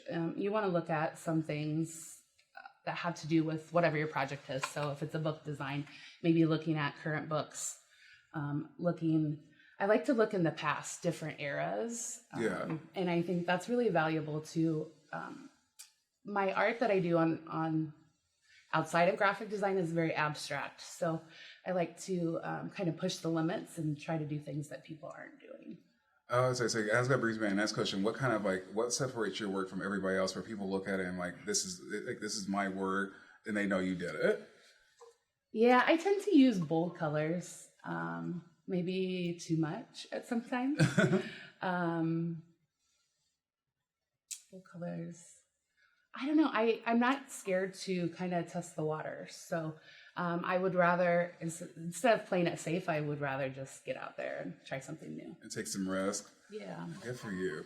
Now, last thing I wanted to ask you was what type of I don't know if I asked you this already, if you had like another medium that you would want to work with besides photography, besides film, like is there anybody else that you were like, I would like to incorporate that into my work, and where can we see some of your work? Yes, so I do have an Instagram. It's Monica Henning Designs on Instagram. I love to paint, so that's probably my first love is to do different paintings, watercolor, acrylic. There's some design companies downtown I've noticed that have been doing large murals, and I think that's something that I would love to do. I know P7 Design does some of that, and those gals work real hard there. So I would love to meet them and speak with them. But also photography I'm really getting into, and I think it would add a lot to my graphic design. So that might be something I pursue. All right, well, thank you for your time, Monica. It was a pleasure to speak with you. Yes, thank you. All right. Hello, and welcome. We're talking with graphic design student Caleb Smith here at DMAC. How are you doing today? I'm doing well. How about yourself? I'm doing well, too. So what about graphic design attracted you this as a career option? Well, I first started in the web development field, so I spent my first semester here. So I got to learn a little bit of HTML, CSS, but then unfortunately COVID happened and everything went online. And then I took an intro to desktop publishing class, that's what initially sparked my interest. So that's kind of where I started and how I got here today. Okay, so what most excites you about graphic design? There's always something new to learn. It's very broad, but it's a very competitive field. So it's like you want to make a name for yourself, basically. What makes you stand out? What makes your name stand out to others, basically? How you market a certain brand. So I want to say, what makes you stand out from everyone? What separates you from everyone?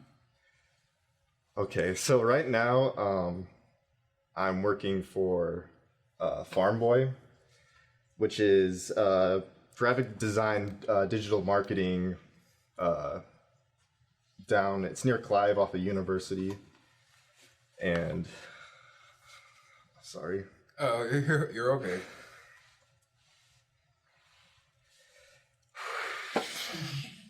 You're doing good. Oh, sorry. No, I'm having like look at kind of a small panic attack right now. Oh no! So a small graphic design company in West Des Moines. Okay, We can start sorry. over. I'm Can we so start sorry, over? guys. Okay. You're good. You're doing great. Just keep going. Yeah. Okay, so we're sitting here with graphic design student Caleb Smith. Hi, Caleb. How are you doing? I'm doing great. How about yourself? Oh, I'm doing well. So, what kind of attracted you to the graphic design program here at DMAC? Well, I started my first semester here with web development, and that's kind of where it first started. I got to do hands-on with HTML, CSS, but then unfortunately COVID happened, and that's where I kind of sparked an I fell a little bit behind, but then I took an intro to desktop publishing class here, and that's what kind of sparked my initial interest with graphic design, working with Photoshop, any of the Adobe clouds. Okay, so now I know we were talking about earlier that you said that you like graphic design work that stands out. What do you do that you think makes your work stand out? Whether it be like color, or use some photography, or maybe use like some drawing, or maybe use like film. Like what kind of puts your Caleb stamp on it? Like Caleb did this. Well, for when I start with a project, it's really about the client first, what the client is trying to sell, because graphic design is just basically how you're trying to sell a brand, what type of visual communication you're trying to have towards a target audience or a client. So what I start out with is just actually talking to a client, getting the feel for what their vision is, what they want, and so then I kind of start from there with pen and paper, sketch, mood boards, and then kind of collaborating with the client back and forth too. Because right now I have an internship with Farm Boy. So I'm working really closely with other clients, going back and forth. So I'm gaining like real world experience, which that has helped me tremendously with my communicating skills as well as adapting to fast paced environments. Okay, so that brings me to like what excites you most about it? Is it the fast-paced environment? Is it the design, or is it kind of like a combination of all those things? It's just that because graphic design, it's just a growing field, so it's just really competitive. So you always have to try to find a spark you have that stands out to other people.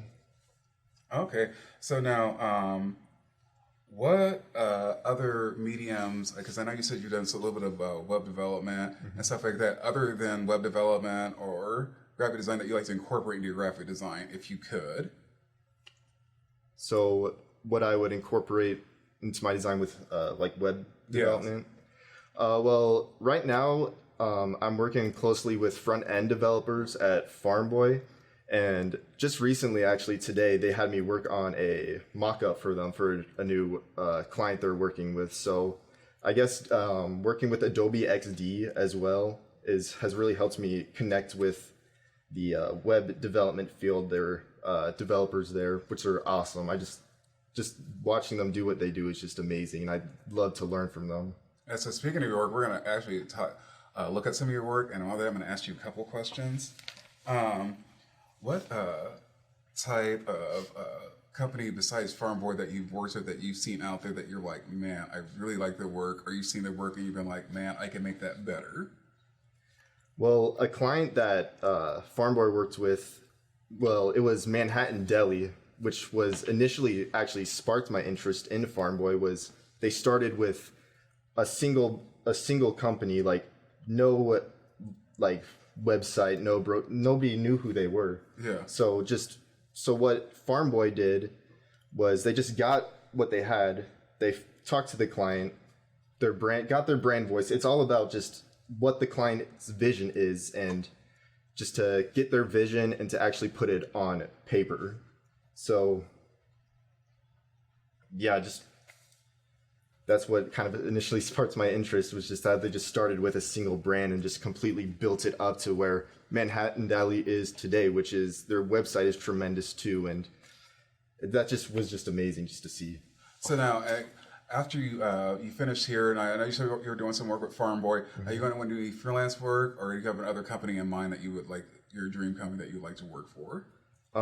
Right now, I still like to learn because I'm just getting out of school, so I still have so much to learn. But since I'm working with people that they're giving me criticism, they're telling me what I'm good at, what I need to work on. So I take that criticism, and that's what's initially gonna make your designs better, is knowing what you're good at, what you're not good at, finding your weaknesses and knowing what they are and just improving on them.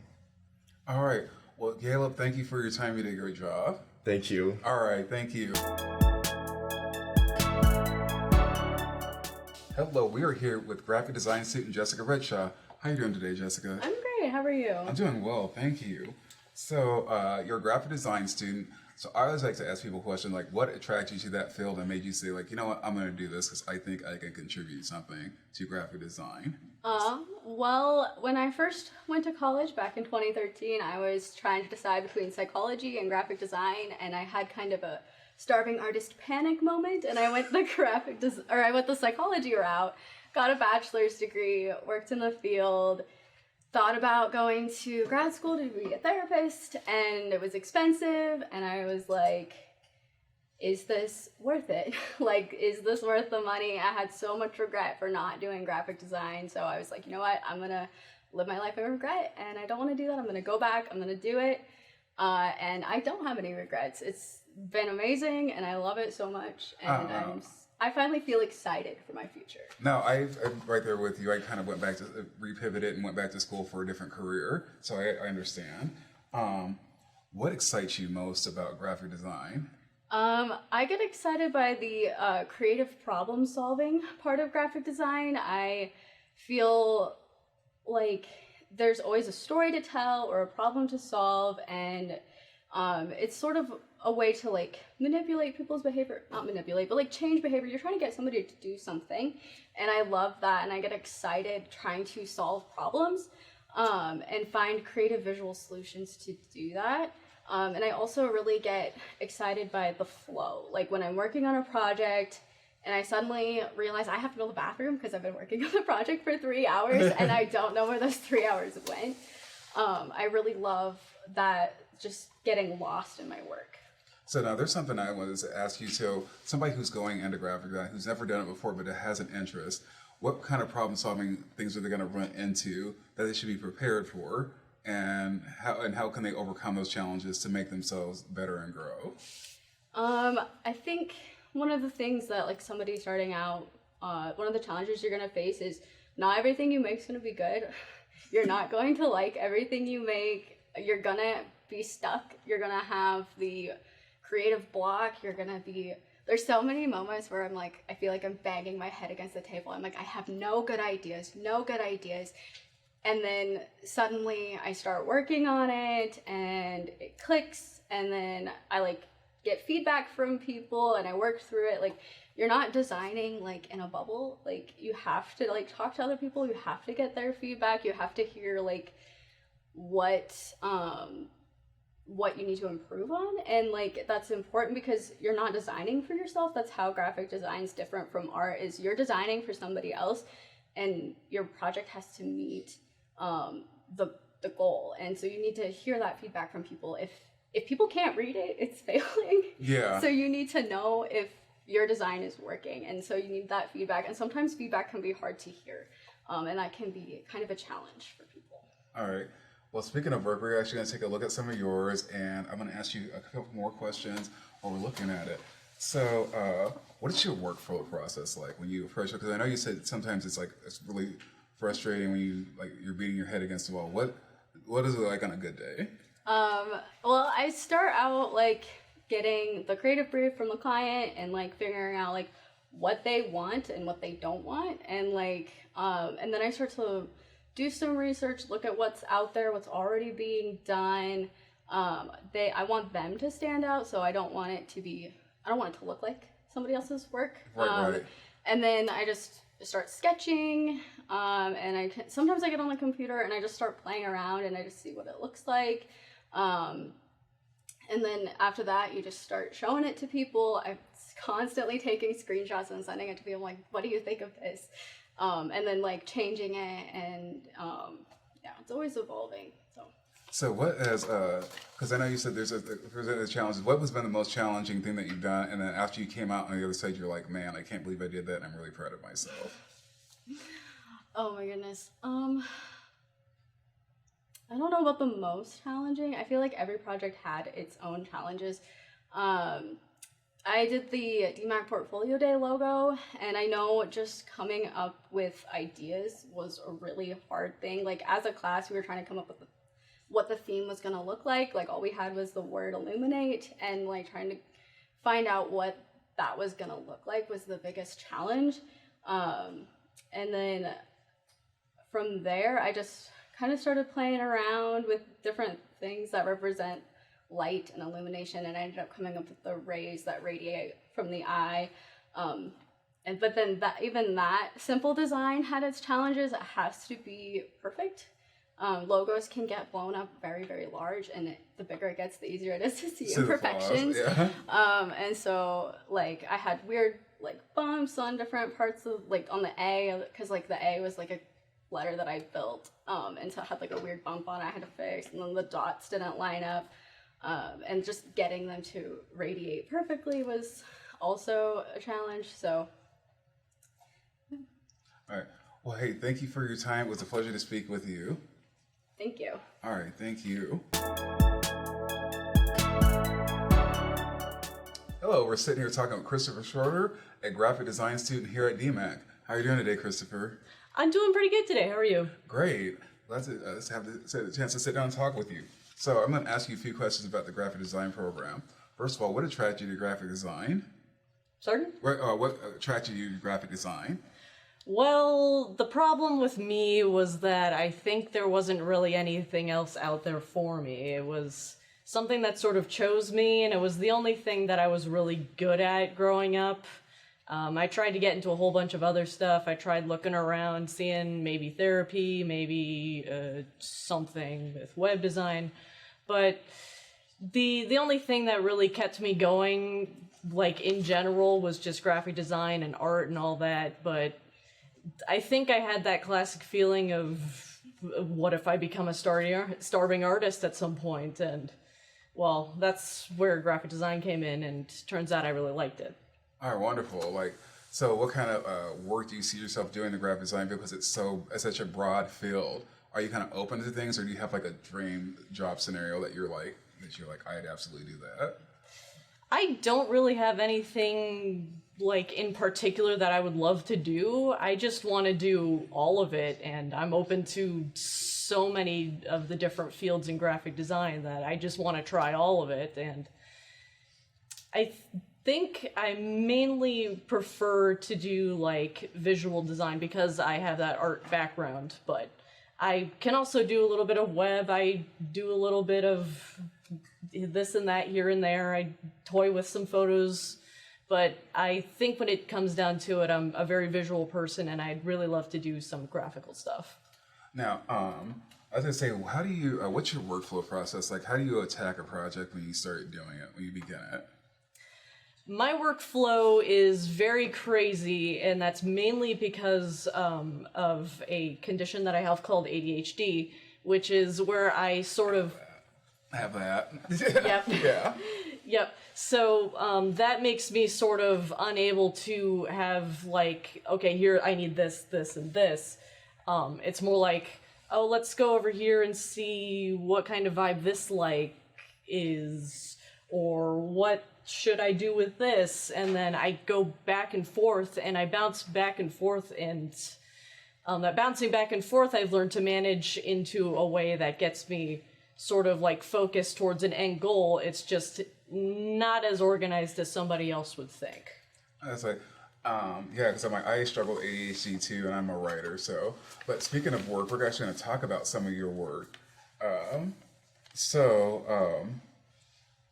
What is like somebody who's not done graphic design, who's thinking about going into graphic design? What should they expect? What are some obstacles they expect, and how can they overcome them? Because I know you have to work with having a disability, but you're managing to still do it anyway. So what advice do you have for people who just don't how to handle obstacles in graphic design? I think the first thing I would say to them is be prepared to fail. You will fail. You will trip. You will stumble. You will fall. You will fall further than you've ever gotten before if you let yourself get to that point. Because I myself have gotten to that point in my previous school career. But if you're willing to overcome and learn from your experiences, you will succeed so much better than you have ever done before. And when you've finally cleared that valley and you've gotten back up to the mountain and you see the peak and you see the sunrise, everything is worth it. All right. Now, what do you kind of work after you finish this? Like, what do you see yourself doing with this in the next part? Are you going to be doing working independently by yourself? Would that be like an ideal situation, or would you rather get your feet wet in a company and kind of learn some things and then eventually strike out on your own? I think I'd prefer to work with a company for the stability, and I really like working in a group. I like getting to know people. In my internship, I've had the privilege of getting to know several people who I really look up to, and I find have a lot of experience that they can share with me. But I think eventually I would like to be able to maybe do something on my own, but not entirely on my own. I'd like to do it with other people as well. All right, wonderful. Hey, thank you for your time. Yep, thank you. It was you. a pleasure talking with you. Hello, we're sitting here talking to Jan Fernandez. Hello, how are you doing today? I'm good. How about you? I'm doing great. Jan is a graphic design student here at DMAC. So I just want to fire off some questions here. What's the part about the graphic design program that attracted you to it, that made you want to do graphic design to begin with? Well, one of the things that really attracted me to graphic design was the fact that it's really rewarding, and the fact that you go from point A to point B and then to point C, and over time developing a design like that is really rewarding to see in the end. So that's one of the things that attracted me to graphic design, as well as a kid, I just enjoyed drawing and doing artwork like that. And so that really made me want to do graphic design as well. So I was going to ask you, what excites you? I know you said you because you're the artist, but what else excites you about graphic design? Because it has to be a multitude of things, that gets you going. Mm-hmm. What's your favorite thing to work on, as far as jobs in graphic design? Because it's very broad. Yeah, one of the things that I enjoy to work on is mainly illustration work. One of the projects that I did for one of my classes was for my Common Design 4 class.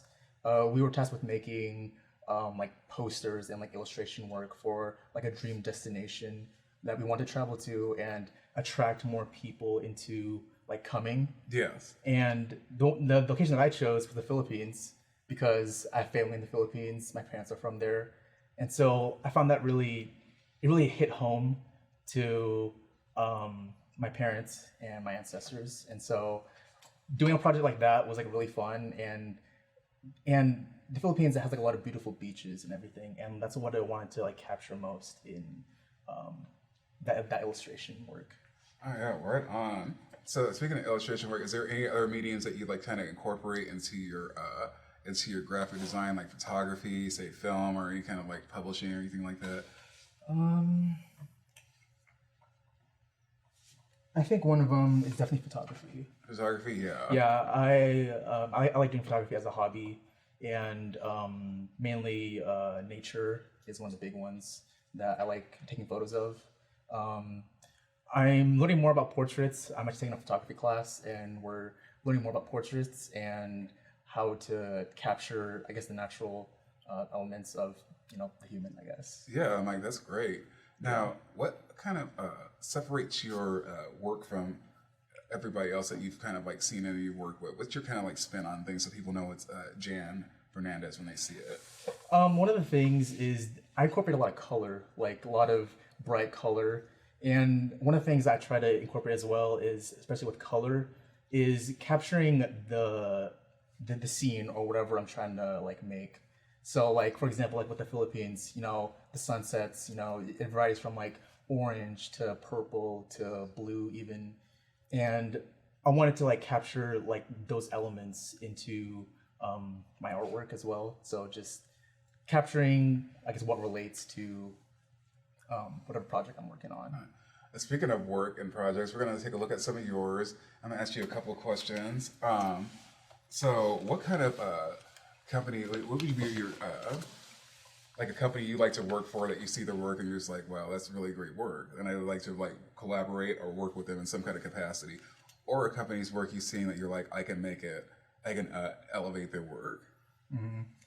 Well, one of the companies, it's a pretty big company, but Nike. Oh, yeah. Like Nike, like I've seen a lot of, it's like really sporty, and it has like some of them have like some comic like elements to it, especially with basketball. Yeah. And so I thought that's like really fun, and I would love to get into that.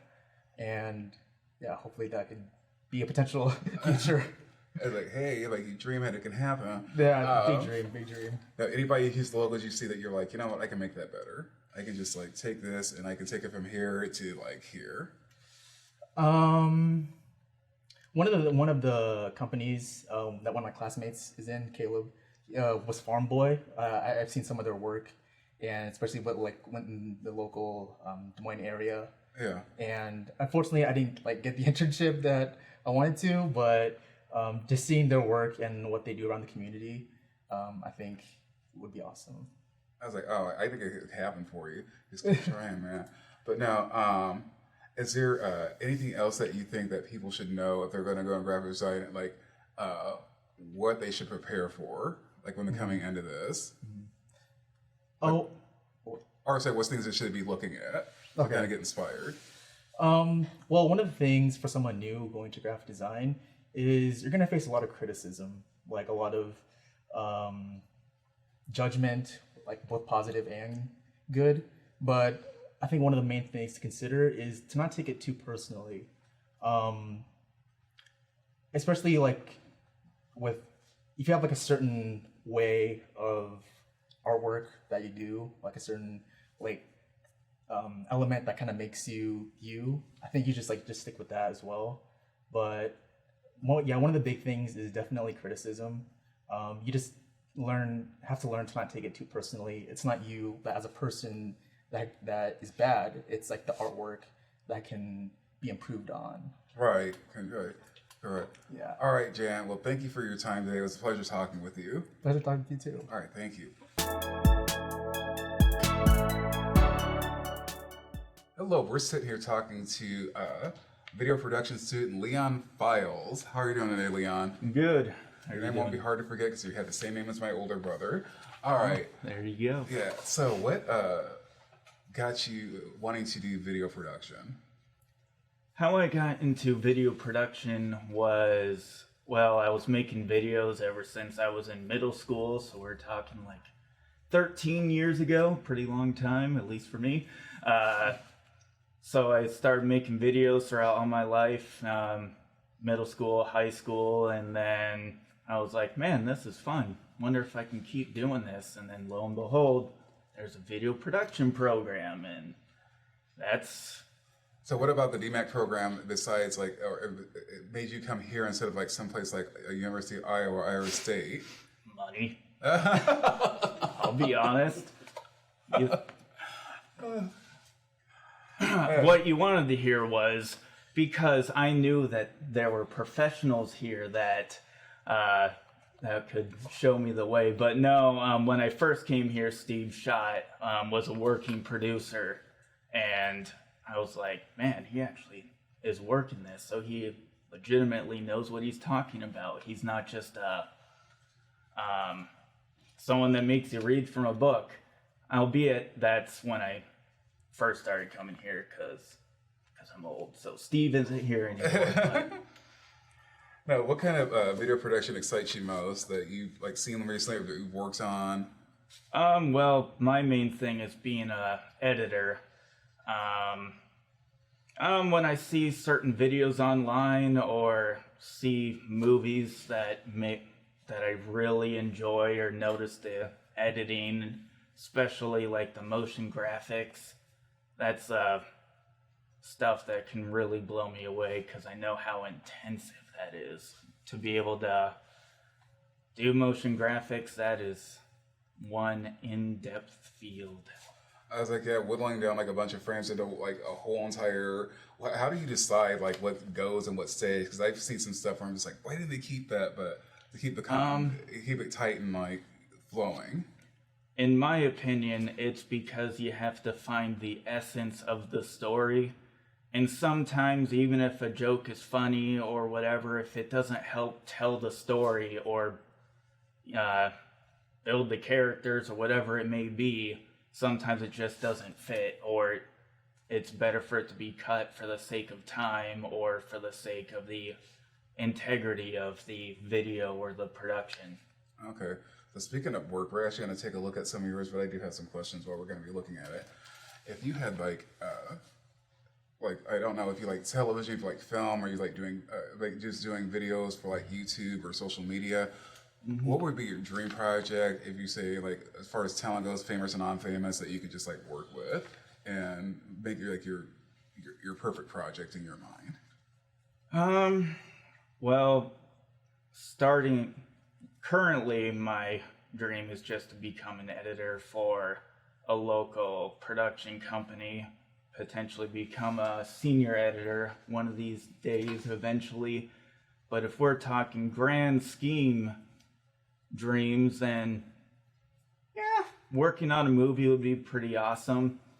If we're going even more specific, sure, why not a movie with Keanu Reeves? He's a pretty cool guy. I know you said you liked John Wick earlier. Yep. Keanu Reeves is pretty amazing. I've heard like nothing but great things. Like Octavia has this story where he helped her push her car when it broke down in the middle of Beverly Hills before she got famous. You have to look that up. So is there any other like storytelling genres that you really like, that you think that you could just like put your own like spin on, that you see, that you're just like, man, I could like really be a part of that, or I could just elevate it more? Yeah, in a lot of not as high budget shows, I see a lot of editing mishaps or oddities. Shows like, I don't know, Hoarders or House Hunters, like reality TV stuff. They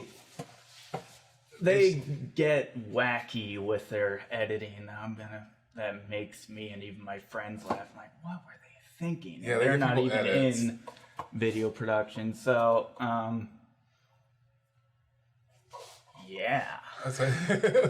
Well, Leon, it was a pleasure speaking with you. Thank you for your time today.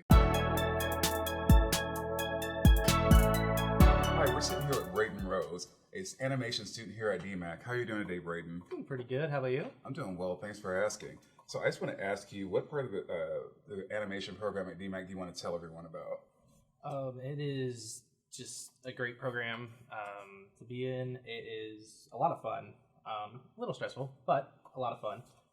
You're able to create a bunch of models and assets for people and then animate it and do just a bunch of movements with them. So I was just saying that it's stressful. Now, how is the program stressful? That's Just the time constraints sometimes. It can kind of slip away from you if you don't schedule yourself right. So it's not really the program, it's really your work ethic sometimes. It's just sometimes if you're not on it, you can kind of fall behind just slightly. But right. So, what about the animation program excites you the most? Definitely making this stuff.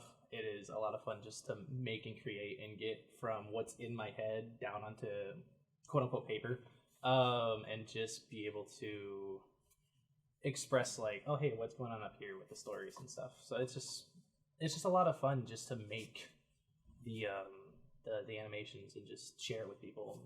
So now, what about animation surprised you the most in regards to the workflow? In the workflow, yeah. What surprises me the most? How many little intricacies there are. Because going into this, I didn't realize that there is a ton of just small jobs. So like you have your people who make the models, you have your people who animate the models, You have the people who make the sets, the lighting, the textures. There's just so many mini jobs within animation that just make it that just makes it more smooth, and it's almost like a work line kind of a thing. Everybody has their own job, where somebody will make the models and stuff like that. Yeah. And you're more on the drawing side. I'm actually more on the 3D side. 3D side. Okay. Yeah. Can you explain that to somebody who doesn't know what the 3D side is? Basically, it's almost like working with clay. You can start off with a different program or whatever.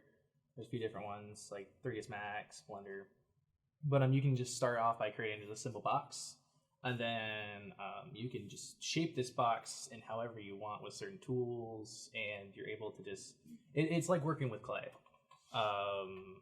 where you just kind of shape and form and stretch it out and turn it into these different things and add on to it. Do you have any favorite animators that you, if you had a dream job, who you could work for and that you actually really like and admire? Yeah, absolutely. Like the animation companies, right? Yeah. Naughty Dog would be pretty cool. They make The Last of Us, the Uncharted series. They do a lot of great storytelling with it, and there's beautiful, beautiful games. And I think that would be a lot of fun to do. Right. Well, speaking of work, we're actually going to take a slideshow and look at some of yours, but I'm going to ask you some questions while we're going through your slides. So, what kind of, besides like that as your dream company, is there any kind of like companies locally that you want to work for, that you've seen here, that some people that you like want to work with? I haven't seen too much in the area. I know what's the name of it? I don't remember what the name was, but they did a couple just smaller games that I think that would be kind of fun to do. There were more games from the heart. I don't remember what the name is, but yeah, locally I don't know fully what's out there. All right, so now if you so let's say you have like a limited budget, and somebody's like, I need you, you can create any kind of animation scenario that you want to create. What would it be and why? So I had a limited budget. It would definitely be 3D. Enjoy 3D a little bit better. Probably have to do something with the forest and rain, and just like a walkthrough of the forest, maybe from like the perspective of a fox or something. I think that would just be really cool, because I'm from Washington State, so I absolutely love pine trees and rain and overcast, and I don't know why I like foxes, but I do. That inspire a lot of your work that you do. So as you're being from is it Pacific Northwest that you're from? Mm-hmm. Washington State. Yeah, Washington State. Yeah, I was gonna say, like, does that inspire a lot of the work that you do? Because I know you say like a lot of pine trees and a lot of nature and things like that. A little bit. Not all of it has been like nature and stuff. But from here on out, probably it will definitely inspire. Now, if you could incorporate any other like work from any other major, like, or collaborate with someone from like photography, film, or somebody from like graphic design, which one would it be? Probably film. Probably film. All right. Well, thank you for your time, Braden. It was nice talking with you. All right. Hi, we're sitting here with Jacob Plagencool, an animation student here at DMAC. How are you doing today, Jacob? Fantastic beyond all reason. Thank you for asking. Oh, I like that answer. So, you're in the animation department.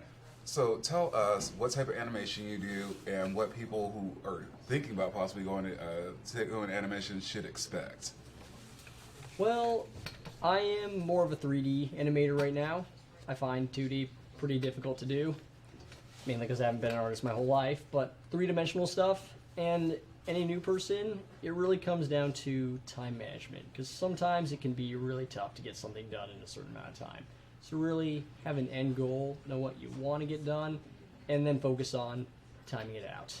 All right, perfect. Now, what most excites you about animation and working with 3D? Well, I am a very creative type. I have done a lot of writing, and I just like the idea of bringing my vision to life. And I got a lot of characters. I've done a lot of studying and analyzing, and I thought, I want to make this universe and bring it all to life. And that's what an animation is the way to go. All right, so what kind of work would you like to do in animation? Are you doing like video games? Are you doing like I don't know, is it cartoons or maybe a part of it? Like, what would you want to do like after you've finished? Definitely video games. I have been a gamer for a very long time. Oh, what are some of your favorites? And why? Well, it kind of comes down to what games have a storyline and fun gameplay, which is very, very rare. But I'd say maybe Super Mario Galaxy. Oh, wonderful! I remember like Super Mario Bros. Back in the day, but it was like the old Nintendo one. Like, Yeah. where it was just like a little grainy. So it's come a long way since then. Yeah. Okay, so now what aspects of animation, as far as a workflow, has what's the workflow process like when you start? It usually starts with, again, having a vision. If you don't have a vision and end goal, you're never going to really get started. But then it comes down to make the props, put them in the locations you want, and then when you have a character, which could be a real person or it could just be, you know, one of the props if you want to bring it to life, decide which one you want to have move, decide if you want to have the environment move around it, maybe the camera moves to show different sides. You want to create everything, and then after that decide what's going to move, and then focus on the actual movement. Okay, has there anything that you've done recently that you want to tell us about that you got out there right now? In a recent sprint project, I did a card game, which is a custom card game that I have actually created. I haven't gotten it out there yet, but I'm hoping to in the future. It was cards just fighting. All right. Well, we're going to take a look at some of your work, and after that, we're going to ask you a few questions. So, a fighting card game, like, how did that come about? And like a custom fighting card game, like, how did you come up with that? Well, it was basic playing cards in the deck, but you know, I made them kind of reveal themselves and then fight. If you played War, it's kind of like War. Okay, yeah. Except it's much shorter. And so it's a 5 versus 5, one card versus one at a time, and then there's a bit of a slash animation for whatever card wins. And then of course the loser just gets cut in half. Cut in half. I'm like, is it bloody? Cards don't bleed. I was like, well, it could. All right. I'll keep that in mind. I was like, yeah, probably not. Let's see. Now, is there any particular piece of what challenges have you had to overcome, and what has made you grow in the animation department? Where you're just like, at first you're like, oh, this is like, as I know you said, the time management, putting things together, but how has that strengthened you as an animator? I will say there are a lot of modifiers. You can bend things, you can twist things, you can resize them. All of them together is really tough to really get in there. It takes practice to make perfect. So you got to try experimenting with different modifiers if you want to really do what you're looking for with the character. There's some squashing and stretching where they'll go down, maybe up a little bit when they're jumping. And it's complicated when you try to put all of those together and realize that there are so many settings. Which way do they bend? How far? Which angle? That's the tough part for me, I'd say. Getting all the controls figured out. That's what I always ask you, and I ask the other students. Is there any kind of like animation that you've seen you're like, oh my god, that's amazing, or some that you've seen you're like, God, I would like to like put my stamp on it and I can make it better? I would say my best piece was a personification piece. It was a couple of chess pieces. It was a pawn battling a queen, and then just breaking the rule by going backwards because he's afraid of that queen. Yeah. And then after managing to jump over, he does a kickflip and knocks her off the board. Oh, great. Wonderful. That was by far my best piece. Well, hey, thank you for your time. It was nice talking with you. Thank you very much. All right. Hi, we're sitting here with animation student Sarah Vett. How are you doing today, Sarah? Good, thank you. Nice to meet you. Nice to meet you too. So I want to ask you some things about the animation department. What first attracted you to doing animation as a career? Actually, I want to become a 3D animator because I'm good at converting a story to a storyboard images, to add gags and to create body expression for my characters. Like if the character is not a human, I can make it acting like a human. Oh, okay. Like a sad car, a happy cell phone, or I don't know. So now, if you were so animation, like so, can you explain like 3D animation to people who may not know what that is? Mm-hmm. Yes. So 3D animation is just working with softwares like 3ds Max, Maya, and a lot of other softwares that are in the industry. and it's just fun. So I was going to ask where people may have seen 3D animation just so they can have a clear understanding. Ah, okay. So actually the base is almost 2D because you everything that you see in the real world, you have to you have to create keys, everything in the software to make it to animate it, to make your character moving. So yeah, that's how that's work. All right. So now, what excites you the most about doing animation? What gets you going? Like every day, you're like, God, I love this. So if I want to say, the first time that I loved animation was when I watched the movie Aladdin, the animation. Oh, okay. Yeah, at cinema, and so with all the sound effects, a giant screen, and I fell in love with animation. Oh, that's a nice story. Especially that part when the magic carpet flew up and down Yeah. from country to country. So it was just amazing. So that time I was about 12 or 13 years old. I told my parents, I want to become an animator. What do they think about that?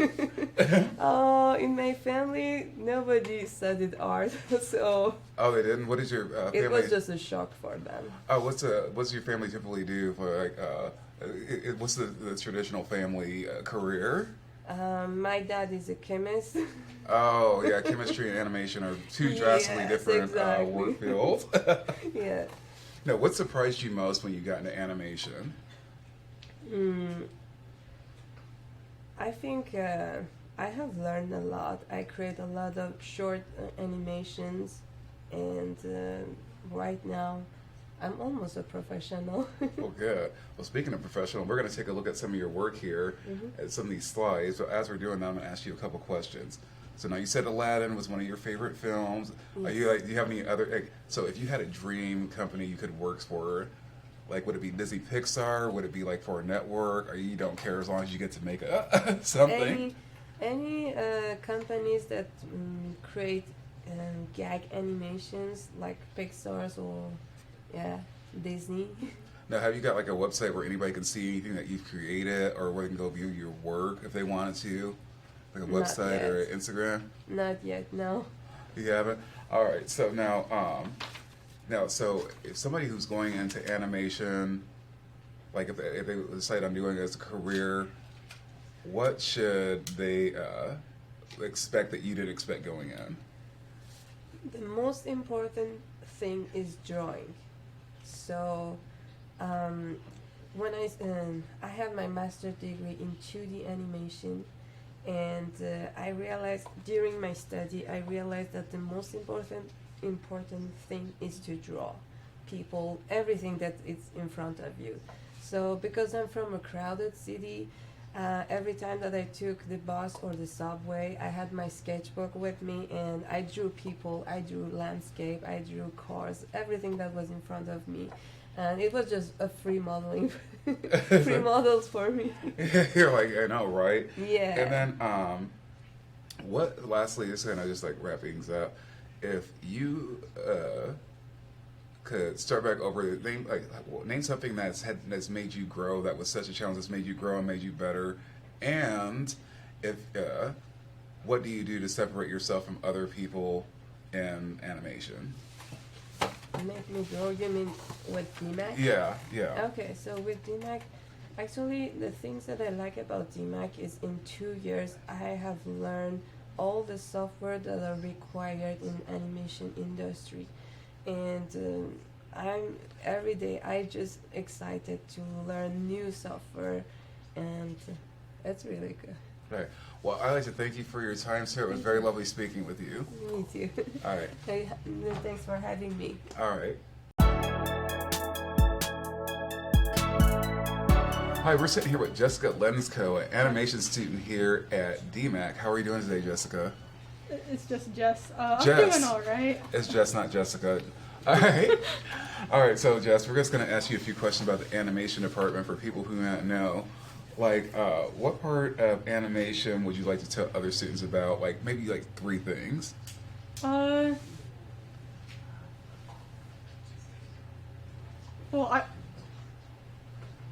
I'm sorry, can you explain the question? Okay, so name like 3 things that about the animation department that you want to tell some other students about in case they want to get involved in animation. It's a very welcoming environment. There's a lot of people from different backgrounds who have different aspects of animation that they're personally interested in. So you get to know a lot of people, see a lot of different perspectives. They're also very encouraging of your work. You'll find people who support you and push you to do better and make better stuff. And the lab's got a lot of nice equipment. So now, what excites you most about animating, like when you go in and start a project? The most exciting part is getting to share something that generally only exists in my head with other people, because personally I'm someone who has trouble expressing me and my thoughts to other people, but with animation I can just fully show them exactly what I'm seeing in my head, and I love being able to do that because it's more than I can do with my words. So I understand that. As I said, so what kind of animation are you in? Are you like into 3D, 2D? Are you? I mainly do 2D, and I like to focus on character animation, getting to express a character. So what characters have you created that you'd like to tell us about? And Well, there's a list. I'm someone who likes to make characters and make entire worlds, so I have lots of OCs from different universes. I have a character named Jordan. They're from a world where magical creatures exist and are kept secret. They are a medium, which means that they can host a spirit and use their powers. In exchange, the spirit gets to use their energy to become stronger. And they are someone who wants to become a very skilled medium, but their spirit is very power hungry and kind of wants world domination, so kind of the balance between the two of them, as they're sort of having a devil whisper in their ear constantly. And then I have another world where it's filled with living cartoon characters and robots in a post-apocalypse, and it primarily follows 2 twins named Anna and Vuna as they search for what happened to their creator's wife after he passed away. Oh, that's very cool. Okay, so as we're going to take a look at some of your work, so I have some more questions about your work. What inspires you to come up with these people? Where do you get these people? Are they like people that you know, or is this like this kind of just create this all in your own head? I generally create these all in my own head because a big inspiration for me are the people who can create an entire other world and make you feel like it's real and that you're there. And that's always been a big thing for me with animation, and I want to be able to do that with my own worlds and do that for other people. Because that's what really sparked my love of animation when I was younger, and continues to fuel it to this day. What was the first thing that really that you looked at that was animated that really made you like, gosh, I want to do this? Probably like Danny Phantom or Avatar: The Last Airbender. Those two, especially Avatar, because that's such a big world with like a bunch of its own physics and its own politics and all that, and it's literally this other dimension that you're basically seeing into, but at the same time it feels real and like you can interact with it. Is there any elements of like real life that you see that's going on, like certain things that are happening in our world today that you kind of like put into that and fictionalize it? I occasionally do that with memes, but I generally try to keep politics out of my things, because when I make stuff, I do want to make stuff that's like happy and escapism and just generally can make people smile. Now you said you make memes too, so you actually do memes. I didn't know that was a part of it. Yeah, I do like making memes, sometimes with my characters, sometimes with characters from content I like. Just like a little comic of Bruno from Encanto scaring Camillo with the All-Star meme coming out from behind the painting, screaming it. I was like, okay. So where can we find some of your work if you want to look at some like your memes or some of your characters that you created? Do you have like a Instagram or anything? I don't. I usually just share them with friends and people I'm close to, but I'll have a website soon, probably. All right. Well, thank you for your time, Jess. It was very nice speaking with you. You did great. Thank you.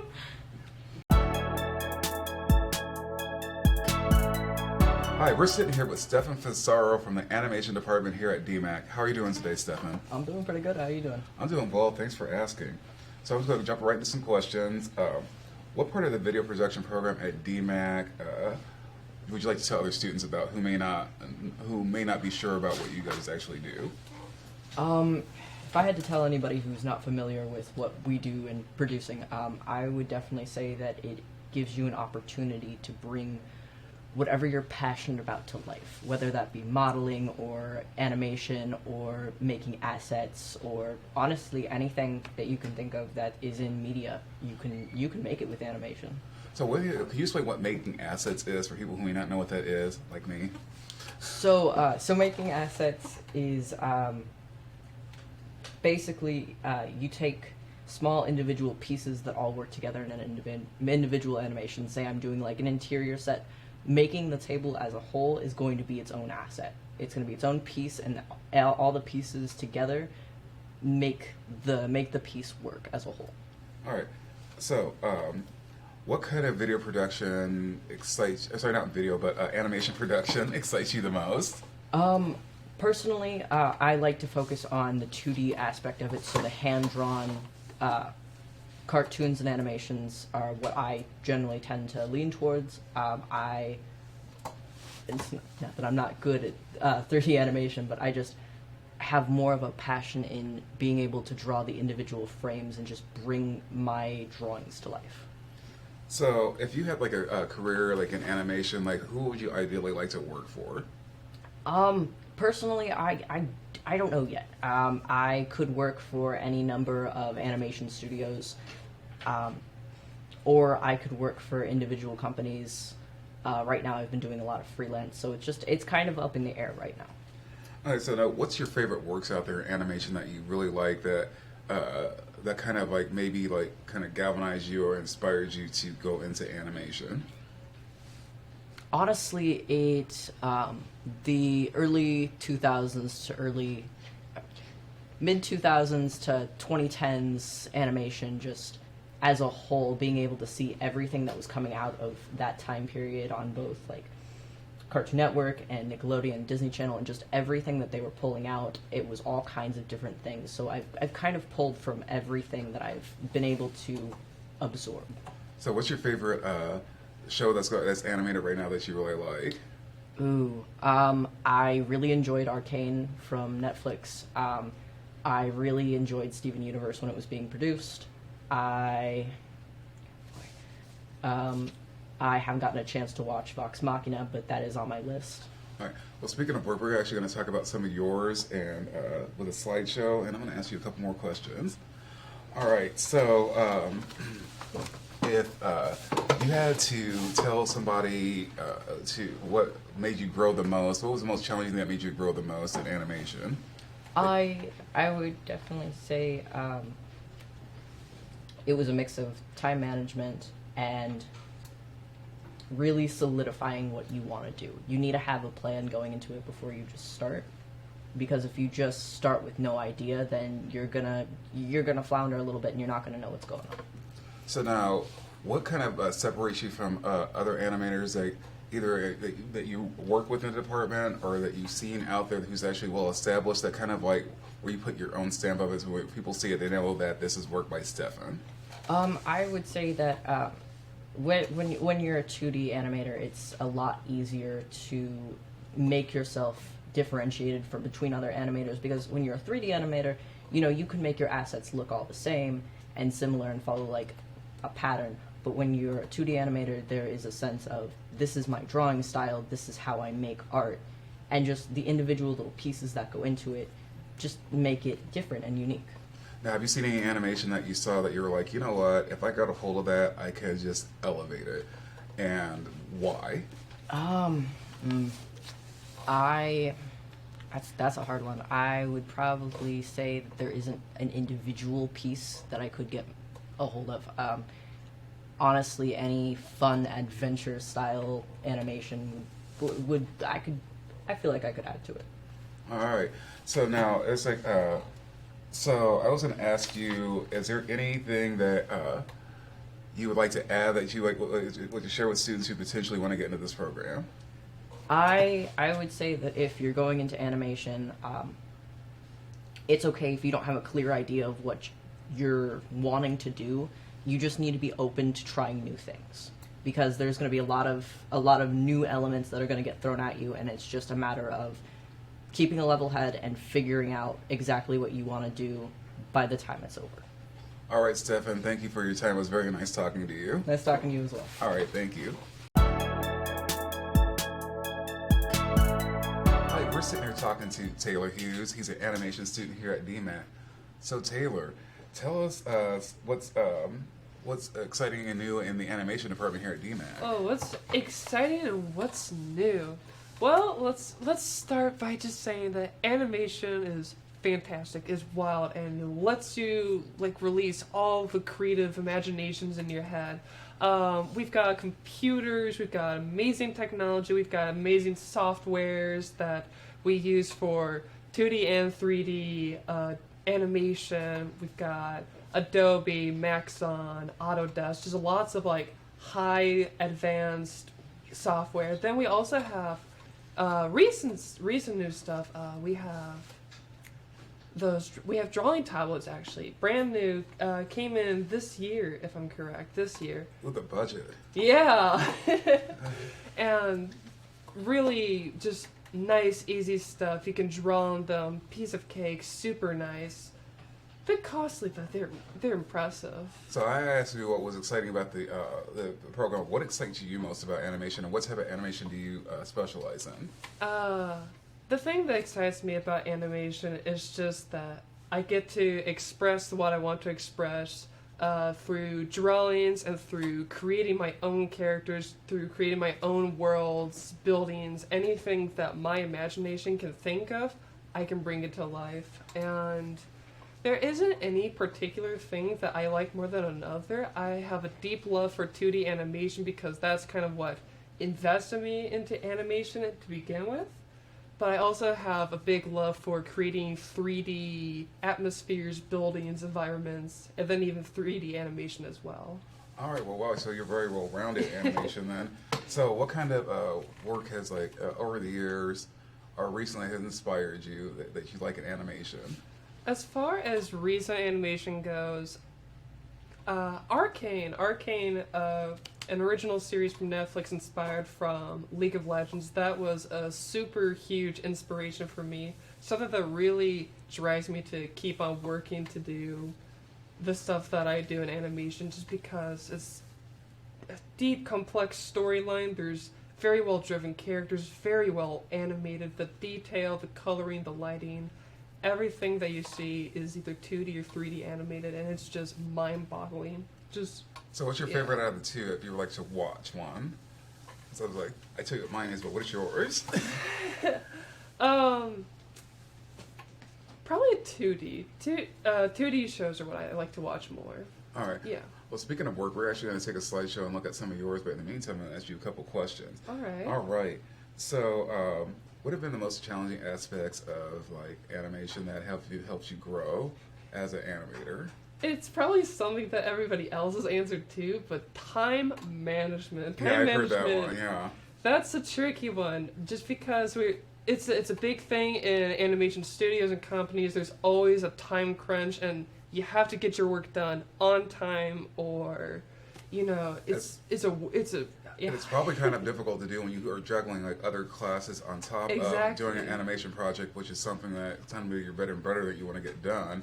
Mm-hmm. So what has, within those challenges, what has made you grow the most? And also, how do you separate yourself from other students to make your work kind of stand out? I feel like what's really made me grow is just I'm always learning something new every day in my classes, and I have my friends and my peers to push me and to encourage me to keep going forward. And we all have similar goals or similar dreams more often than not, and so just knowing that you have other people to like back you up, it's a big thing that kind of drives you to keep moving forward. And as far as things that make me different, just got a wild imagination and aspirations to do super huge things in the world of animation. So now, speaking of, like, where could, if somebody wanted to take a look at something that you're doing or something that you're producing, where could they find it at, or do you have plans in the future to have a place for people to go?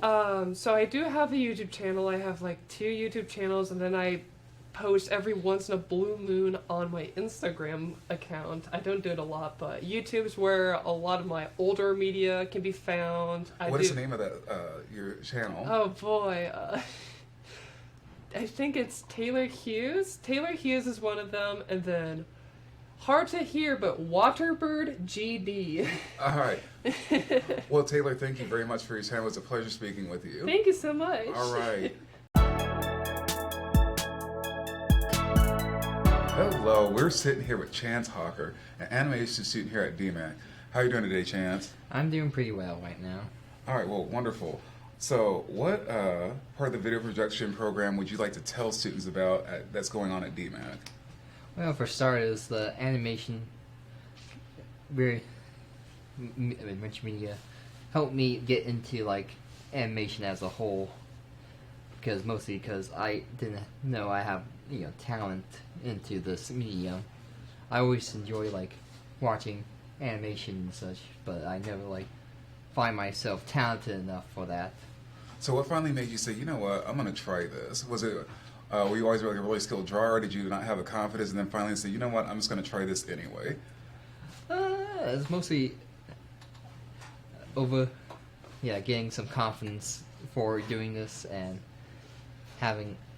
knowing this like program can like help me out, and also probably give me a new thing to do after high school, of course.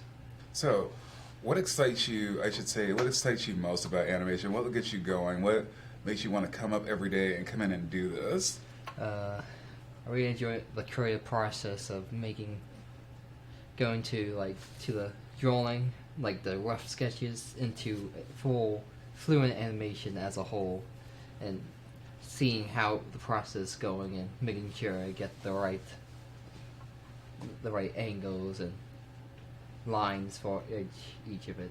So tell students like something they should expect that you didn't expect going into this. Like, what surprised you most? Well, I feel like the surprise was how interesting 3D works out, like 3ds Max and Maya, how you can work with those processes of making your own style into it.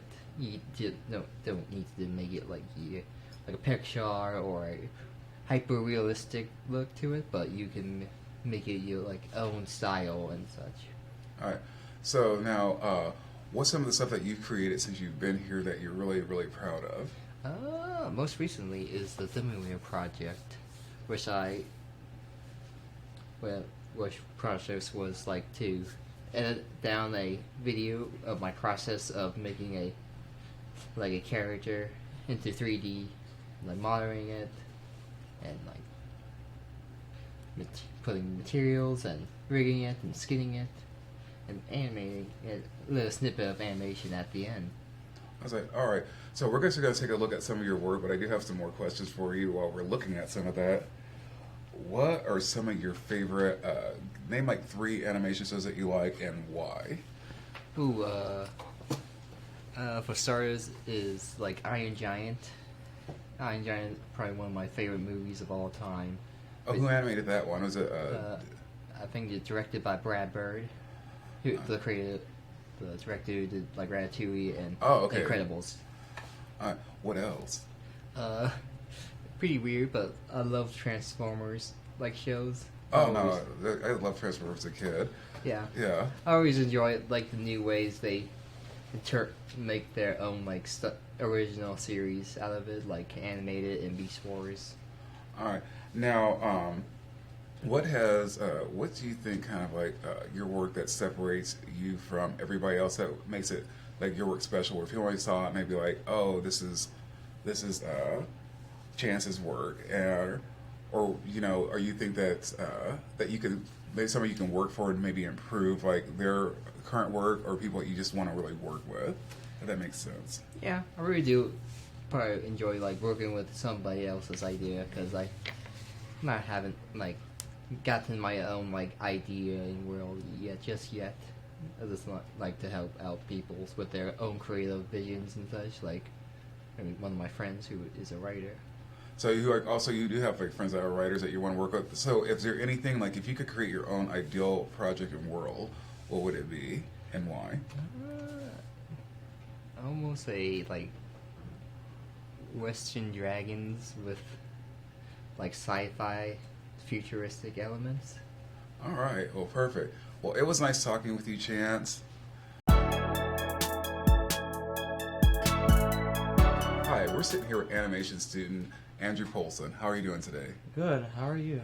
Oh, great. So, what part of the animation department at DMAC would you like to tell other students about? I would really like them to focus on some of the illustration for animation related courses. Personally, my specialization is 2D animation, and so a lot of the 2D classes that we do is really hands-on. There's like, you use so many stuff from like actual studios, like some books you read from some actual animators that Disney will have used, and you give them, and they give you your advice and their own techniques, and a lot of there's really a lot of versatility when it comes to some of the projects that we do and some of the animation techniques that you apply to some of the 2D drawings. Would you like to explain 2D to somebody who may not know what 2D animation is? It's fairly simple. So 2D animation, you're just kind of giving the illusion of animation. It's actually mostly just a bunch of still images, and you just flip them back and forth, or the computer or whatever will play it fast, and it gives that illusion of animation. Usually it's 24 frames per second, but you can go 30, or if you're feeling really brave, 60. But No, what about animation like excites you the most? What gets you like going when you start working on a project? What mostly got me was mostly just putting my ideas and materializing it into a, like a physical, well, maybe like a physical form, but like something that you can put out there and other people can consume and see. And seeing that final product and having something that I put my passion and time into and having that reflect off the project is something that always, inspired me the most, or at least kept me motivated on a project. So now, what kind of work after you finish here would you like to do in animation? I would honestly like to have my own cartoon show at some point. I did make kind of somewhat of one back in high school, but it's not that good, and I was naive at the time. I want to give it another go and, make something with my new set of skills and make something that can actually last, something that I would want to rewatch and maybe even future generations would probably want to watch and make some sort of cultural impact. So, speaking of culture, what shows that are out there right now in pulp culture that you really, really like that you think that are just that really kind of inspire you in animation that you've seen right now? This is a bit more retro, but a lot of the old 90s and 2000s Nick shows I actually do collect on DVD, and I even have some VHSs of them. One of my favorite as a kid was Ren and Stimpy. Oh, I remember Ren and Stimpy. That scarred me as a child, but in a good way. So. It scarred me as an adult. Probably my favorite animated movie would be a Goofy movie that came out also in the 90s. As an adult, I really enjoy that one. I love the characters in it.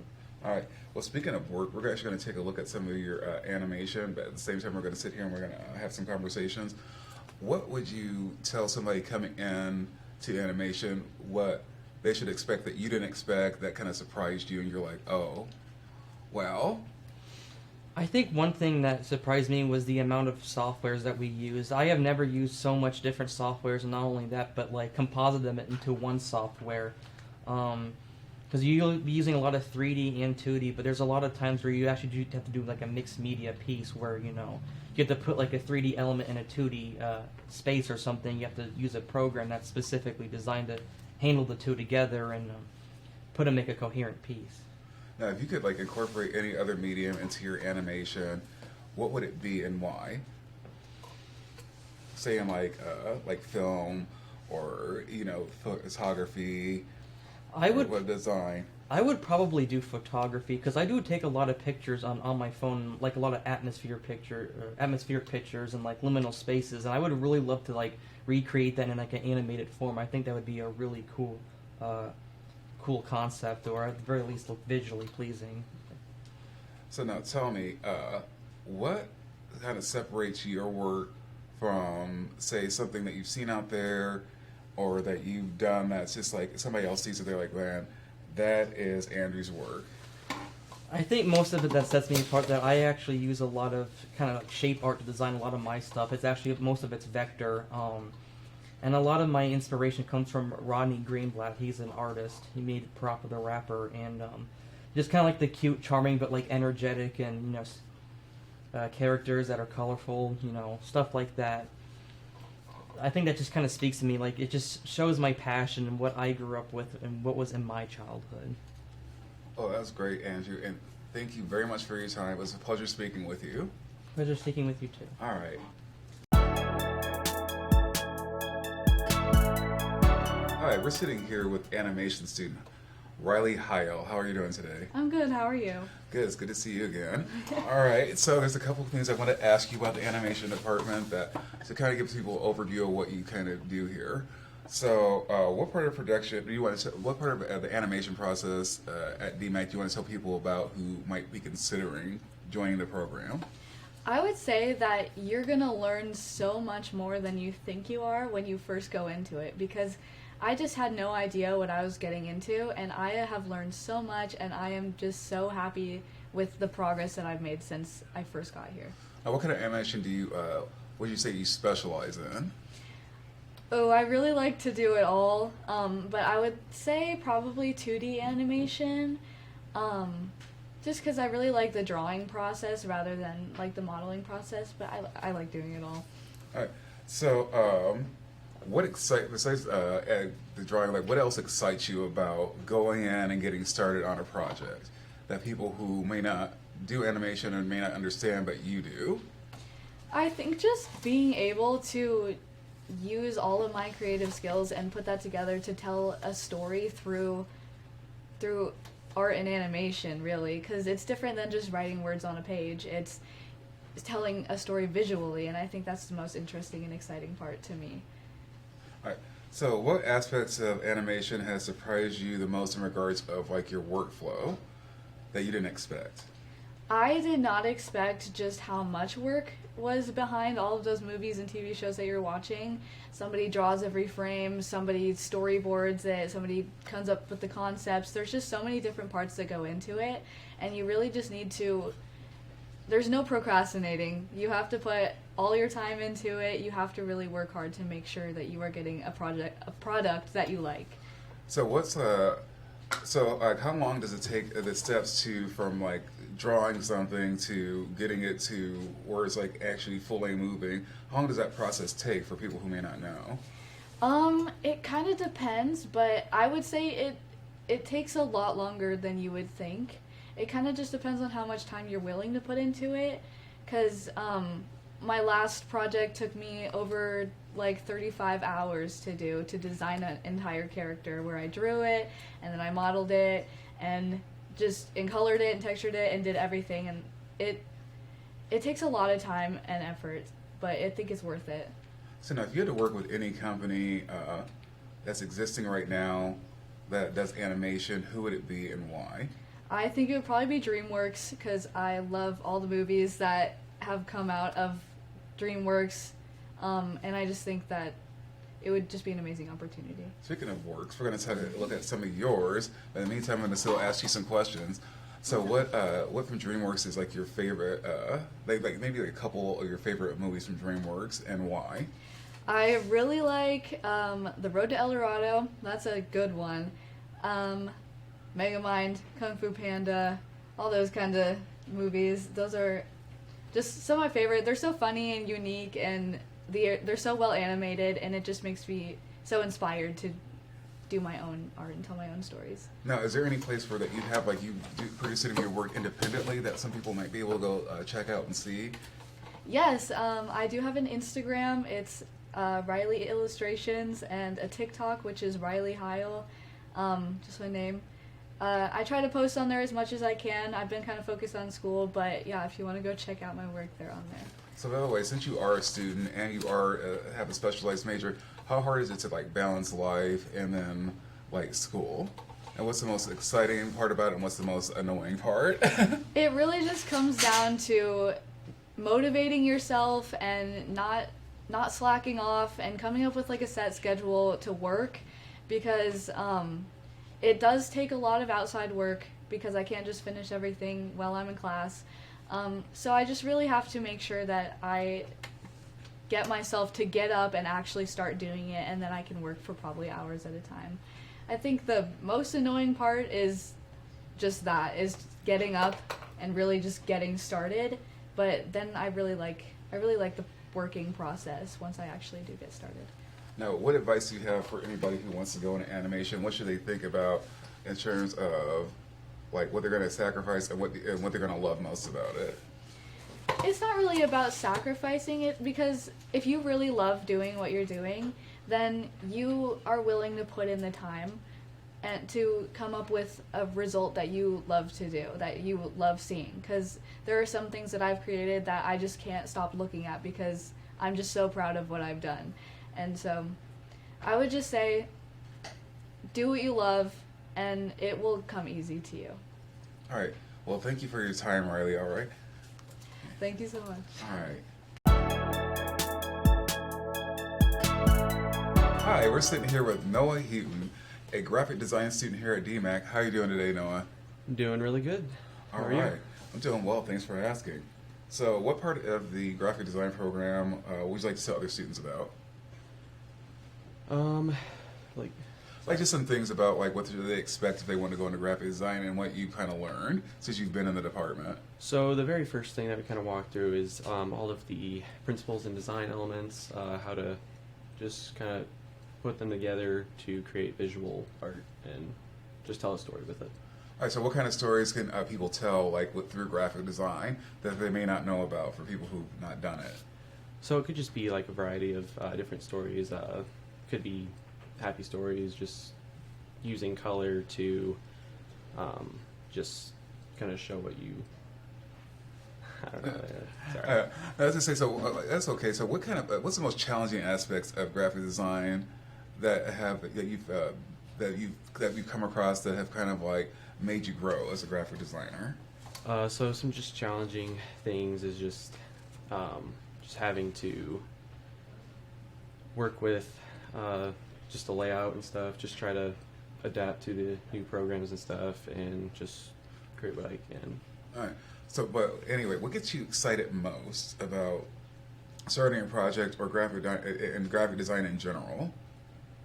What gets me excited is just being able to work and design the things that I want, and to just broadcast it over to many other people. So, if you had a ideal job in graphic design, like with any company in the world or even locally, who would it be and why? Give me a couple of them. I would like to do UI and UX with a couple of different companies. I've thought of like Hy-Vee, just local, and I would like to, just a dream to go to like Google or something like that. Oh, wonderful. Now, what regards to workflow when doing a project has surprised you the most, and why? All the wireframing and stuff that goes in behind it. That's a big part of like what. So what's wireframing for people who don't know what that is? So that's just like there's low fidelity and then high fidelity, and what that is just you're drawing out and sketching out the format of what it could look like, and usability, trying to find out all of the possible like flaws in it, just so users can use it effectively. So now I was going to ask you if there's any other medium, like say like besides graphic design, like animation, maybe photography or film, would you like to incorporate into your work? I have thought about photography a lot. I don't have a camera right now, but I do like to take a lot of pictures with my phone and just kind of experiment with editing. All right. Speaking of work, we're actually going to take a slideshow and look at some of the things that you've done, like since you've been here. But I was going to ask you a few questions. Now, do you have a place where people can go view some of the stuff that you've worked on, like a social media or website? Yeah, you can go to behance.net/Noah Houghton, or you can go to my Instagram page or my Facebook page. All right, well, you've got 3 different places where people can go find their work. Now, is there anything that you've recently done that you're really proud of that you want to tell us about? Yeah, so recently I redid a website. Well, not rather redid, but they didn't currently have a website. This is a restaurant in Carroll. It's tied with a hotel. The name of it is Barada's, and I wanted to design it close to the hotel just to keep that same luxury kind of feel to it. So I had I had a menu with like a scrollable feature, and you could just input whatever you would like there. Now, is there anything that you've seen out there, like graphic design wise, where you could just say like you look at it and you're like, okay, that's really amazing, and then one you've seen, you're just like, I could elevate this by putting my own spin on it? Yes, there's been a lot of ideas that I've had, just like seeing other people's work. And I'm just like, I could do this a little bit differently, and I feel like it would have a better ring to it. So what about your work that separates you from like the other students in your department or people who are out there now working? I've been told that I have really good hierarchy and formatting for text and just the layout overall. Now, what's hierarchy and graphic design again? Because I completely forgot. Hierarchy would be like laying out the text in a visual format so people know where to read and they know where to guide their eye to. Okay, so it's like, what are some things that you've seen like in graphic design, so people, or it's like what's something that's well designed? Can you explain like what a well designed image, like, or say like an advertisement looks like? So you kind of have the text in as the main point. So like you just kind of guide their eye through the format or the layout. All right. Well, thank you for your time. All right, it was a pleasure speaking with you. Thank you. It was a pleasure speaking with you too. All right. Hi, welcome back. We're sitting here with graphic design student Dakota Murray. How are you doing today, Dakota? Doing well. How about you? I'm doing well for myself. Thanks for asking. So what part of the graphic design program do you want to tell students about that's going on at DMAC? Can't say exactly what's going on, but I will say that it's not as scary as it seems.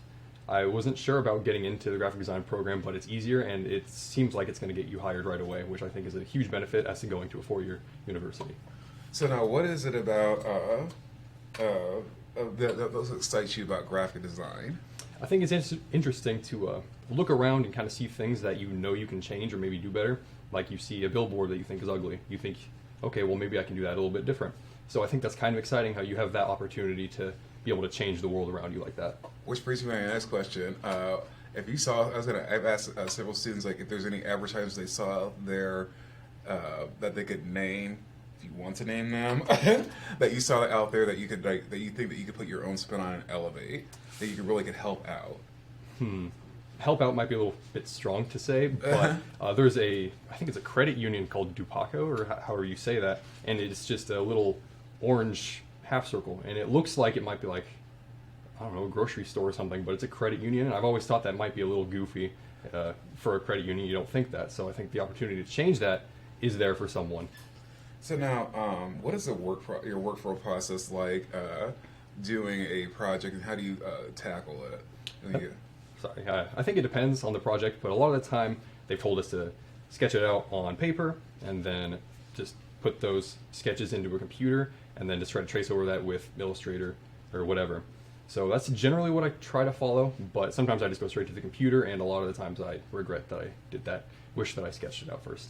So what if there's students out there who are may not be like strong like drawers? Like, what do you recommend for those students who are going to be coming into this? I think just keeping at it is the best thing you can do, because when I first started, yeah, I like to draw, but I don't think I was a strong designer. But as you keep going and doing more, you start to get an eye for what looks good and what works, especially like hierarchy, flow, and just they'll teach you a bunch of that kind of stuff, the rules of the design. So just following that, doing your best, I think is cheesy, but it works. So now, what out of everybody in your department and like everybody you've worked at, what makes your work special and kind of separates you from everybody else? That's a hard question.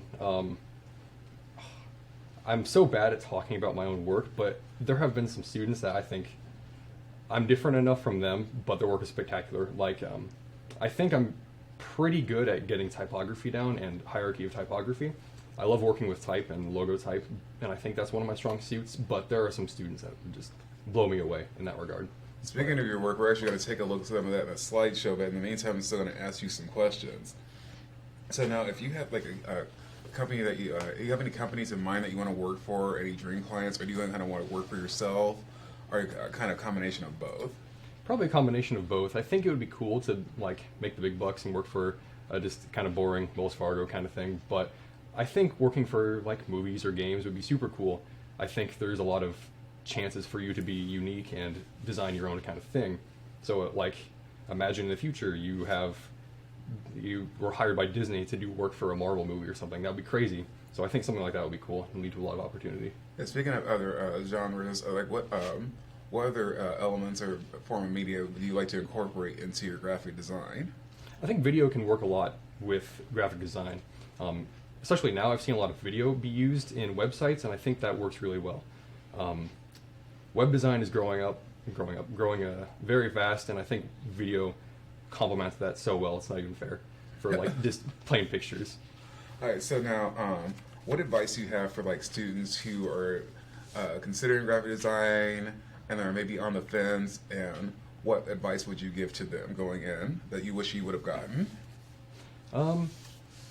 I'd say probably don't be scared to try new things. It might seem like it's outside of your comfort zone, but trying new things may lead you to a new favorite way to do things. And I think that's one of the biggest things that I've learned here is that they'll tell me to do something, I'll think it's stupid, but then I'll do it, and then I'll realize, okay, this is actually working extremely well, so I think I'm going to keep doing that. So just be open. That's the only thing I can really say. And how do you think you've grown as a graphic designer? Because I know you said you've been doing a lot of like practicing and trying things that you don't know. But what's the one assignment that made you really grow and like kind of put you like, okay, this is what I need to be doing? Mm-hmm. I can't remember what the exact assignment was, but we were forced to play with color. I always thought that color was a simple thing, but it's not. Being able to put colors together well that work together and don't clash in any way was difficult for me, I found out. So this one assignment, I can't remember what it was. It was last semester though. I really had to hunker down and just really try to find colors that work well together in a design and not have everything be overwhelming, underwhelming. So I think that color assignment really helped me.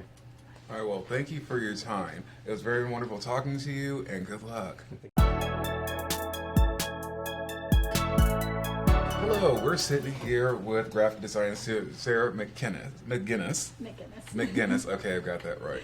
Okay, so I was going to ask you some questions about the graphic design program.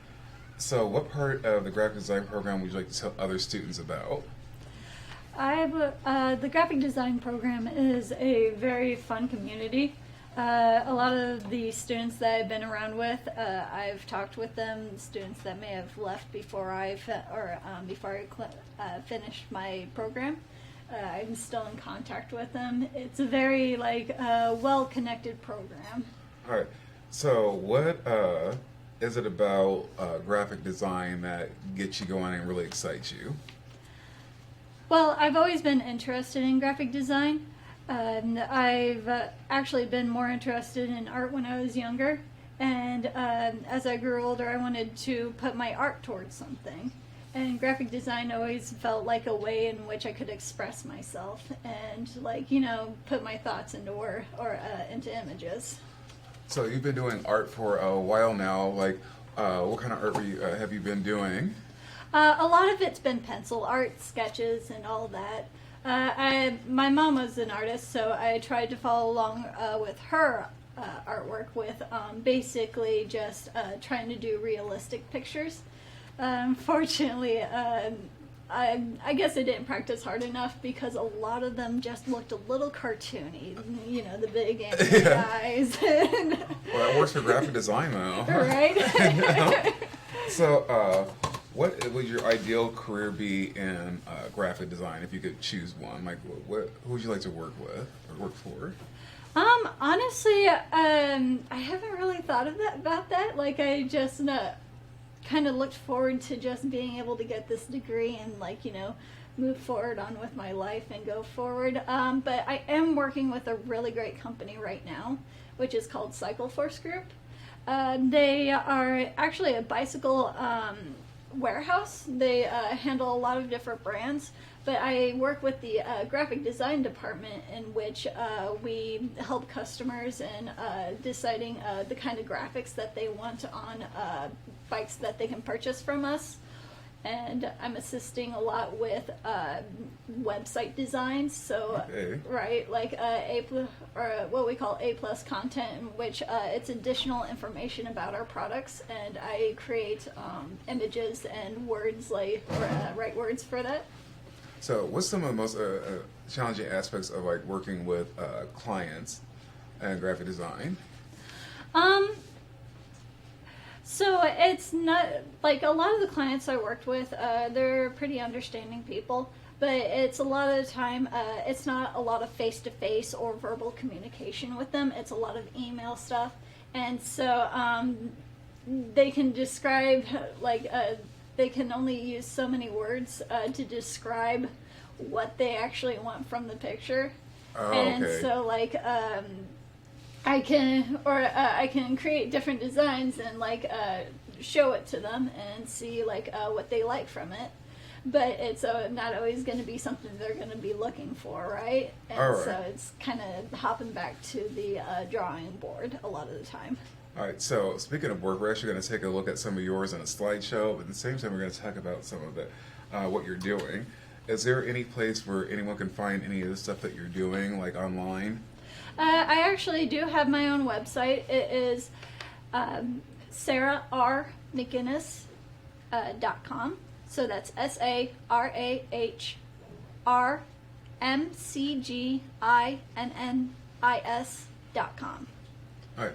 Now, what should they expect to see when they go onto your website? Is it like a mixed bag of different things, or do you have to specialize in one type of design? I do actually am able to do different kinds of designs, but a lot of them that they have in common is that I really like bright colors. So it's like I do use black and whites in the grayscale a little bit, but a lot of it is just vibrant colors like neons and like, you know. So you're not afraid to do the color. Is that kind of like your signature, what kind of separates you from, say, like your classmates or maybe some other graphic designers that are out there right now? I can't speak about my other classmates of what, like, if they vary in their artwork, but I do feel it kind of stands out for me in just like how I like to make my artwork look vibrant. As I say, now what challenges that that happened when you started the program that you should tell people who potentially want to go into graphic design, what they should expect and how they'll grow from those experiences? Well, the biggest thing I've actually noticed with a lot of my designs is that when I'm in the creating process, and I've gotten my strongest ideas out on paper, and I go down the line of it, I realize that my weakest designs actually turn out to be the best ones that I create. All right, well, wonderful. All right, well, thank you for your time, Sarah. It was very nice talking with you.